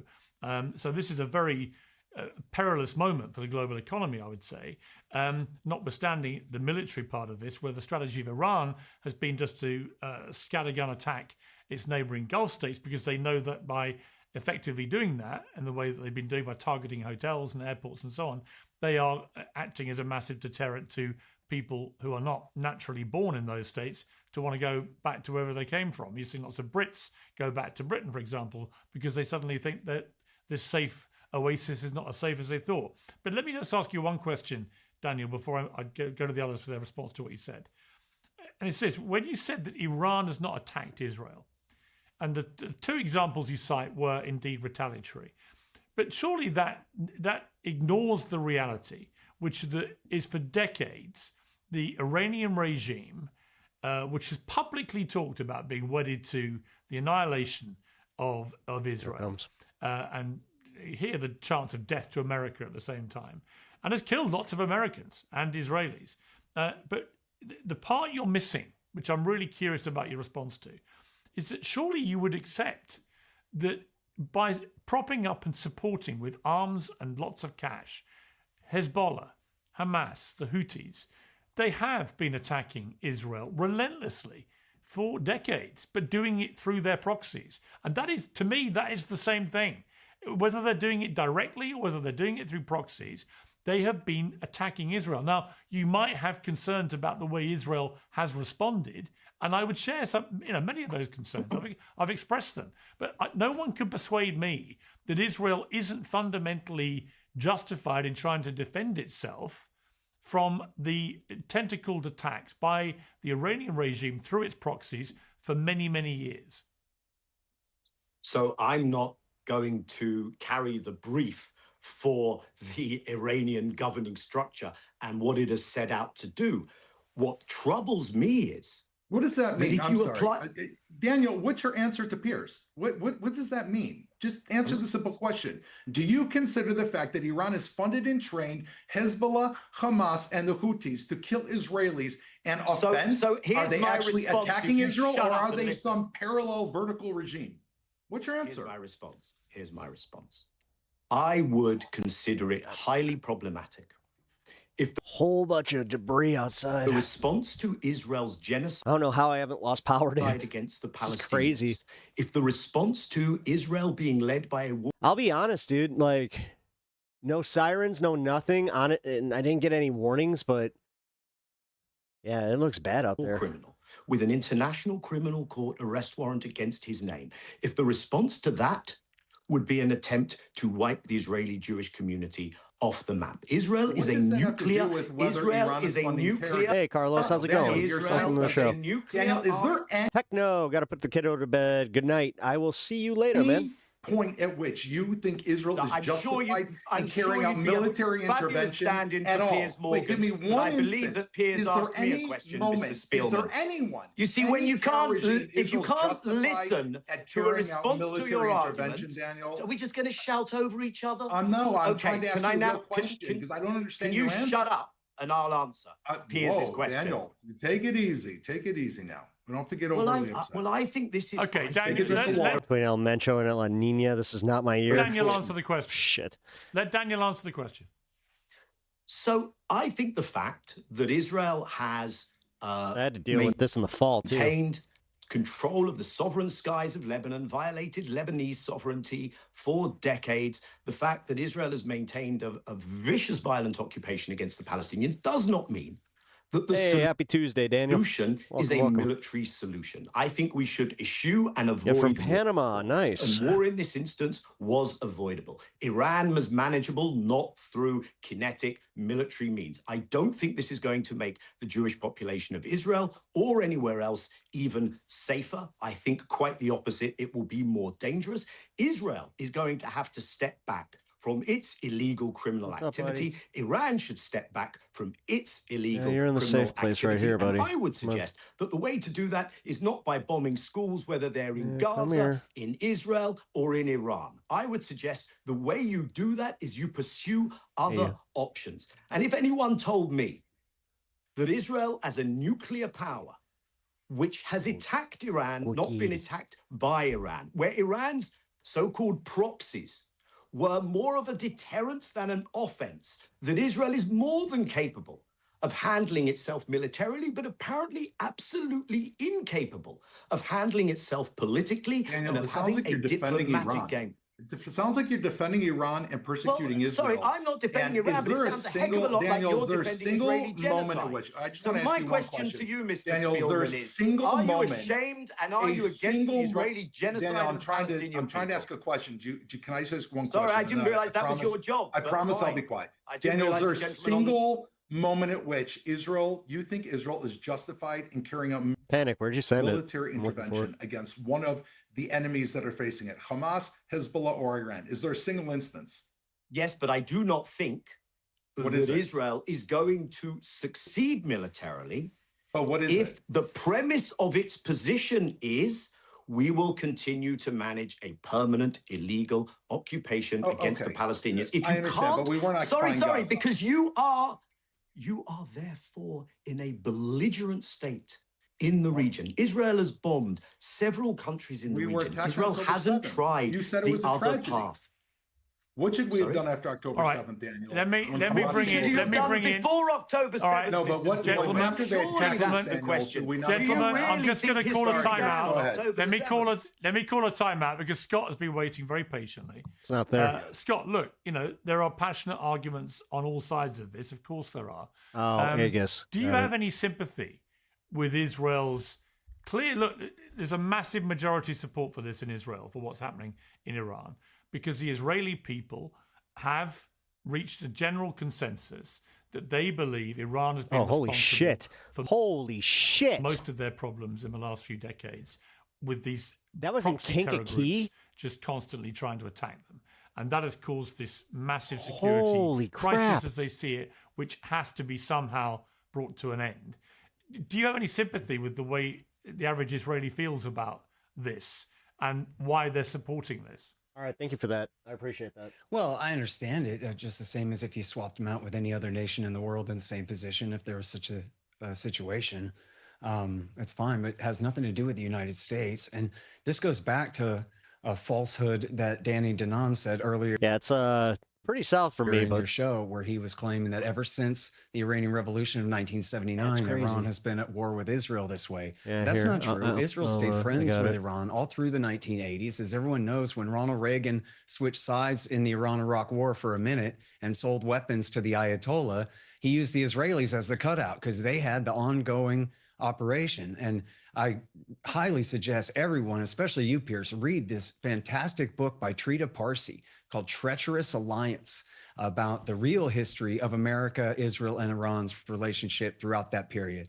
And where he shows that it was in 1993 when Yitzhak Rabin for simply anybody that's changed in his Illinois, if you're like all the way from the northern border to the southern border, please be careful tonight. strategy, and Holy Israel shit. turned on Iran, and Iran started funding Hamas after that. And These storm now, cells are no after fucking Rabin was joke. killed, the Likud basically took up the same policy of demonizing Iran, but instead of using it as an excuse for dealing with the Palestinians, they used it as an excuse to distract from the fact that they were going to never deal with the Palestinians in good faith. But it was the Israelis who turned on the Iranians first, and that wasn't until 1993. And Parsi even has Clinton administration officials laughing because the Israelis are demanding that America be hard on Iran when 1 week ago they were taking Iran's side in the Yo, I'm so like fucking conspiracy pill at this point with everything going on in the news and with Trump and all this shit that if all of a sudden all these like big storms started happening in just blue cities, I would legit think I'd be like, oh, I'm pretty sure that they got the weather control machine. the very same type arguments and all that. The book is called Treacherous Alliance. It's absolutely fantastic. And it shows all You're in that. the car right now? And then, Dude, you got to be safe. Oh, fuck, dude. This is yeah, also depending on where you're at. crucially Hold on, the here. basis for the I'm not argument sure, in like, the clean I'm break assuming that strategy you're heading towards by the city. David Wormser and Richard Pearl in 1996 when Benjamin Netanyahu was If first you're coming like to office the near first time. Arlington Heights, These are American Rosemont, neoconservatives. you're gonna be at like right at the tip of the storm, but it's moving northeast, so it's going to start encapsulating like over by the lake. It looks like it's gonna hit Niles next, Glenview, Wilmette, Logan. Yeah, it's going back over like Logan Square, Lincoln Park. Near North Side's about to get slammed. Oh, fuck me, who man. wrote this policy that That's says so the much clean shit. break is with Oslo. Jesus So we're never Christ. going to deal with the Palestinians. We're going to take what All right, they now have. I see why the But in order to warning be was able to this get long. away with that, we And need then we a got whole this new huge cell that's coming down from Sugar Grove from like I-39. And it's moving northbound, man. position of dominance in the region. And in order to do that, our first priority is we have to break the arch of power between Iran, Syria, and Hezbollah. And they said the way we want to do Where that are is by they? getting rid of Saddam Hussein, which sounds insane, and it is. He was the Sunni roadblock in this Shiite arc of power here.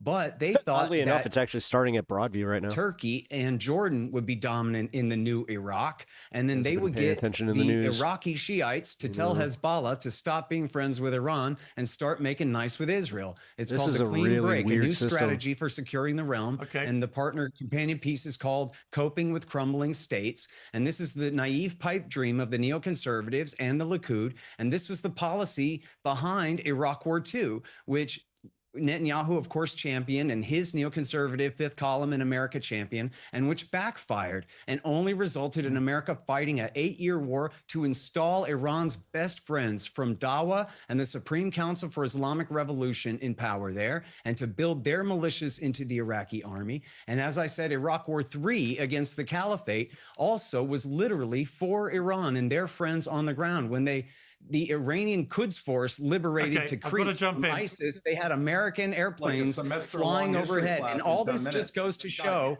all this just hard. goes to Okay. show the vast divergence of interests between Israel and the United States. And one more point here, and I'll be quiet, and you guys can keep arguing for the rest of the show. But we already, on the first day, had a blowback terrorist attack from Israel's hometown of Austin, Texas, and half of Israel. Just like Omar Okay. Mateen's slaughter in Orlando, just like San Okay, Scott, I've Bernardino. gotta This is jump all in. blowback from Israel's foreign policy. Be careful. Dude, I'm keeping an eye out. Okay. But yeah, this is... I just want to end very quickly gonna be with bad. you, Doran, if I may. I'm looking at the prediction markets, poly market. They asked what price will crude oil hit by the end of March? Yeah, you hear that? A lot of money coming in here with Scared? options ranging from $40 to a lot less than it is now to $200. I don't think it's too big a stretch to say that politically, I saw Netanyahu is calling for a potential election in Israel. Can't see the in road for summer. shit. God damn it, dude. Donald Trump is facing the midterms in America in November. Should oil reach $200 a barrel, then it is, I would argue, never mind militarily, never mind all the reasons you put forward for why this is a good idea. Never mind anything else. Matt, please be safe. Purely economically stroke politically, that one fact alone could bring down both the Netanyahu government and the joining late and worried about the weather. I Trump am presidency. terrified right now because I'm watching how this giant cell is about to hit right where I'm at. In terms of its effectiveness to govern. And this is the one that was down south a little bit. Past the midterms. Fuck. What would you say? I'm glad you asked me, Pierce. I think that it really lays bare the question, are we going to allow Iran to blackmail the entire world by saying, we are either going to close the Straits of Hormuz and drive up oil prices, or you're going to allow us, the Iranian regime, to survive, to create a nuclear program which they threaten out loud and say death to America and death to Israel. A ballistic missile program which will reach 8,000 ballistic missiles by 2027. Multiply 8,000. The southernmost point of it is the most dangerous. 10 people that died in Beit Shemesh. That's 80,000 Israelis alone. Let's see. Are we going to allow the largest terror cancer in the world to survive because of oil prices? Honestly, that might not hit me. I think, Pierce, the answer is that we need to have steel nerves.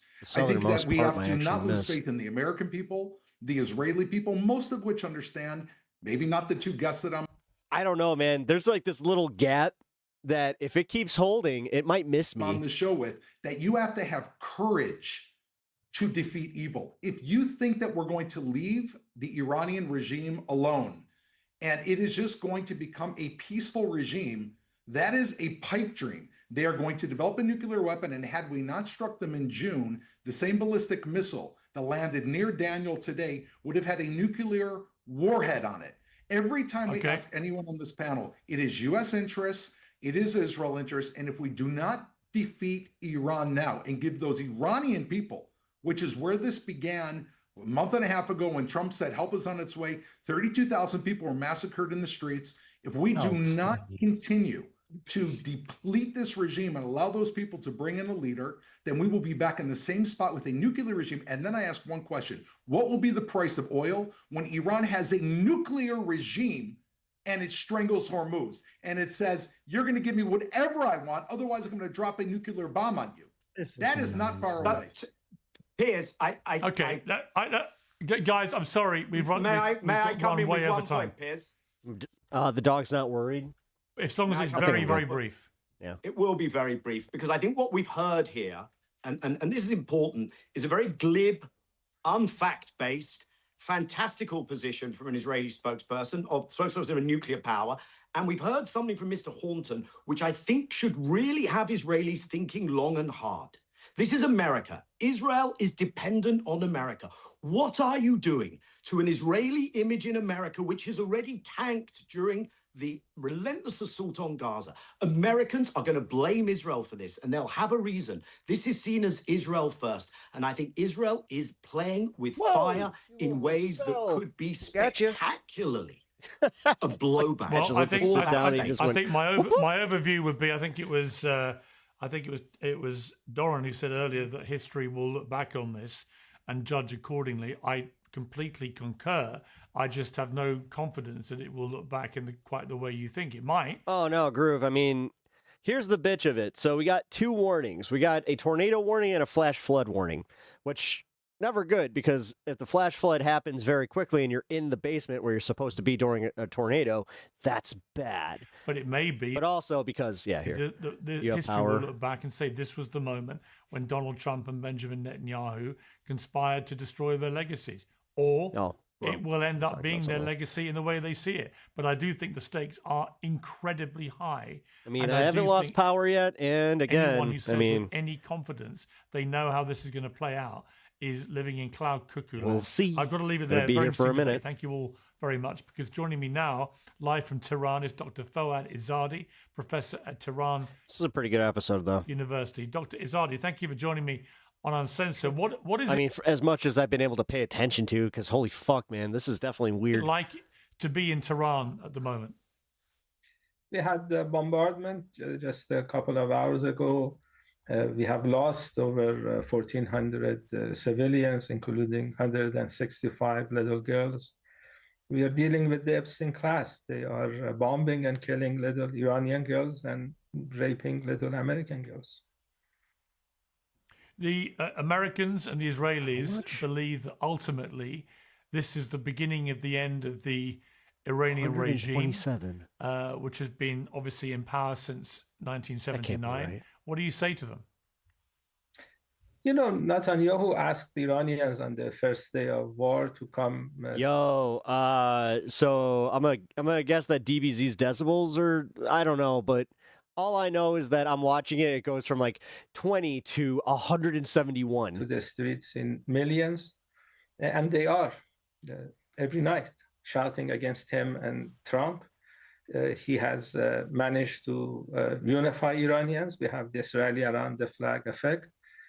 Trump single-handedly has unified Iranians more than any Iranian politician could ever do. It's a pipe dream. It's not going to happen. We have the Iranians have elected a new leader. The country is resilient. There is this culture of resistance. And you cannot bomb people and expect them to. I was about to say, no, it goes to 100. People are not going to be foot soldiers of Trump. And Netanyahu, they know. No, 17. These guys, they just finished conducting a genocide in Palestine. Why would you want to work for them? But if that is your position, then why would you think you could bomb all your neighboring Gulf states? I hope that'll be safe from the bad weather. Thanks. The same reaction appreciate that. from them. I mean, we've seen the Prime Minister of Qatar overnight in an interview with Sky News. It's bad. So, expressing his outrage at what Iran has done in attacking Qatar. I hope there's no damage to my house either. And we've seen Iran attacking Saudi that hail is so loud. Arabia, the UAE, other Made it home. Gulf states, Bahrain. Why is Iran doing that? It seems to me that the white spots are hail. Yeah, that's what we're getting right now. Which would be the most self-defeating, attacking your own neighboring Gulf states and alienating all of them in the way that you're doing, is the last thing you should be doing. You know, we have U.S. bases there. After the assassination of Qasem Soleimani, the Iranian general, Iranians' response to that assassination was minimal. 420. After the killing of Ismail Haniyeh, the Palestinian leader, minimal. And after the assassination of Hassan Nasrallah in Lebanon, minimal. I caught that. After the 12-day war, Iranians announced they're going to hit one U.S. base. They announced the timing. They announced the number of missiles. Now we have the sirens going. That they're going to use. And the base was empty. Minimal. No American soldier was killed in all these attacks on Iran. In the 12-day war, we lost over 1,200 civilians. The people who were exercising restraint are no longer with us. They were all killed by the Americans and Israelis. The new leader just in time for the fun half. Realized that unless I literally just got a warning on my my watch, and Israel pay a price. Hold on, guys. These type of attacks will continue every few months. I mean, what's the point? You cannot run a country when two nuclear regimes attack you every few months. So the decision is to attack U.S. bases, not these countries. The only problem is that the U.S. bases are in these countries. So Iran is attacking. This is gonna last another 20 minutes, man. I am on oh my god. U.S. bases. Iran is attacking hotels. That sucks. They are full of American soldiers. Oh man. What they have done is that they have evacuated the bases. They have put the soldiers in hotels. That becomes a legitimate military target. CIA offices, headquarters, in office areas in the cities. I can't go outside right now, dude. It's hailing. Legitimate military targets. CIA is providing the data. What do the sirens mean? These attacks on Iran. Most of the time, it means a tornado. And then you have Iranian missiles. Some of the missiles. They must have caught rotation on the radar. I'm not seeing any rotation though. Debris. And Iran cannot control where the debris falls. I was watching CNN. We had this oil facility in UAE in fire because of the debris. And then we had Tucker Carlson, the American journalist, reporting that In Qatar and Saudi Arabia, they have arrested 6 minutes of Toluca. Mossad agents trying to blow up things so they can blame it on Iran. I think Netanyahu has done a good job using American soldiers to fight his war against Iran. I think he wants to use Saudi soldiers, Qatari soldiers to do the same. I think the leaders of these countries realize that's not a good idea. Nope. Okay, but notice how they don't want to get played by Netanyahu. I would counter. Let me counter to you, which is that the leader of your country, both the assassinated leader, the Ayatollah Khomeini, and now his son, but also the previous supreme leader as well, have waged a systematic policy as a country of funding and sponsoring terrorism through proxies like the Houthis, Hezbollah, and Hamas against Israel, with a specific aim of killing Israelis and trying to extinguish Israel as an entity, as a country. Why shouldn't Israel seek to properly defend itself in that eventuality? Last time I was on your show, we went through this. Hezbollah is not a terrorist organization. They were formed after Lebanon was occupied by Israel. We go back to live defending radar. your territory, pushing out. Every chaser there on the bottom of your screen is literally looking most allowed directly under at this. We have 3 international different law, chasers. and you can use force right to in the do side that. of this. And so these are freedom fighters, and Iran wanted to make sure that Israelis would not do to Iran what they are doing today. Iran created deterrence in these countries like Lebanon, like Yemen. Nice, Groove Dragon. Nice, like it. Israelis would think that the cost of attacking. If it's my time, it's my Iran time. would That's how be I feel too about much. this. That's how I feel about like any of it. Now that these organizations are weakened, you see what happened. They're killing Iranian leaders. This is a war of choice. Especially weather. There's nothing I can do. There's literally nothing I can do. Like, dude was asking me why I'm not outside. It's like, well, duh. Why am I not outside? Your readers to read the U.S. intelligence community's assessment. It came out a couple of months before the 12-day war. It's available at dni.gov. It says 3 things about Iran's nuclear program. The first thing, Iran doesn't have nuclear weapons. The second thing, this is the assessment of the U.S. intelligence community. It says that Iran doesn't have a nuclear weapon program. Jesus, there's a And the third huge thing, tornado it says that Iranian in leaders Indiana have not right now. decided Canton to have a Calton nuclear weapon is program. When covering they it right asked now on Trump his, about this report, he dismissed it. He chose to on his accept feed. Holy Netanyahu's fuck, that is huge. version. And he Sorry, guys. I'm dismissed probably going to be pivoting for the last bit of show to the his own what's going on here because this is intelligence insane. community. So if you want to make sure that Iran doesn't have nuclear weapons, you can go back to the 2015 agreement. I don't know if you saw the interview of the Omani foreign minister. He went to Washington about 10 days ago, asking the Trump administration to accept an agreement with Iran. He said that the agreement was available in 24 hours, his words. It's available in YouTube, it's CBS News. He basically begged the Trump administration not to attack Iran. He said that Iran was willing to provide concessions that Iran was not able to do in 2015.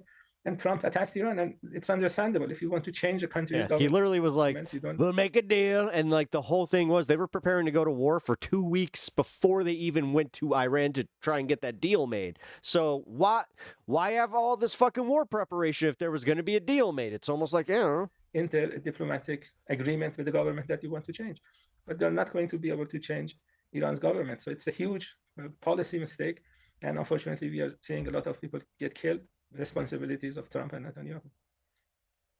Professor Azadi, professor at the University of Tehran, I appreciate you joining me. Thank you. All right. And get ready for very high winds and an increasing tornado threat around the Dallas-Fort Worth area. Here's that new severe thunderstorm watch that was issued. I'm not sure if that's where you're at, but you need to be careful too. Severe thunderstorm watch has been issued for your area. Oklahoma, we still have some rotating storms. The main one is near Chandler, east of Oklahoma City. And there's another one near Purcell that's moving to the east-northeast going towards Interstate 35. So we are keeping close tabs on that. Pretty significant storm going through Wichita, Kansas right now, too, with 60-mile-per-hour winds and quarter-sized hail moving to the northeast. And then over in northern Illinois, or sorry, not northern Illinois, northern Missouri, southern Iowa, we still have a tornado warning going towards Donaldson and Fort Madison. This is another discrete cell, so if you're in this tornado warning, stay in your safe place. We've had a confirmed tornado according to storm chasers west of Streeter. Not sure if it's on the ground anymore, Streeter, but it's Illinois. very close to where storm chaser Ryan Scholl is. Yeah. So we're going to keep an eye on that. I think Ken Colton has a view of this now. Yeah, Whoa, that's there it huge. is. There it is. That is a huge wall cloud right there. Look at that. I think there's still a tornado on this storm. Holy shit. West of Knox, Indiana. Hard to tell if there's a tornado for sure right now, but that is a huge wall cloud. That's the one? You think you can confirm? Yeah, you can confirm that? Okay, cool. near North We found it. Judson. Woohoo! Sorry. I don't know why I'm excited. I'm fucking living through this shit. I think the adrenaline's getting to me.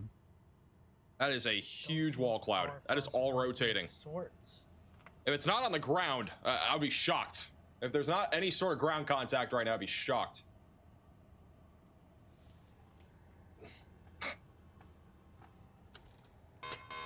A new tornado warning has been issued. That is a massive area of rotation. We have another tornado warning for Kendall and Kerr counties in Texas. That'll be north of San Antonio. Holy shit, dude. This They entire, Ramona for the PayPal the entire donation. country's getting slammed right now. How is this? How? Let's see. Yeah, so we've got storms all the way from southern Texas going all the way up to Michigan. Dude, this is going over the lake. If there's a tornado, This is thing's clearing huge. the lake. What the fuck? This is an emergency alert. A large and strong tornado is on the ground. Seek shelter immediately. I don't know. This might be our 6th PBS tornado warning of the day. We have another one for Knox, Indian Hills, south of Hamlet. Climate change, fuck the Near world. Toto. I mean, no, don't do that. Don't do that. Don't do that. Whatever. This large pink polygon. Dude, they're never gonna do anything. They're just gonna make it worse. If you're in it- And honestly, what are we supposed to do? Like at this point, it goes to the fucking We have a paper PBS straw tornado bullshit. warning. This is a That should particularly not be dangerous situation in Indiana. causing him. Storm today. It's very hard to see with all the trees, obviously, but there's a big tornado buried back in there. Yeah, dude. Tornado Pagey's Well, looking I'm at not it going right anywhere there, right now above the from tree this 'cause I line. want to see it. They're the closest ones to it right now on radar Omega. Honestly, do you hear that from my phone? That's why I wasn't freaking out about the sirens outside. They're repositioning. They play those a lot. But again, there is a large tornado in progress. We have a big debris signature. It's about to hit the Kankakee Fish and Wildlife area. Indian Hill and Knox. You guys are in the path of this. Knox is This is an urgent alert. one of the most populated Tornado areas in is the on path of ground. this. Seek shelter immediately. We have another tornado on the ground. This one's going to be Safest back places over, underground. near That's why I'm not Pond freaking Park, out right Mount now. Sterling, I already got my Farmington. cats down here. I got Tornado my in dog. progress, I got with my this dog in supercell here. moving I got towards my Donaldson water and my eventually going towards snacks the Fort just in Madison case. area of Iowa. Honestly, I'm exactly where I need to be. What? This is a weather spotters confirmed I hope tornado. the dude at work is okay. Another dangerous Well, I know that if you're talking about our guy in chat, he got home. tornado in progress. That is a discrete supercell moving east-northeast right Matt? now. And I do want to reiterate, even though this one hasn't got an upgrade to confirm, there was a confirmed tornado Master, with this what storm up, near dude? Toloka not too long ago. I live Got right two by there, storm too. chasers You do? on it. If Shit. you're over in Streeter or Be careful. Dwight, even near Pontiac, which had that large tornado earlier, be weather aware Dude, here it hit because we have an Pontiac, too? increasing tornado Oh, risk with fuck. this supercell that is currently going eastbound. This is why you at didn't about go 30 out to and chase. 35 This miles is. per hour. I get it. We also This have is a new large insane. severe thunderstorm warning on this large discrete Yeah, cell I for mean, Kingsford there's no Heights, telling west of where this is Plymouth gonna for tennis drop ball either. sized hail and 60-mile-per-hour damaging winds. They're Ugh. issuing warnings well ahead of time. That is a deep debris signature right along the Kankakee River. That might be why they sounded the sirens. Tornado Pagey is Just to very get close us, to this tornado. like, They're ready. located right here. This tornado is going to be going Me and directly him work towards out of Knox. Hammond, and he lives Knox in is Wheatfield. a Oh fairly shit! Yeah, he's populated right. area You're in right there. Indiana. You're literally right there. If you guys have any friends or family in Knox, get the word out there. If they need coverage, share the stream. If you guys have any friends or family that need coverage, again, we're doing commercial-free coverage. We have over 24 storm chasers that are on these storms right now. Feel free to share the stream to your Facebook page, Twitter, whatever you have. But if you have friends or family in the Knox area, make sure that they're aware of this. This is a dangerous tornado that could directly hit town here in the next 15 to 20 minutes. Your Mua. Hey, did we just provide some service here? If you need an extra way to stay aware of the warnings tonight, if you want to go to bed in like an hour or two and you want an extra way to receive alerts, you can get a personalized phone call from me with Max Alert. You can go to maxalert.net. It's one of the top links in the description. That way you get a personal phone call from me for your exact location if you're under a tornado warning tonight. There is a large tornado right there in the middle of your screen. Tornado Page is almost next to it. Let me go over to them. They're looking right at it. I know it's dark. They are literally next to this tornado, though. We got a lightning strike. We'll see it. Got a lot of lightning on the supercell here tonight.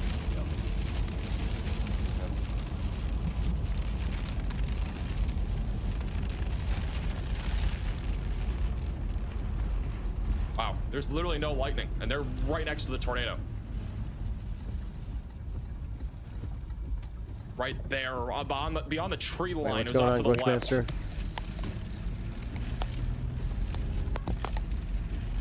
Yeah, here comes the... Oh my goodness. Yeah, that hail's huge.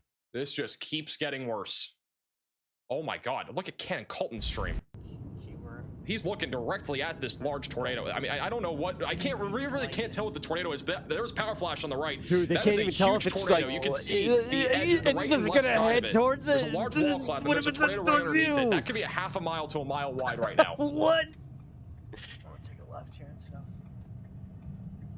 Oh, that's fucking scary as This thing fuck. is huge, though. I mean, again, the debris signature is huge again on radar. Every single chaser has a pretty solid shot of it now. Connor Croft, bottom middle of your screen. That is a big tornado. You can see the left and right edge.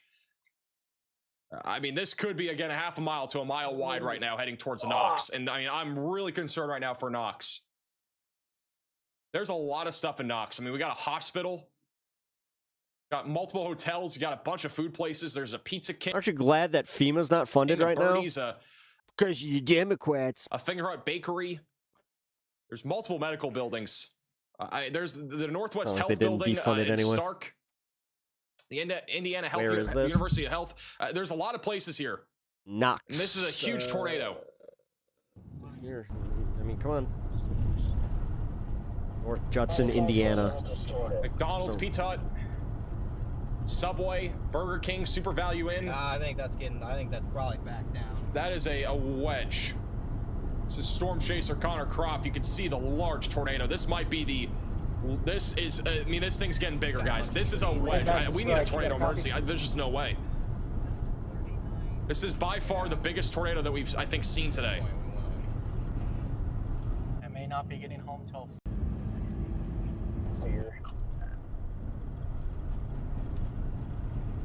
Oh my gosh, I hope that's just a wall cloud. The tornado debris signature is fairly large. It's going to be entering the western suburbs of Knox, Indiana in the next few minutes. Actually, your Mua, Panic the Bum in chat, he does that. He's actually like a storm chaser. He's not. There's a lot of Today's storms are so insane that he refused to go out. I cannot stress the urgency right now in Knox. That's if you are in a mobile home or an RV, you've got to get to a sturdy structure, or you've got to get into a ditch. That latest velocity came in. That's probably down. Oh, he's saying it's probably down. This is 100% down. That is a huge tornado. I'm telling you, that is huge. Keeping Connor bottom middle. Riley has an update. Go ahead, Riley. Hey, Max, looking at radar here, we can see where the tornado is on reflectivity. I want to switch over to velocity real quick. This tornado is so strong, the velocity values in the middle are folding. That means basically the radar can't figure out how strong that is. This is something that we only see with violent tornadoes, the very strong tornadoes that we see, the very upper 1%. So this is a very strong tornado. Too violent, too large. Headed right towards That's a the massive funnel. Knox. Yeah. Hey, Riley, for the update. Yeah, again, guys, this is a wedge. There needs to be a tornado emergency. That is a huge tornado there on the left side of your screen. You can see the left and right edge of this violent tornado right now, and it is going to be going directly towards Knox, bearing a miracle. Very well, maybe this couplet is intense and it's heading right towards Knox. Knox is going to be, it could be a catastrophe here in a minute for Knox if it keeps going the direction it's going. This is a serious Let's go, Riley. tornado. He's got a job at 12. I can't find one. I think definitely down. I'm just kidding. And it's probably huge. I don't know how there's still debate from these chasers. That it's I've wondered how old Riley is. It's like, Jesus, dude. When did you start this?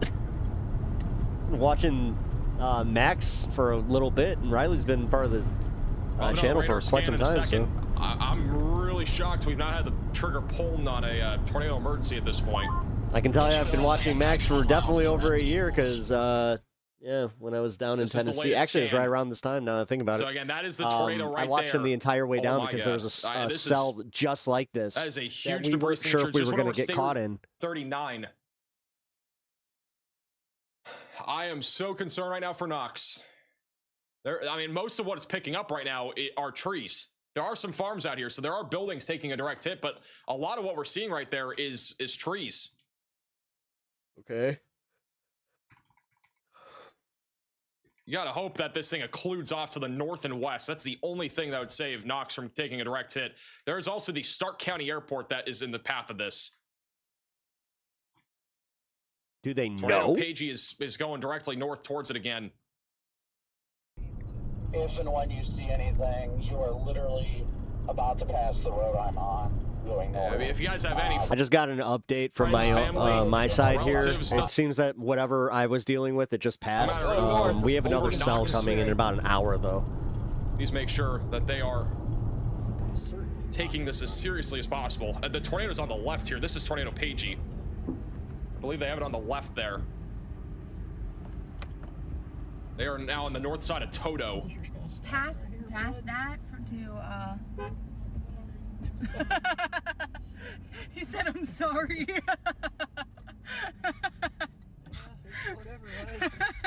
It's gonna be in the middle. They're gonna look directly out of here. That was like the most apologetic, like. Oh my God! Dumb move. I don't even know where the tornado is, but that's huge. They're just on the left and right edge again. Buddy. Look closely. You can see the edge of that. This tornado is going right towards Knox still. That is a huge tornado. It's on the right, I think. The main condensed area is on the middle right.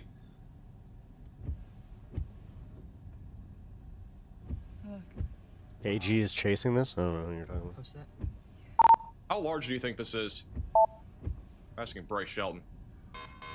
A new tornado warning Max, this is has a been pretty issued. big tornado. We have power flashes in front of us. It is about to cross this highway right in front of us. We're going to ease up to it just a little bit more here.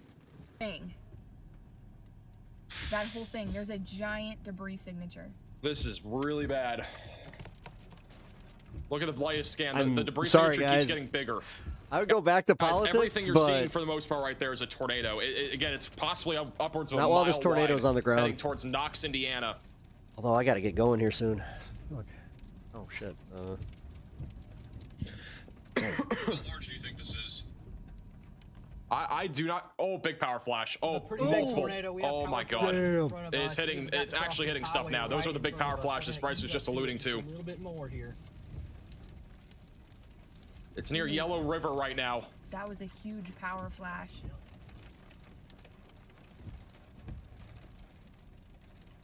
Um, 9 o'clock my Goodness. time. I'm gonna be heading to Dieter's. Another power flash. Speaking of, There you go. This is an emergency alert. A tornado emergency warning has been issued. All right, this is now officially the first tornado emergency of 2026. Major power It is ah, a damn it! I didn't do the Taylor Lorenz thing. violent tornado. This is a All right, that'll be catastrophe tomorrow. waiting to happen in Knox and Indian Hill. This is oh my God, it's hitting so many things right now. So many power flashes. Continuous power flashes. There is a tornado emergency, bottom right of your screen, for Knox and Indian Hill. This is a violent tornado. A catastrophic situation is about to unfold here near Knox. It's already unfolding. This is a deadly tornado, according to the National Weather Service. You need to be in your storm shelter. The basement, closet, bathroom, an RV, and a mobile home park, whatever it is not the option. That is not where you're going to be right now. You got to be in a ditch. You got to be in a storm shelter. There are so many power flashes right now. There is a huge, violent tornado in progress right now, moving right towards the city of Knox, Indiana. This is extremely dangerous. Again, tornado emergency, catastrophic. That is literally the damage threat. That is the warning that they are putting on this storm here. Sorry. And I won't be able to see out the windshield. Yeah. Riley has an update. Go ahead, Riley. I can't rate his channel. Hey Max, Okay, just an update here. on the CC drop of the storm. It is lofting debris over 10,000 feet in the atmosphere right now. So if you Let's needed do this any the hard more way. indication that this is an intense tornado at an absolute minimum, it is throwing debris 10,000 feet or more into the air. Thank you, Riley, for the update. Dude. And once again, very powerful tornado is moving right now towards Knox. We got to hope this misses the city because, again, Knox is huge. There's a lot of people who live in Knox. I am kind of sticking around just to see if it hits. Again, does not look good right now for Knox. Put down the back. Like this back. I hear it. Clearly can't see it. It's close. So Storm Chaser Connor Croft, he is also Tornado Page. He's almost next to it at this point. String. Yeah. It's a large multi-vortex tornado right now near Indian Hill, and it's only a few miles now from Knox. Once again, debris is being lofted up over 10,000 feet into the air, and it is a wedge. It's kind of buried in the rain right now. I haven't seen another power flash in a minute or two, which again does not mean there's no tornado. Just hasn't hit any structural, power lines or transformers or anything. There's still a significant tornado. It's now approaching the Stark County Airport. Stark County Airport's about to take a direct hit from this. Oh, I just saw it. I just saw it. All right, so the tornado's still down in the middle, obviously. Again, if you don't know what a tornado emergency is, again, this is the highest level tornado warning you could possibly get.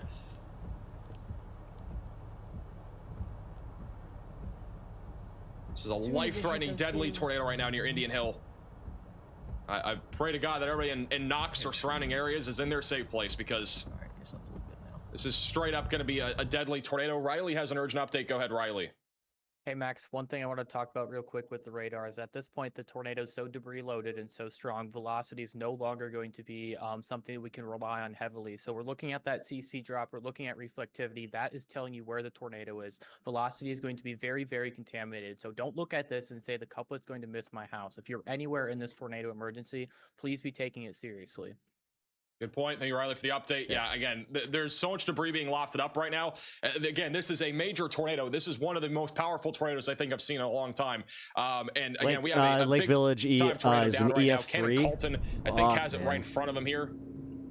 If I'm not mistaken, I think I just saw the edge of it. Yeah, right there in the middle. That's the large wedge. You can see the right edge there in the middle right of your They're getting screen. crushed. So that's the large tornado off to his now left. And so this is, again, only a couple of miles now away from Fortunately, Knox. I think that this is going to result in loss of life, which is could happen here in Knox if it continues to go towards great. Knox, Indiana. Ash just north of town. This is a violent tornado again.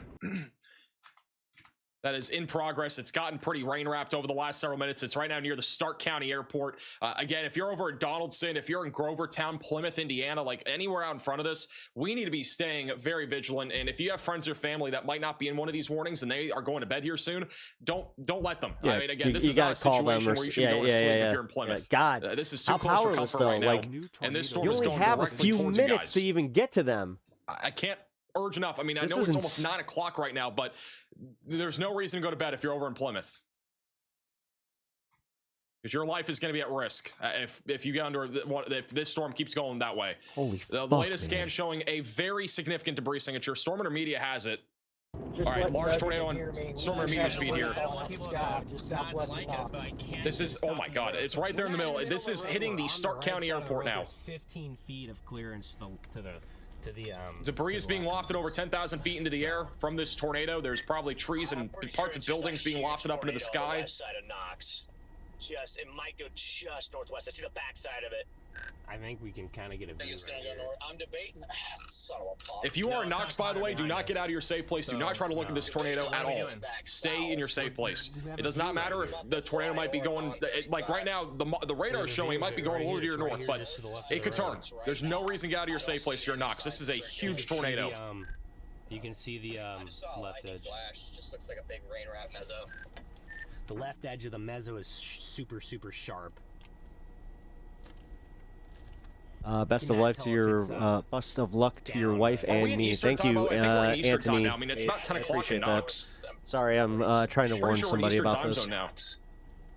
That tornado's right Telling there in the middle of your them to turn screen. this on because I'm not sure if they're I'm not sure if they're in that area. I don't think they are because they're over by like Indianapolis, but yeah. Sorry, so we're in Eastern time. I mean, it's almost 10 o'clock, and I do want to remind you guys again: if you have friends, family here, please make sure they're aware of this situation because, like, again, it's late. Some people might not be awake.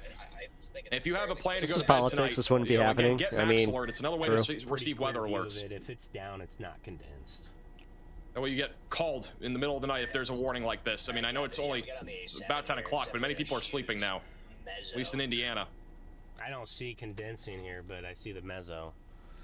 So this might be worse than Joplin and nocturnal. Yeah, nocturnal tornadoes make search and rescue impossible. Storm Media is again looking directly at it. That right there is your tornado. Once again, it is now going. It literally is hitting the Stark County Airport. I'm not sure how large that airport is, but it's literally hitting that airport right now. And it is now going in the direction of Hamlet, Grovertown, and Donaldson. Again, if you're in Knox, you need to stay in your safe place. So far, good news is that it is occluding to the north and west, which hopefully it continues to do that. But there is a lot of debris in the sky right now. And the other thing to point out with this is that any debris that is flying in the sky could hit homes and buildings and other things, even in Knox. Accept the compliment. So even if this tornado misses you by a few miles or whatever it is, it could still do serious damage. Riley has an update. Go ahead, Riley. Hey Max, looking at Texas real quick, there are two areas that could wrap up in form of tornado here. The first is just north of Bridgeport, and the other one is just north of that. Basically, anywhere along this QLCS, there's a couple areas that have been trying to wrap up into a tornado. Thank you, Riley, for the update. All right, so we got some storms right now in North Texas that are currently ramping up, trying to produce the threat of a tornado. And only smoke the best pipe weed. Obviously, widespread damaging winds with that line of thunderstorms. This is back to the tornado emergency here in Knox, Indiana, where we have, again, a large, violent tornado still in progress. It is a potentially deadly tornado that is hitting the Stark County Airport, now approaching Route 35. Still a big debris signature. We have a highway Young Rob. east out of Knox, so as long as the Storm Media is looking north, by the way. They're looking directly where the tornado is, even though there's all of a sudden no lightning. No, scarier without the lightning. Chasers in Knox I mean, right now. that was like a horror movie. The way that like the lightning would flash and you just saw the size of it. Again, like, right here is the tornado. It is going directly in the direction of Grovertown and Donaldson. Over the last several scans, we've seen this tornado occluding off to the north and west. So there is a good possibility right now that this tornado may have missed the downtown area of Knox. But I do want to reiterate, there is debris flying actively. There could be trees flying. There could be anything, right? So I would not be getting out of your safe place at all anytime soon if you're in Knox. The other thing is, too, I think what's going to probably happen again, this has happened several times, a new hook is trying to form again over in Indian Hills. So there could be a new tornado threat developing here in a few minutes, a little bit further down to the south. But at the bare minimum right now, still a significant tornado a little further north of Knox. This is near the Stark County Airport. It is about to cross over Route 35, assuming it continues to track more to the east over the next several minutes. Yeah, it's a massive. So we put out tornado page in slot 2. Surfer I'm was still watching my weather. My weather is still to reach like, my brother dude, who is this near Knox anytime first soon. all. Yeah, again, please, if you have friends or family here, make sure that they are aware of this situation. It is so important. Again, we're going into the nighttime. This is going to be a nighttime tornado threat. I do want to reiterate that we are going to see nocturnal tornadoes. It is going to be a thing tonight. It is very crucial that if you have friends or family in these areas, that they're aware of this situation tonight. Because again, there could be tornadoes anywhere. It's not just Indiana. It could happen in Texas. It could happen in Oklahoma. It could happen in Arkansas. I mean, it could literally happen anywhere, guys. It's a very large area tonight that we're talking about. There's almost 90 million people at some sort of level of risk of tornadoes tonight. Back over to Ken and Colton. He is he's not in Wheatfield, Indiana. He's near Knox. Okay, looks like I missed you it. You actually hear the tornado sirens. This is in downtown Knox right now. The tornado emergency has continued, by the way. Showing at 200 Weather East. Service has continued this tornado emergency for Knox. This is still a life-threatening tornado. I mean, if Connor isn't right next to it, then that's your first. South of Hamlet. Connor's crazy. Did he get a new car yet? Man, this is Tornado Pagey in downtown Knox. You can faintly hear those tornado Car's sirens. total. What was it? 2? Right now has a history of producing tornadoes. 3 months ago, he was out there chasing, and I saw they got a bad accident. So again, they're in downtown. It seems like most people are hunkered and sheltered, and obviously do not come outside. There's still a large debris signature over the north side of town. It's hitting a lot of some of the farmland on the north side of the Stark County Airport. It is now moving towards Hamlet and Grovertown. I would expect they will issue a new tornado warning for the Plymouth area here shortly. I'm kind of surprised I don't have one yet, but we'll probably get a new tornado warning going towards Plymouth. So if you're in Plymouth, Indiana, you need to have that tornado action plan ready guys, to go don't fuck with this right shit. now, because we're probably going to have a tornado warning there pretty soon as this storm continues to track to the east over the next several minutes. Where's it? Yeah, because All it's right, heading. let's go God back damn it, to dude. Illinois real quick. We do have an ongoing line of thunderstorms just southwest of Chicago producing damage. We just had it pass. Winds. There is still a tornado warning I for just saw the Streeter. next wave. Area of rotation Oh right my now is on the God. southwest side of This is Streeter, gonna be moving in the all direction night. of Nevada and as well as Dwight. So if you're in this area, you need to still be in your safe place right now. Strong area of rotation is going directly east. This is a storm that has already produced at least one tornado, from my understanding, and that is going to be moving in the direction of Dwight here pretty soon. All right, back over in Missouri and Iowa, we also have a confirmed tornado still. This was confirmed by weather spotters. This is going towards Donaldson right now. That tornado, if it's still in the ground, is about to directly hit Farmington. We have bad radar coverage here, but if you're in Farmington, I'm just sleeping in the basement tonight. Fuck it. Iowa, you need to be in your storm shelter, basement, closet, or bathroom right now. There is an ongoing tornado according to weather spotters at this exact moment. We have a lot of other severe warnings. Again, I'm not really too concerned about these severe warnings, at least for right now. I mean, every warning's concerning, but the tornado threat is obviously what's more concerning right now. I mean, Matt, if you're over in Dallas-Fort Worth, we have an increasing tornado threat within I think we're fucked, Matt. line of thunderstorms and the possibility of tornadoes and also damaging winds as high as 80 miles per hour. Riley has an urgent update. Go ahead, Riley. Hey, Max, this tornado is about to head right into the town of Hamlet, Indiana. Hamlet, you are not currently under a tornado warning. This is your tornado warning. There's a tornado Of course coming. they're For some not. reason, Of we course. haven't Of warned ahead course. of Why where this wouldn't thing's they going have to the go. sirens and But, their tornado is tornado coming, warnings so if you're going? anywhere That's ahead of this thing, even insane. if you're not in a tornado warning, take shelter now. Give Thank me you, a Riley, for the break update. Yeah, guys, already. if you're in Hamlin, Indiana, or Grovertown, I don't know why there's no tornado warning here, but there needs to be. The tornado occluded off to the north. So You know why? You want to know why? And yeah, this is political because Trump cut the funding to the weather services. That's why. there's flying debris, at least at the bare minimum, moving into Hamlet Holy right shit, now. dude. So We really are going to be doing case studies on just how politics affects all this shit. if you're in Hamlet, Indiana, you need to be in your safe place. And if you have friends or family there, please make sure they're aware of the situation here. Over the last several scans, once again, that area of rotation has really They got the sirens. The polygon's just not updated. Okay. weakened. It's an including tornado off to the north. But there's going to be a new one trying to form further south. Strong tornado is on the ground. Oh, fuck, I know they knocked out one of the fucking federal radars We have a new in PDS tornado warning for in this Chicago storm, here. just the to big the ones west at of O'Hare. Plymouth. So that'll be for Hamlet, That's a big deal. Grovertown, and Donaldson.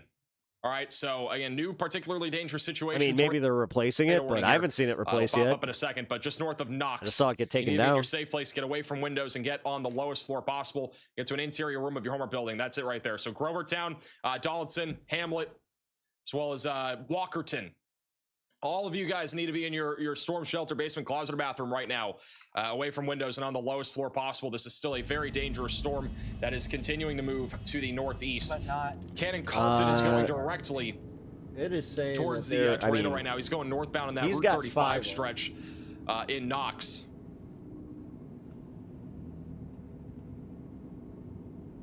I think that might be an area of interest right there on the right of the power lines.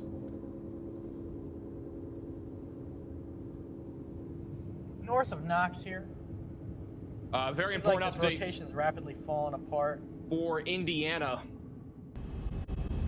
We have a new mesoscale discussion. So there's activity coming from Aurora, strong to going possibly into like intense Naperville and tornadoes will remain Westmont. Possible. It's heading This is a towards pretty small, Cicero, and localized it's mesoscale going to discussion, pass but this right does include areas over like Chicago. Warsaw, Plymouth, just So off to the north and Chicago's west there not of out of Fort the Wayne, Indiana. the woods So yet. if you are out Damn in it. front of this in that red Damn it. outlined area, that's where the Storm Prediction Look, I Center has chimed a in. higher confidence that we are going to continue to see intense tornadoes here over the next couple of hours. Also, Man, tennis ball sized hail and damaging winds up to 70 miles per hour are also going to be a possibility. Right now, again, the tornado itself would be located over the southwest side of Hamlet. I don't see anything definitive anymore that we still have a tornado. I would assume our tornado emergency is probably going to likely end up being canceled here and just being replaced by this PDS tornado warning because of the fact that we do not have any.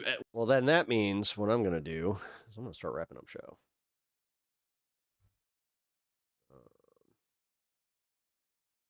Because I got an interview to go do. Because I booked myself solid today. Dude, I worked this morning. I did my fucking This Space show. Then I did this, and now I'm going to hang with Dieter. Dude, this is going to be crazy. You're literally in Aurora. Oh, God. Aurora? Way. Home of Stan Mikita's Donuts. Except it's not. I don't know. You in good Aurora or bad Aurora? Seems to be two sides. Alrighty. Decompress for just a minute. I just want proper sleep, man. Yeah, Ryan, I understand that. Not like the same case as you. I just understand how it goes to just sleep like shit. But yeah, dude, you're going through it. I'm sorry, man. Yeah, keep safe, please. Not sure if you can do like melatonin or something like that. Did you already sleep through? Yeah, or like the raid alarms? I remember you saying something like that, but all right, kind of in the middle. All right. So Dieter's already live right now. So what I'm gonna do is I'm going to drop the link to his channel. I think that he's going to bring me on in about 5 minutes or so. So just hang out for that, just for that minute. You know, you guys can kind of hang while he does my little intro or whatever is going on there. But I do appreciate you guys hanging out today. If you did enjoy the stream, please hit the like button before you leave and also subscribe to the channel. Join me tomorrow. I will be live at 2 p.m. I go live 2 hours earlier than my normal time. Oxymoron. Follow us to Dieter. You won't. You will not be disappointed. Yeah, Dieter's a good dude. We have pretty decent discussions, and he does not hold back, man. He is I appreciate how he's opinionated and does not care. Like he's a lot like me in that regard, where he will not be bogged down by anybody's opinion of his opinions. So I always appreciate that. Panic, I just want to say shout out to you for bringing that to my attention. Thank you for doing the weather update. Also, good to see you, man. I know that we don't agree on a lot, but it was good to see you. So, but yes, guys, I'm gonna spam this one more time. Head over to Dieter's, hang out with us. It's gonna be a great time. We're gonna be discussing some stuff. Matt, thank you for the jewels. Really appreciate that. Also, thank you everybody for whoever donated. I really appreciate that. Yeah, all the donations go a very long way. So if you guys, just thank you. Thank you. I'm not even going to fucking hawk. I got to go. So, all right, guys. I appreciate y'all hanging out. I will catch y'all tomorrow. Good night. Who the heck is Pep Talks? I'm not gay, but I fantasize about Marco Rubio. Pep Talks. Pep Talks. Pep Talks. Let's eradicate the Kung Flu. I'm literally coming. Pep Talks. Pep Talks. Who the heck is Pep Talk? They want our women. They want our children. Pep Talk. Sometimes no means yes. Grab them by the pep talk. Grab them by the Marco Rubio. Obama is a racist. Pep Talk. I'm literally coming. I'm literally coming. Pep Talks. We found weapons of mass destruction. My fellow Americans, it has been confirmed today from Pep Talks that we are indeed all high on politics.